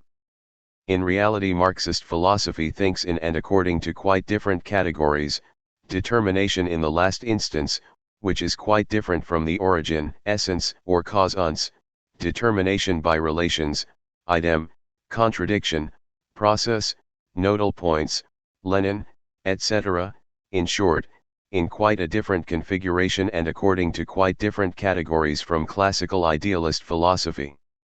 Naturally, these philosophical categories do not only concern history. But if we restrict ourselves to history, which is what concerns us here, the philosophical question presents itself in the following terms. There is no question of contesting the gains of historical materialism, which says that individuals are agent subjects in history under the determination of the forms of existence of the relations of production and reproduction. It is a question of something quite different, of knowing whether history can be thought philosophically, in its modes of determination, according to the idealist category of the subject.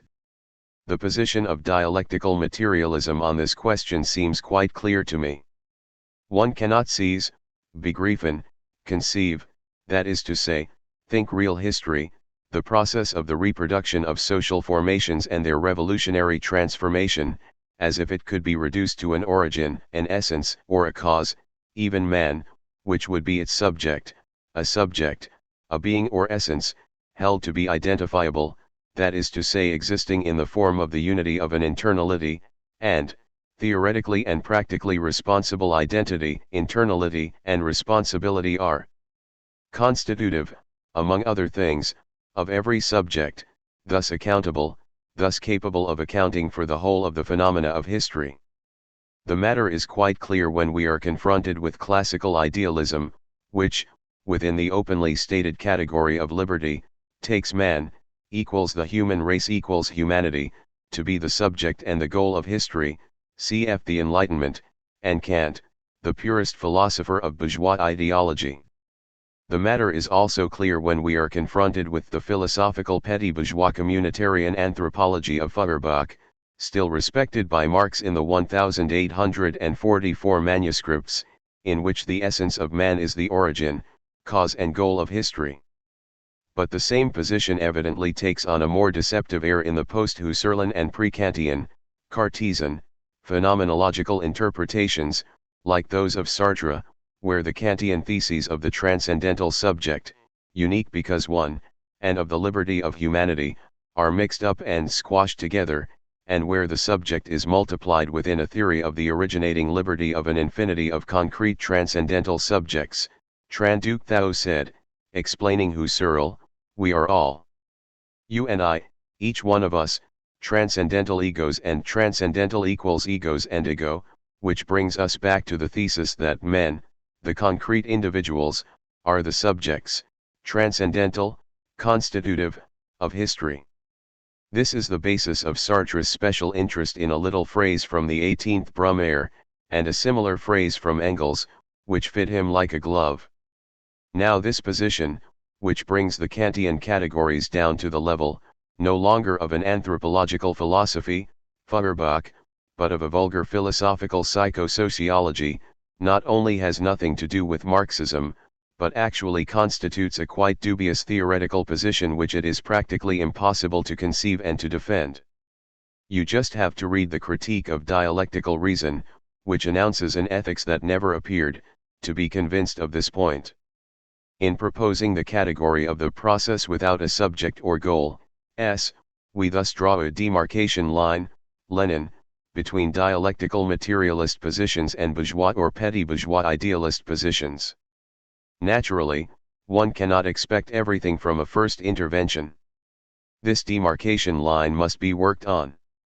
But, as Lenin said for his part, a demarcation line, if it is correct, is in principle sufficient, just as it is, to defend us from idealism and to mark out the way forward. These philosophical positions are of course not without their consequences. Not only, for example, do they imply that Marxism has nothing to do with the anthropological question, what is man, or with the theory of the realization objectification alienation disalienation of the human essence, as in Feuerbach and his heirs, theoreticians of philosophical reification and fetishism, or even with the theory of the excentration of the human essence, which only criticizes the idealism of the subject from within the limits of the idealism of the subject, dressed up with the attributes of the ensemble of social relations of the sixth thesis on Feuerbach, but they also allow us to understand the sense of Marx's famous little phrase in the 18th Brumaire. This comment, in its complete form, reads as follows: men make their own history, but they do not make it out of freely chosen elements, aus freien Stücken, under circumstances chosen by themselves, but under circumstances, Umstände, directly encountered, Vorgefunden, given by and transmitted from the past. And, as if he had foreseen the exploitation of these first 5 words, and even these circumstances from which Sartre draws out such dazzling effects of the practico inert, that is, of liberty. Marx, in the preface to the 18th Brumaire, written 17 years later, in 1869, 2 years after Capital, set down the following lines: I show something quite different from the ideology of Hugo and of Proudhon, who both hold the individual Napoleon III to be the detestable or glorious cause responsible for the coup d'état. Namely, how the class struggle, Marx's emphasis, in France created the circumstances, Umstände, and the relations, Verhältnisse, which allowed, Ermöglicht, a person, a subject, so mediocre and grotesque to play the role of a hero. One must read one's authors closely. History really is a process without a subject or goal, where the given circumstances in which men act as subjects under the determination of social relations are the product of the class struggle. History therefore does not have a subject, in the philosophical sense of the term, but a motor, that very class struggle. May 1, 1973. Publisher's note to Freud and Lacan. Louis Althusser agreed to let New Left Review reproduce the following article, which was written in 1964 and published in the French Communist Party journal, La Nouvelle Critique. In a letter to the translator, February 21, 1969, Louis Althusser wrote, "There is a danger that this text will be misunderstood, unless it is taken for what it then objectively was, a philosophical intervention urging members of the PCF to recognize the scientificity of psychoanalysis, of Freud's work, and the importance of Lacan's interpretation of it." Hence it was polemical, for psychoanalysis had been officially condemned in the 50s as a reactionary ideology, and, despite some modification, this condemnation still dominated the situation when I wrote this article. This exceptional situation must be taken into account when the meaning of my interpretation is assessed today. Louis Althusser also warned English readers that his article contained theses that must either be corrected, or expanded. In particular, in the article Lacan's theory is presented in terms which, despite all precautions, have culturalist overtones, whereas Lacan's theory is profoundly anti-culturalist. On the other hand, the suggestions at the end of the article are correct and deserve a much extended treatment, that is, the discussion of the forms of familial ideology, and of the crucial role they play in initiating the functioning of the instance that Freud called the unconscious, but which should be rechristened as soon as a better term is found. This mention of the forms of familial ideology, the ideology of paternity, maternity, conjugality, infancy and their interactions, is crucial, for it implies the following conclusion, that Lacan could not express, given his theoretical formation, that is, that no theory of psychoanalysis can be produced without basing it on historical materialism, on which the theory of the formations of familial ideology depends, in the last instance. Author's prefatory note. Let us admit, without prevarication, anyone today who merely wants to understand Freud's revolutionary discovery, who wants to know what it means as well as just recognizing its existence, has to make a great theoretical and critical effort in order to cross the vast space of ideological prejudice that divides us from Freud. For not only has Freud's discovery been reduced, as we shall see, to disciplines which are essentially foreign to it, biology, psychology, sociology, philosophy, not only have many psychoanalysts, notably in the American school, becomes accomplices to this revisionism, but, more important, this revisionism has itself objectively assisted the fantastic ideological exploitation whose object and victim psychoanalysis has been. Not without good reason did French Marxists once, in 1948, denounce this exploitation as a reactionary ideology which furnished arguments for the ideological struggle against Marxism, and a practical instrument for the intimidation and mystification of consciousnesses. But today it must also be said that, in their own way, these same Marxists were directly or indirectly the first victims of the ideology they denounced, for they confused this ideology and Freud's revolutionary discovery, thereby adopting in practice the enemy's position, accepting his conditions and recognizing the image he had imposed on them as the supposed reality of psychoanalysis. The whole history of the relations between Marxism and psychoanalysis depends essentially on this confusion, this imposture. That this was particularly difficult to avoid we can understand from the function of this ideology. The dominant ideas, in this case, were playing their dominating role to perfection, ruling unrecognized over the very minds that were trying to fight them. But it is explained by the existence of the psychoanalytic revisionism that made this exploitation possible. The fall into ideology began in fact with the fall of psychoanalysis into biologism, psychologism, and sociologism.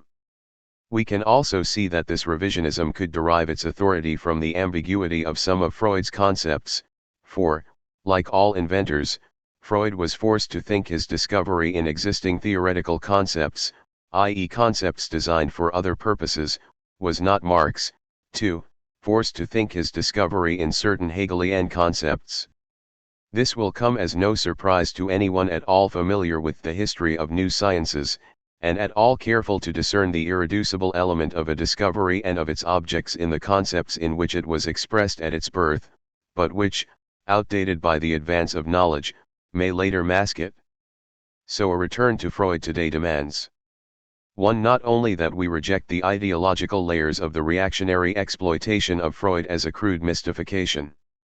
2. But also that we avoid the more subtle ambiguities of psychoanalytic revisionism, sustained as they are by the prestige of certain more or less scientific disciplines. 3. And finally that we commit ourselves to a serious effort of historico-theoretical criticism in order to identify and define, in the concepts Freud had to use, the true epistemological relation between these concepts and their thought content. Without this triple labor of ideological criticism, 1,2, and epistemological elucidation, 3, which, in France, has been initiated in practice by Lacan, Freud's discovery in its specificity will remain beyond our reach.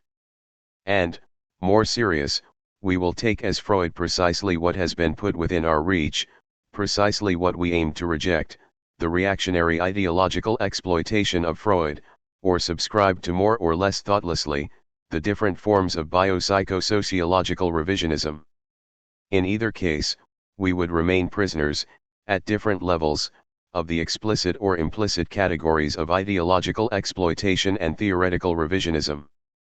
Marxists, who know from their own experience the deformations Marx's enemies have imposed on his thought, can see why Freud could suffer the same fate, in his own way, and why an authentic return to Freud is of such theoretical importance.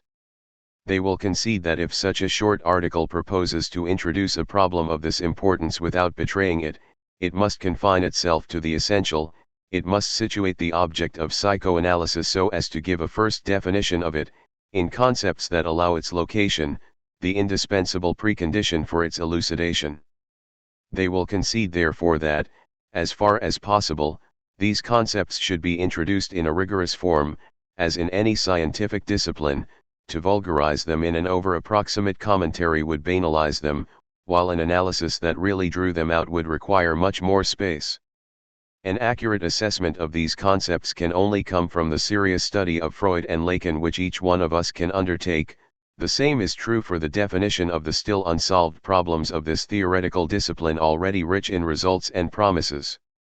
Freud and Lacan. Friends have correctly criticized me for discussing Lacan in 3 lines. 1. This was too much for what I was saying about him, and too little for the conclusions that I drew from him. They have asked me for a few words to justify both the illusion and its object. Here they are, a few words, where a book is needed.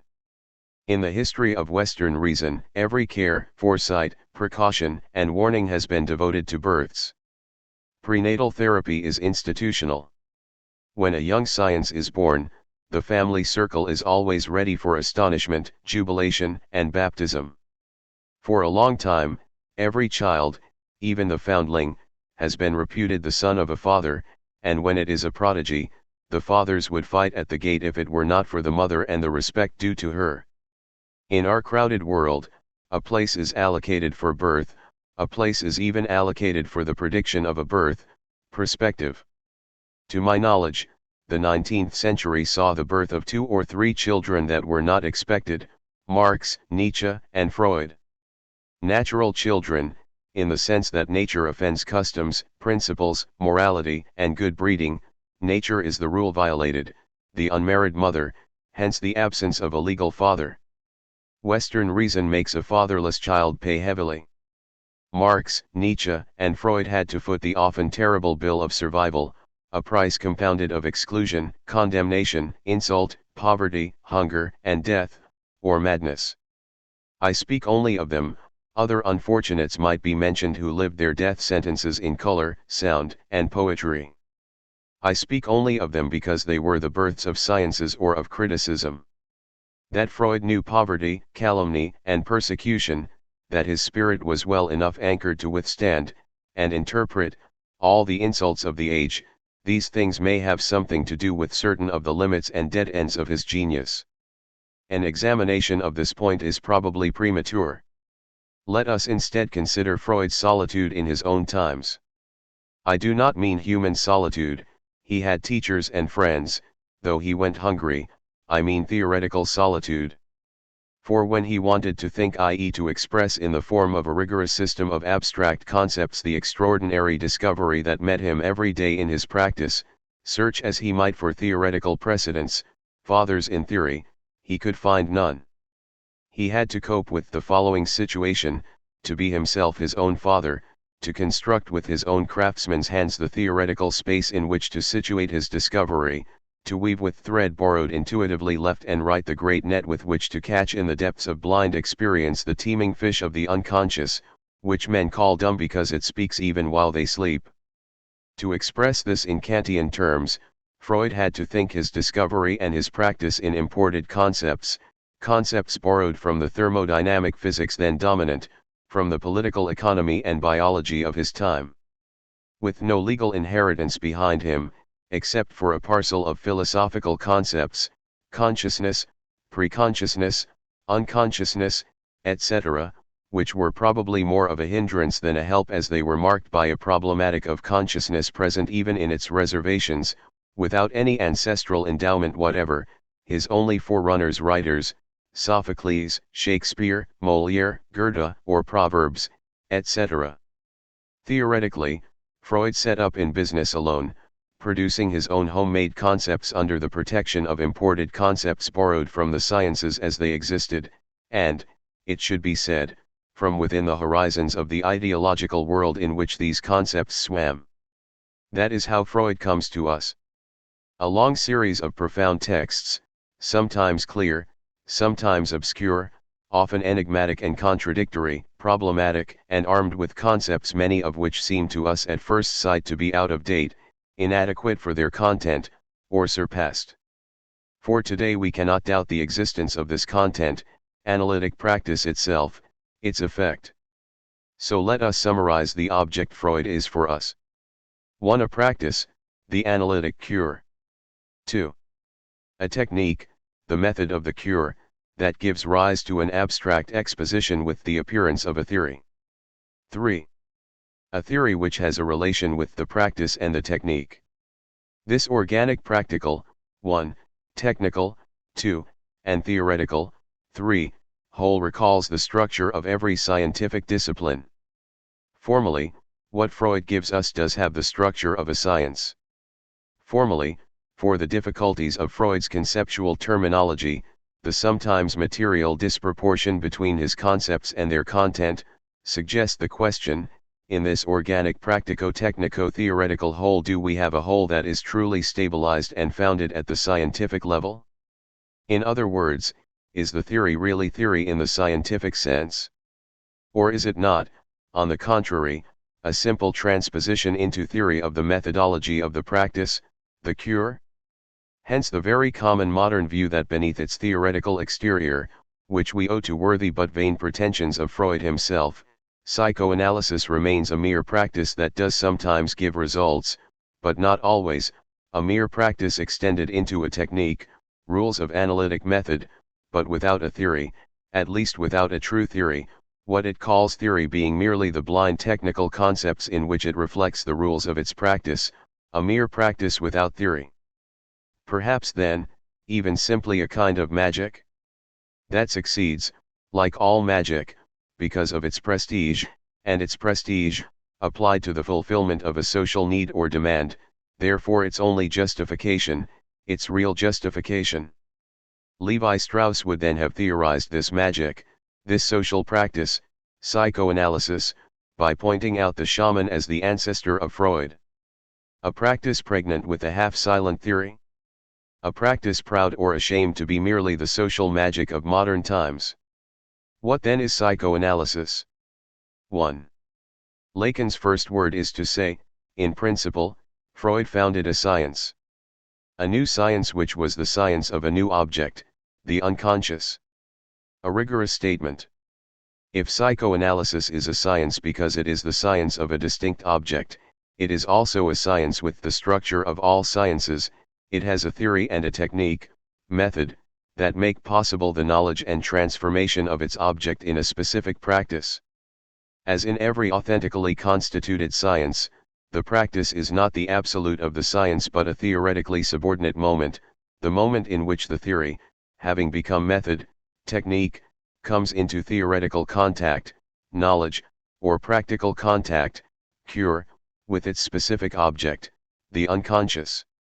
If this thesis is correct, analytical practice, the cure, which absorbs all the attention of those interpreters and philosophers eager for the intimacy of the confidential couple in which avowed sickness and professional medical secrecy exchange the sacred promises of intersubjectivity, does not contain the secrets of psychoanalysis. It only contains one part of the reality of psychoanalysis, the part which exists in the practice. It does not contain its theoretical secrets. If this thesis is correct, neither do the technique and method contain the secrets of psychoanalysis, except as every method does, by delegation, not from the practice but from the theory. Only the theory contains them, as in every scientific discipline. In 100 places in his work, Freud calls himself a theoretician. He compares psychoanalysis, as far as its scientificity is concerned, with the physical sciences that stem from Galileo. He repeats that the practice, cure, and analytical technique, analytical method, are only authentic because they are based on a scientific theory. Freud says time and again that a practice and a technique, even if they give results, do not deserve the name of science unless a theory gives them the right to it, not by mere declaration, but by rigorous proof. Lacan's first word is to take these words literally. And to draw the conclusion, a return to Freud to seek out, distinguish and pinpoint in him the theory from which all the rest, both practical and technical, stems by right. A return to Freud. Why this new return to the source? Lacan does not return to Freud as Husserl does to Galileo or Thales, to capture a birth at its birth, i.e. to achieve that religious philosophical preconception, purity, which like all water bubbling up out of the ground, is only pure at the very instant, the pure instant of its birth, in the pure passage from non-science to science. For Lacan, this passage is not pure, it is still impure. Purity comes after the still muddy passage, the invisible mud of its past suspended in the newborn water which pretends transparency, i.e. innocence. A return to Freud means, a return to the theory established, fixed, and founded firmly in Freud himself, to the mature, reflected, supported and verified theory, to the advanced theory that has settled down in life, including practical life, to build its home, produce its method and give birth to its practice. The return to Freud is not a return to Freud's birth, but a return to his maturity. Freud's youth, the moving passage from not yet science to science, the period of the relations with Charcot, Bernheim, Breuer, up to the studies in hysteria, 1895, may indeed be of interest to us, but on a quite different level, as an example of the archaeology of a science, or as a negative index of immaturity, thereby precisely dating maturity and its arrival. The youth of a science is its prime of life, before this age it is old, its age the age of the preconceptions by which it lives, as a child does the preconceptions and hence the age of its parents. That a young, and hence mature theory can relapse into childhood, i.e. into the preconceptions of its elders and their descendants, is proved by the whole history of psychoanalysis. This is the deeper meaning of the return to Freud proclaimed by Lacan. We must return to Freud to return to the maturity of Freudian theory, not to its childhood, but to its prime, which is its true youth. We must return to Freud beyond the theoretical childishness, the relapse into childhood in which all or a part of contemporary psychoanalysis, particularly in America, savors the advantages of surrender. This relapse into childhood has a name that phenomenologists will understand straight away, psychologism, or another that Marxists will understand straight away, pragmatism. The modern history of psychoanalysis illustrates Lacan's judgment.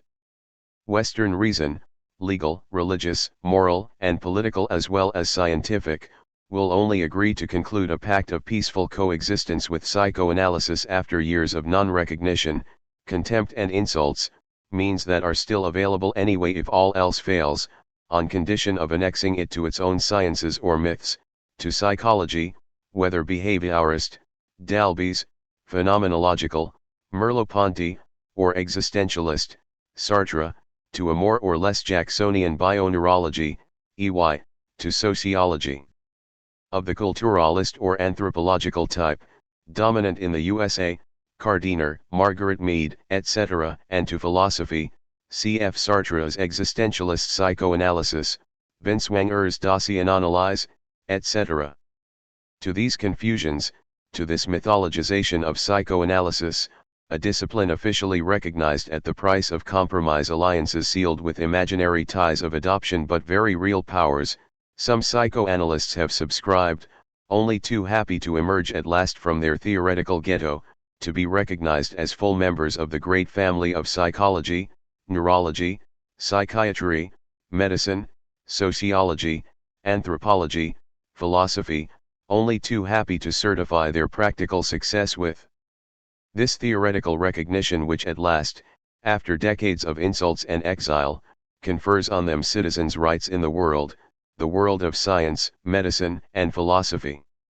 They were not alerted to the suspicious side of this agreement, believing that the world was coming round to their positions, when they were themselves, with these honors, coming round to the world's positions, preferring its honors to its insults. They thereby forgot that a science is only a science if it can claim a right to an object of its own, an object that is its own and its own only, not a mere foothold in an object loaned, conceded, or abandoned by another science, one of the latter's aspects, the leavings that can be rehashed in the kitchen once the master of the house has eaten his fill. Concretely, if the whole of psychoanalysis is reduced to behaviorist or Pavlovian conditioning in early childhood, if it is reduced to a dialectic of the stages which Freud's terminology designates as oral, anal, and genital, latency and puberty, if, finally, it is reduced to the primitive experience of the Hegelian struggle, of the phenomenological for others, or of the Heideggerian gulf of being, if all psychoanalysis is merely this art of assimilating the leavings of neurology, biology, psychology, anthropology, and philosophy, what can it claim as its specific object, what really distinguishes it from these disciplines and makes it in the full sense a science, too? It is here that Lacan intervenes. He defends the irreducibility of analysis against these reductions and deviations, which dominate most contemporary theoretical interpretations. He defends its irreducibility, which means the irreducibility of its object.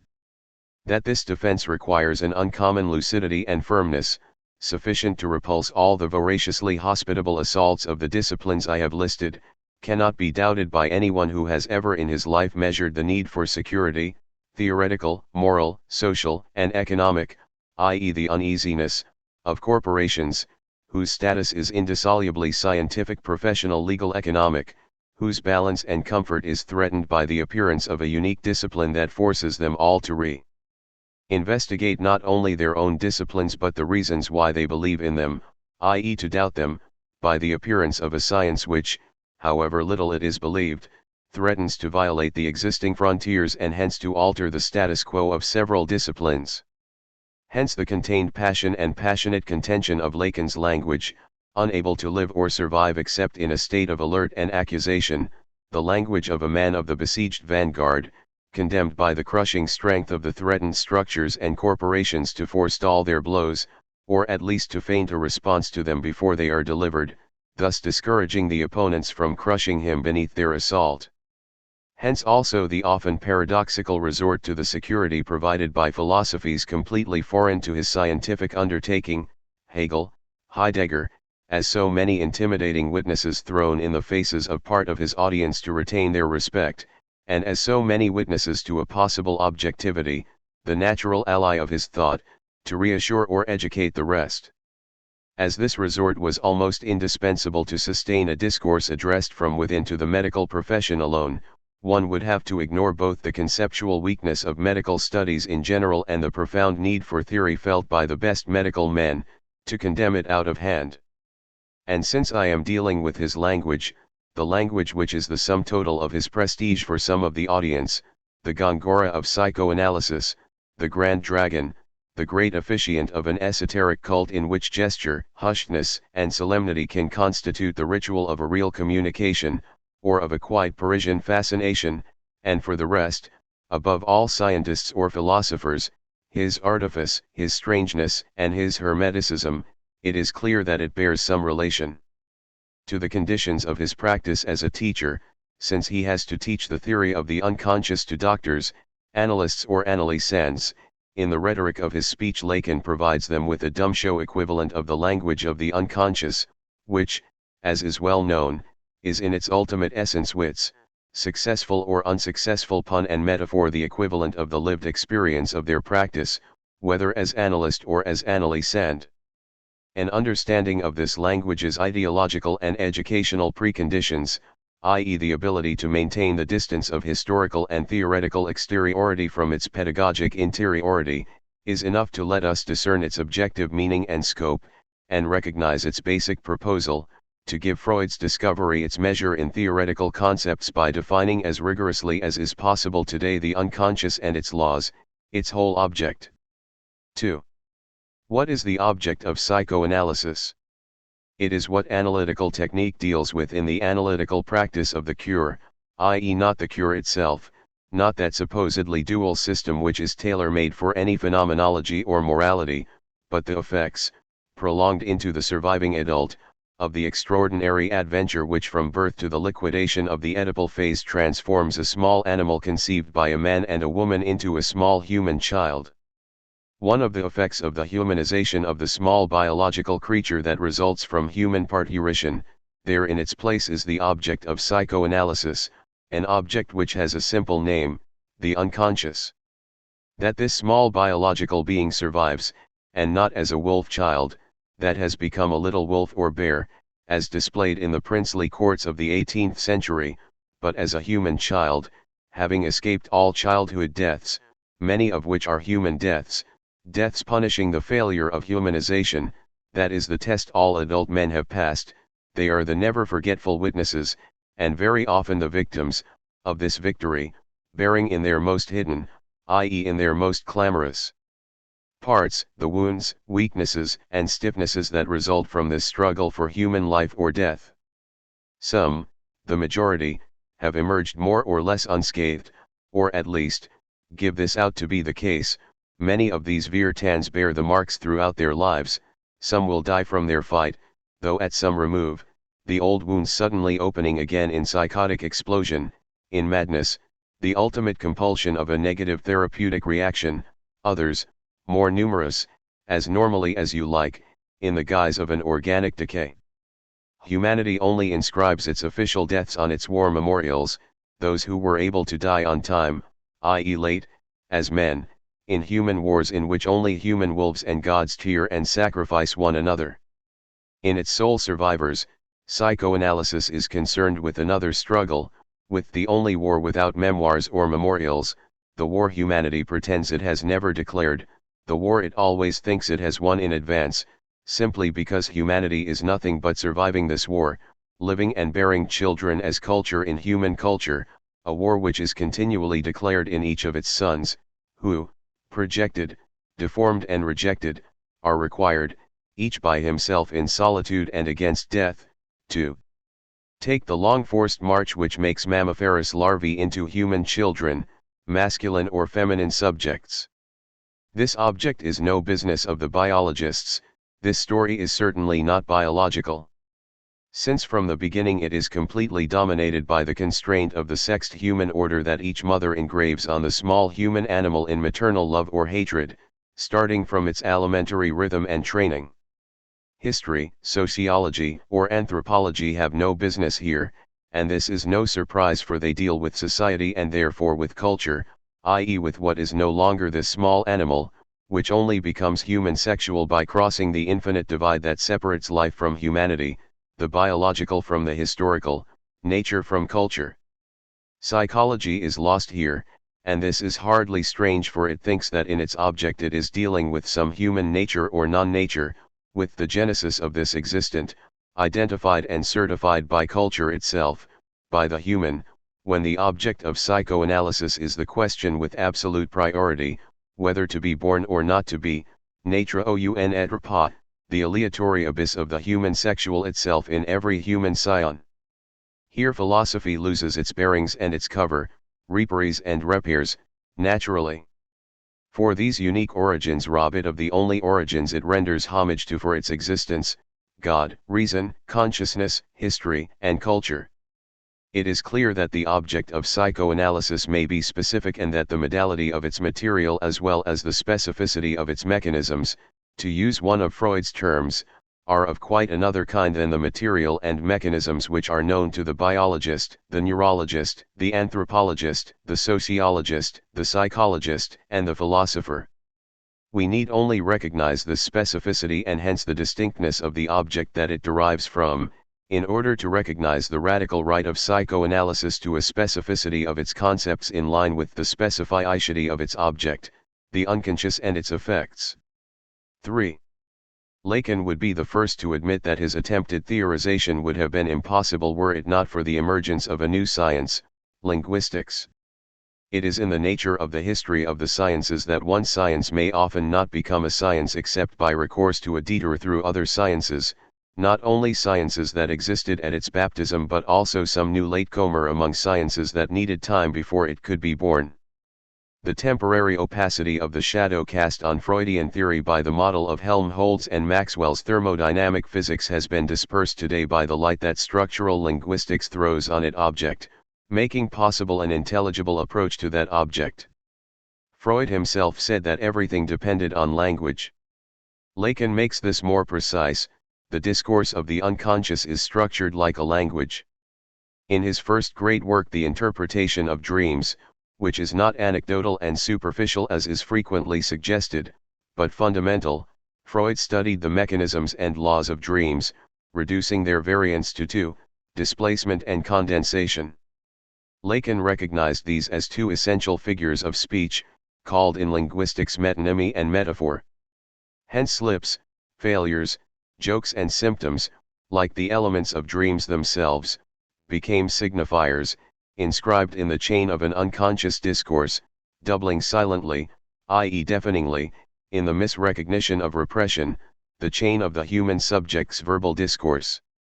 Hence we were introduced to the paradox, formerly familiar to linguistics, of a double yet single discourse, unconscious yet verbal, having for its double field only a single field, with no beyond except in itself, the field of the signifying chain.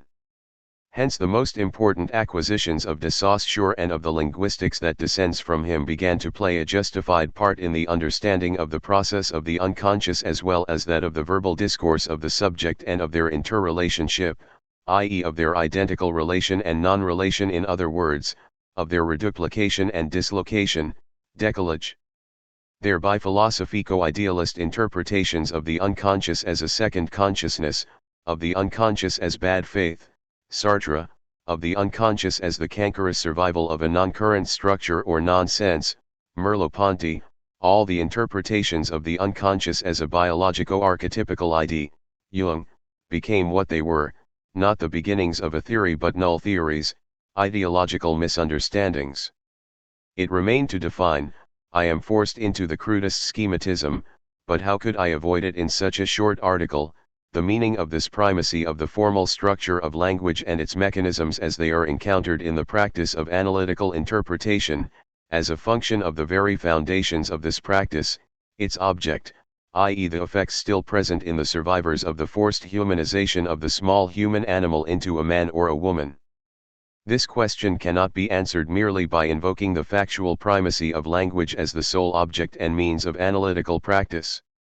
Everything that happens in the cure does take place in and through language, including silence, its rhythms, and scansions. But it is necessary to show why and how in principle the factual role of language in the cure as both raw material of analytic practice and means of production of its effects. The passage, as Lacan puts it, from an empty speech to a full speech, is only founded in fact in analytical practice because it is founded in principle in its object, the object that, in the last analysis, founds this practice and its technique, hence, since it is a science, in the theory of its object. Herein no doubt lies the most original aspect of Lacan's work, his discovery. Lacan has shown that this transition from, ultimately purely, biological existence to human existence, the human child, is achieved within the law of order, the law I shall call the law of culture, and that this law of order is confounded in its formal essence with the order of language. What are we to understand by this formula, at first sight so enigmatic? Firstly, that the whole of this transition can only be grasped in terms of a recurrent language, as designated by the language of the adult or child in a cure situation, designated, assigned and localized within the law of language in which is established and presented all human order, i.e. every human role. Secondly, that in this assignment by the language of the cure appears the current, constant presence of the absolute effectiveness of order in the transition itself, of the law of culture in humanization. To give some idea of this in a very few words, I shall indicate the two great moments of this transition. 1. The moment of the dual pre-Oedipal intercourse, in which the child, concerned with nothing but one alter ego, the mother, who punctuates its life by her presence, and absence, 3 lives this dual intercourse in the mode of the imaginary fascination of the ego, being itself that other, any other, every other, all the others of primary narcissistic identification, never able to take up the objectifying distance of the third vis-a-vis either the other or itself. 2. The Oedipal moment, in which a ternary structure emerges against the background of the dual structure, when the third, the father, intrudes on the imaginary satisfaction of dual fascination, overthrows its economy, destroys its fascinations, and introduces the child to what Lacan calls the symbolic order, the order of objectifying language that will finally allow him to say, I, you, he, she, or it, that will therefore allow the small child to situate itself as a human child in a world of adult thirds. Hence two great moments, one that of the imaginary, pre-Oedipal, 2. That of the symbolic, Oedipal resolution, or, to use a different language, that of objectivity recognized in its, symbolic, use, but not yet known, the knowledge of objectivity arising at a quite different age and also from a quite different practice. And the crucial point that Lacan has illuminated is this: these two moments are dominated, governed, and marked by a single law, the law of the symbolic. Even the moment of the imaginary, which, for clarity's sake, I have just presented as preceding the symbolic, as distinct from it, hence as the first moment in which the child lives its immediate intercourse with a human being, its mother, without recognizing it practically as the symbolic intercourse it is, i.e. as the intercourse of a small human child with a human mother, is marked and structured in its dialectic by the dialectic of the symbolic order itself, i.e. by the dialectic of human order, of the human norm, the norms of the temporal rhythms of feeding, hygiene, behavior, of the concrete attitudes of recognition, the child's acceptance, rejection, yes and no being merely the small change, the empirical modalities of this constitutive order, the order of law and of the right of attributory or exclusory assignment, in the form of the order of the signifier itself, i.e., in the form of an order formally identical with the order of language. 4. Where a superficial or prejudiced reading of Freud has only seen happy, lawless childhood, the paradise of polymorphous perversity, a kind of state of nature only punctuated by stages of a biological type linked with the functional primacy of some part of the human body, the site of a vital need, oral, anal, genital. 5. Lacan demonstrates the effectiveness of the order, the law, that has been lying in wait for each infant born since before his birth, and seizes him before his first cry, assigning to him his place and role, and hence his fixed destination. Each stage traversed by the sexed infant is traversed in the realm of law, of the codes of human assignment, communication and non-communication.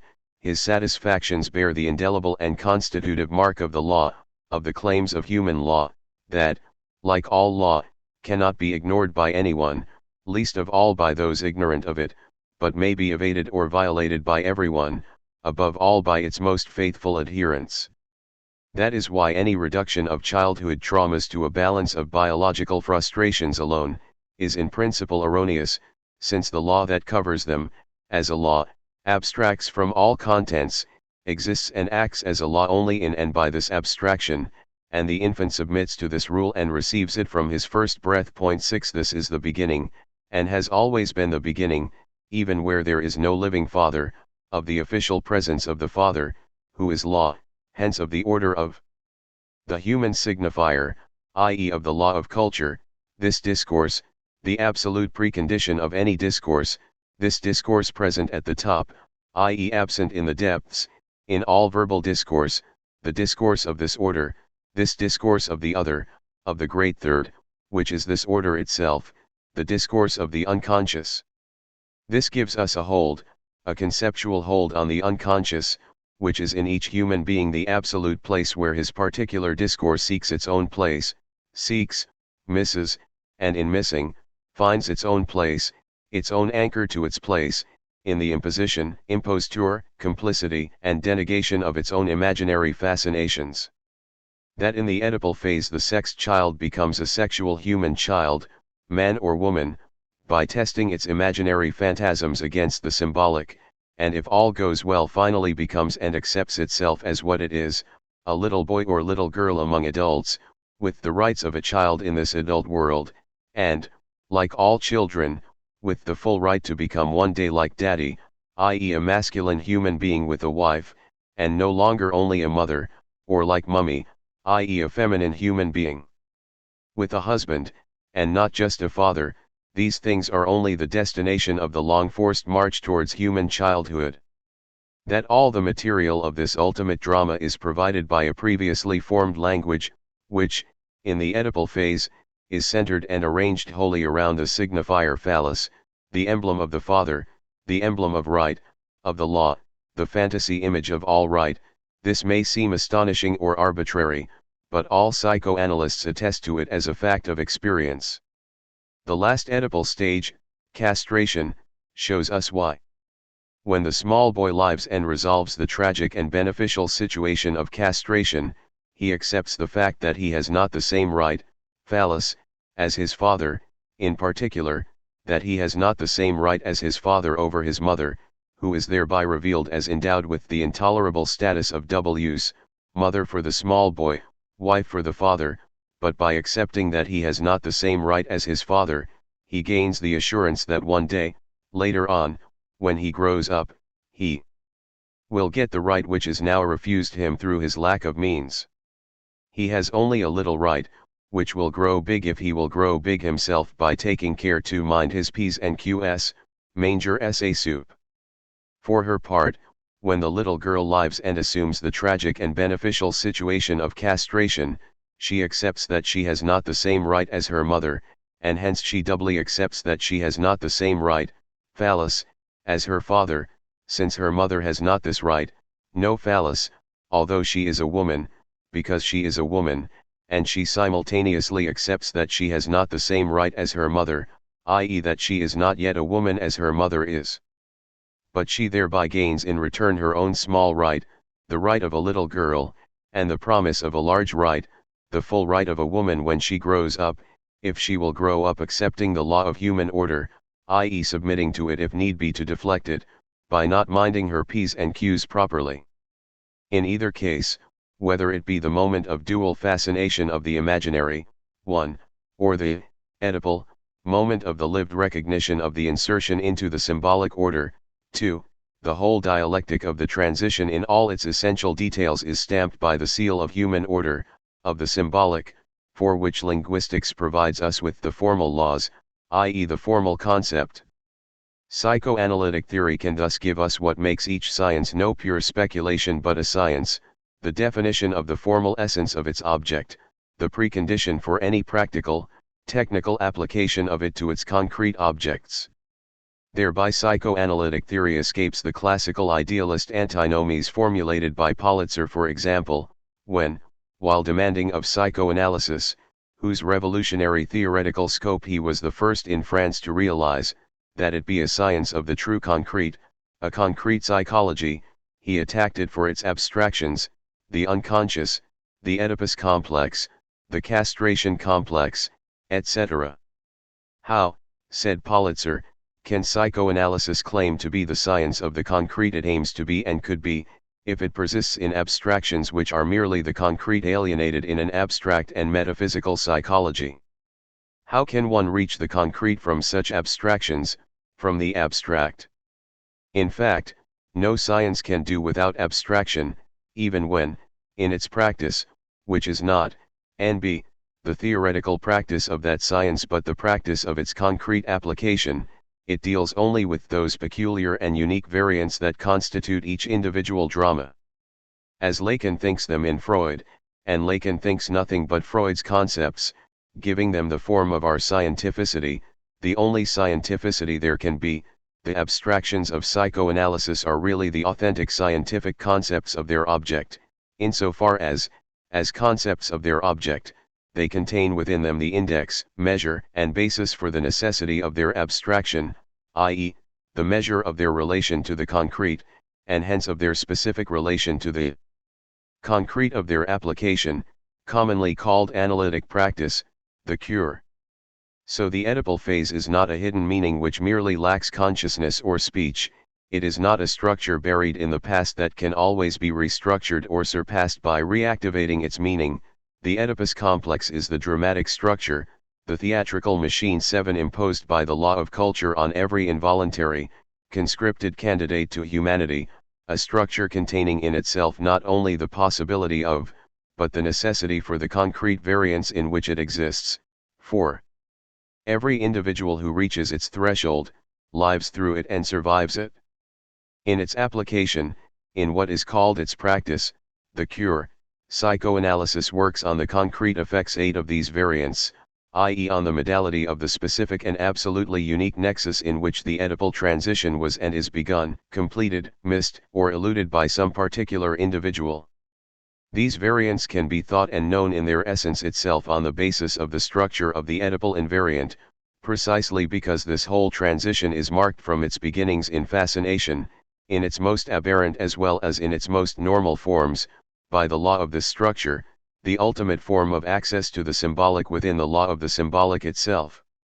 I know that these brief suggestions will not only appear to be, but are, summary and schematic, that a number of notions put forward here require extended development if they are to be justified and established. Even if their well-foundedness and the relations they bear to the set of notions that underlie them were clarified, even if they were compared with the letter of Freud's analyses, they would pose their own problems in their turn, not only problems of conceptual formation, definition, and clarification, but real, new problems, necessarily produced by the development of the work of theorization we have just discussed. For example, how can we rigorously formulate the relation between the formal structure of language, the absolute precondition for the existence and intelligibility of the unconscious, on the one hand, the concrete kinship structures on the other, and finally the concrete ideological formations in which the specific functions implied by the kinship structures, paternity, maternity, childhood, are lived? Is it conceivable that the historical variation of these latter structures, kinship, ideology, might materially affect some or other aspect of the instances isolated by Freud? Or again, to what extent may the simple definition of the object and location of Freud's discovery, rationally conceived, react on the disciplines from which it distinguished itself, such as psychology, social psychology, sociology, and raise for them questions as to the, often problematic, status of their objects? And selecting one more from among so many possible questions, what relations are there between analytic theory and 1. The historical preconditions of its appearance, and 2. The social preconditions of its application? 1. Who, then, was Freud, simultaneously the founder of analytic theory and the inaugurator, as analyst number 1, self-analyzed, original father, of the long line of practitioners who claim descent from him? 2. Who, then, are the psychoanalysts, who simultaneously, and as naturally as if it went without saying, accept Freudian theory, the didactic tradition that descends from Freud, and the social and economic conditions, the social status of their associations which cling tightly to the status of medical corporations, under which they practice? To what extent do the historical origins and socio-economic conditions of the practice of psychoanalysis react in analytical theory and technique? Most important of all, to what extent do the theoretical silence of psychoanalysts about these questions, for this is certainly the state of affairs, and the theoretical repression these problems meet with in the world of analysis, affect both analytic theory and analytical technique in their content itself? Cannot the eternal question of the end of analysis, among others, be related to this repression, i.e. to the non-thoughtness of these problems which derive from an epistemological history of psychoanalysis and a social, and ideological, history of the world of analysis? Here are a number of real questions, really posed, and they constitute immediately an equal number of fields of research. It may be that in the near future certain notions will emerge transformed from this test. And this test is rooted in the test Freud, in his own field, applied to a particular legal, ethical and philosophical, i.e. definitively ideological, image of man, of the human subject. Not in vain did Freud sometimes compare the critical reception of his discovery with the upheavals of the Copernican revolution. Since Copernicus, we have known that the earth is not the center of the universe. Since Marx, we have known that the human subject, the economic, political or philosophical ego is not the center of history, and even, in opposition to the philosophers of the Enlightenment and to Hegel, that history has no center but possesses a structure which has no necessary center except in ideological misrecognition. In turn, Freud has discovered for us that the real subject, the individual in his unique essence, has not the form of an ego, centered on the ego, on consciousness or on existence, whether this is the existence of the for itself, of the body proper or of behavior, that the human subject is decentered, constituted by a structure which has no center either, except in the imaginary misrecognition of the ego, i.e. in the ideological formations in which it recognizes itself. It must be clear that this has opened up one of the ways which may perhaps lead us someday to a better understanding of this structure of misrecognition, which is of particular concern for all investigations into ideology. January 1964, corrected February 1969. Bibliographical study note.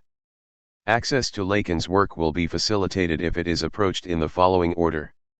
1. Les complexes familiaux en pathologie, Encyclopédie française, de Mencier, Volume 8, La vie mentale, 1938.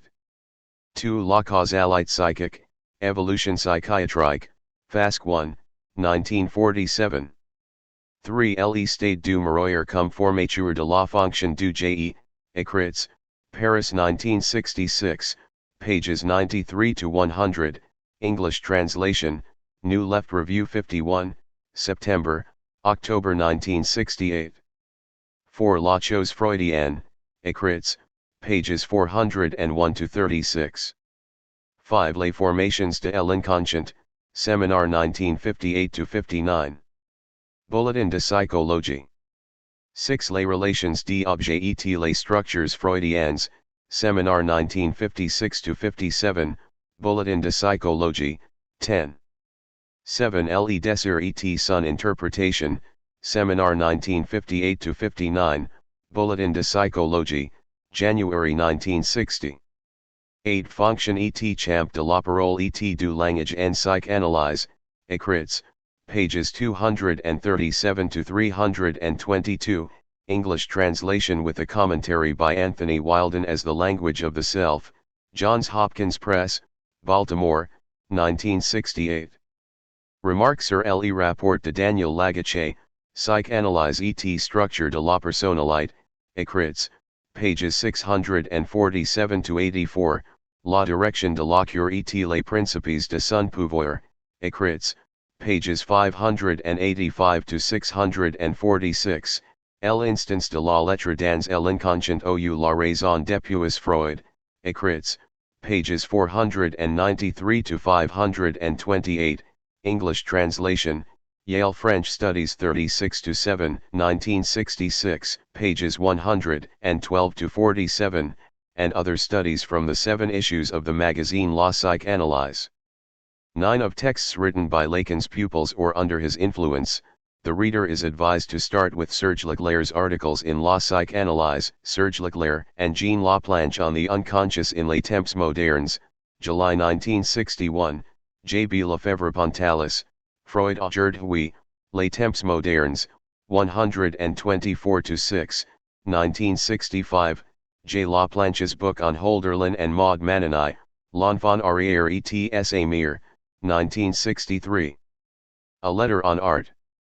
In reply to André Daspry, La Nouvelle Critique has sent me your letter. 1 I hope you will permit me, if not to reply to all the questions it poses, at least to add a few comments to yours in the line of your own reflections. First of all, you should know that I am perfectly conscious of the very schematic character of my article on humanism. 2 As you have noticed, it has the disadvantage that it gives a broad idea of ideology without going into the analysis of details. As it does not mention art, I realize that it is possible to wonder whether art should or should not be ranked as such among ideologies, to be precise, whether art and ideology are one and the same thing. That, I feel, is how you have been tempted to interpret my silence. The problem of the relations between art and ideology is a very complicated and difficult one. However, I can tell you in what directions our investigations tend. I do not rank real art among the ideologies, although art does have a quite particular and specific relationship with ideology. If you would like some idea of the initial elements of this thesis and the very complicated developments it promises, I advise you to read carefully the article Pierre Macquarrie has written on Lenin as a critic of Tolstoy in La Pensée, No. 121, 1965.3. Of course, that article is only a beginning, but it does pose the problem of the relations between art and ideology and of the specificity of art. This is the direction in which we are working, and we hope to publish important studies on this subject in a few months' time. The article will also give you a first idea of the relationship between art and knowledge. Art, I mean authentic art, not works of an average or mediocre level, does not give us a knowledge in the strict sense, it therefore does not replace knowledge, in the modern sense, scientific knowledge, but what it gives us does nevertheless maintain a certain specific relationship with knowledge. This relationship is not one of identity but one of difference. Let me explain. I believe that the peculiarity of art is to make us see, nous donner à voir, make us perceive, make us feel something which alludes to reality. If we take the case of the novel, Balzac, or Solzhenitsyn, as you refer to them, they make us see, perceive, but not know, something which alludes to reality. It is essential to take the words which make up this first provisional definition literally if we are to avoid lapsing into an identification of what art gives us and what science gives us. What art makes us see, and therefore gives to us in the form of seeing, perceiving, and feeling, which is not the form of knowing, is the ideology from which it is born, in which it bathes, from which it detaches itself as art, and to which it alludes. Macquarrie has shown this very clearly in the case of Tolstoy, by extending Lenin's analyses. Balzac and Solzhenitsyn give us a view of the ideology to which their work alludes and with which it is constantly fed, a view which presupposes a retreat, an internal distanciation from the very ideology from which their novels emerged. They make us perceive, but not know, in some sense from the inside, by an internal distance, the very ideology in which they are held. These distinctions, which are not just shades of meaning but specific differences, should in principle enable us to resolve a number of problems. First, the problem of the relations between art and science.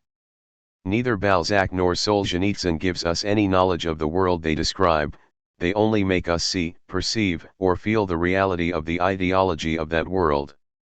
When we speak of ideology, we should know that ideology slides into all human activity, that it is identical with the lived experience of human existence itself.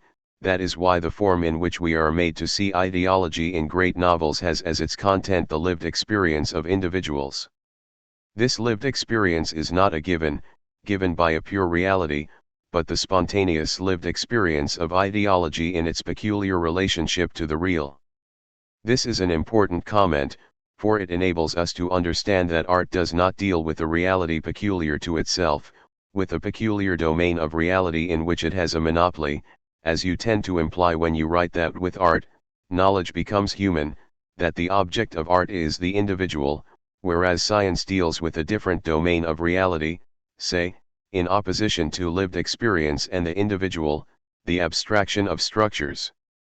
Ideology is also an object of science, the lived experience is also an object of science, the individual is also an object of science.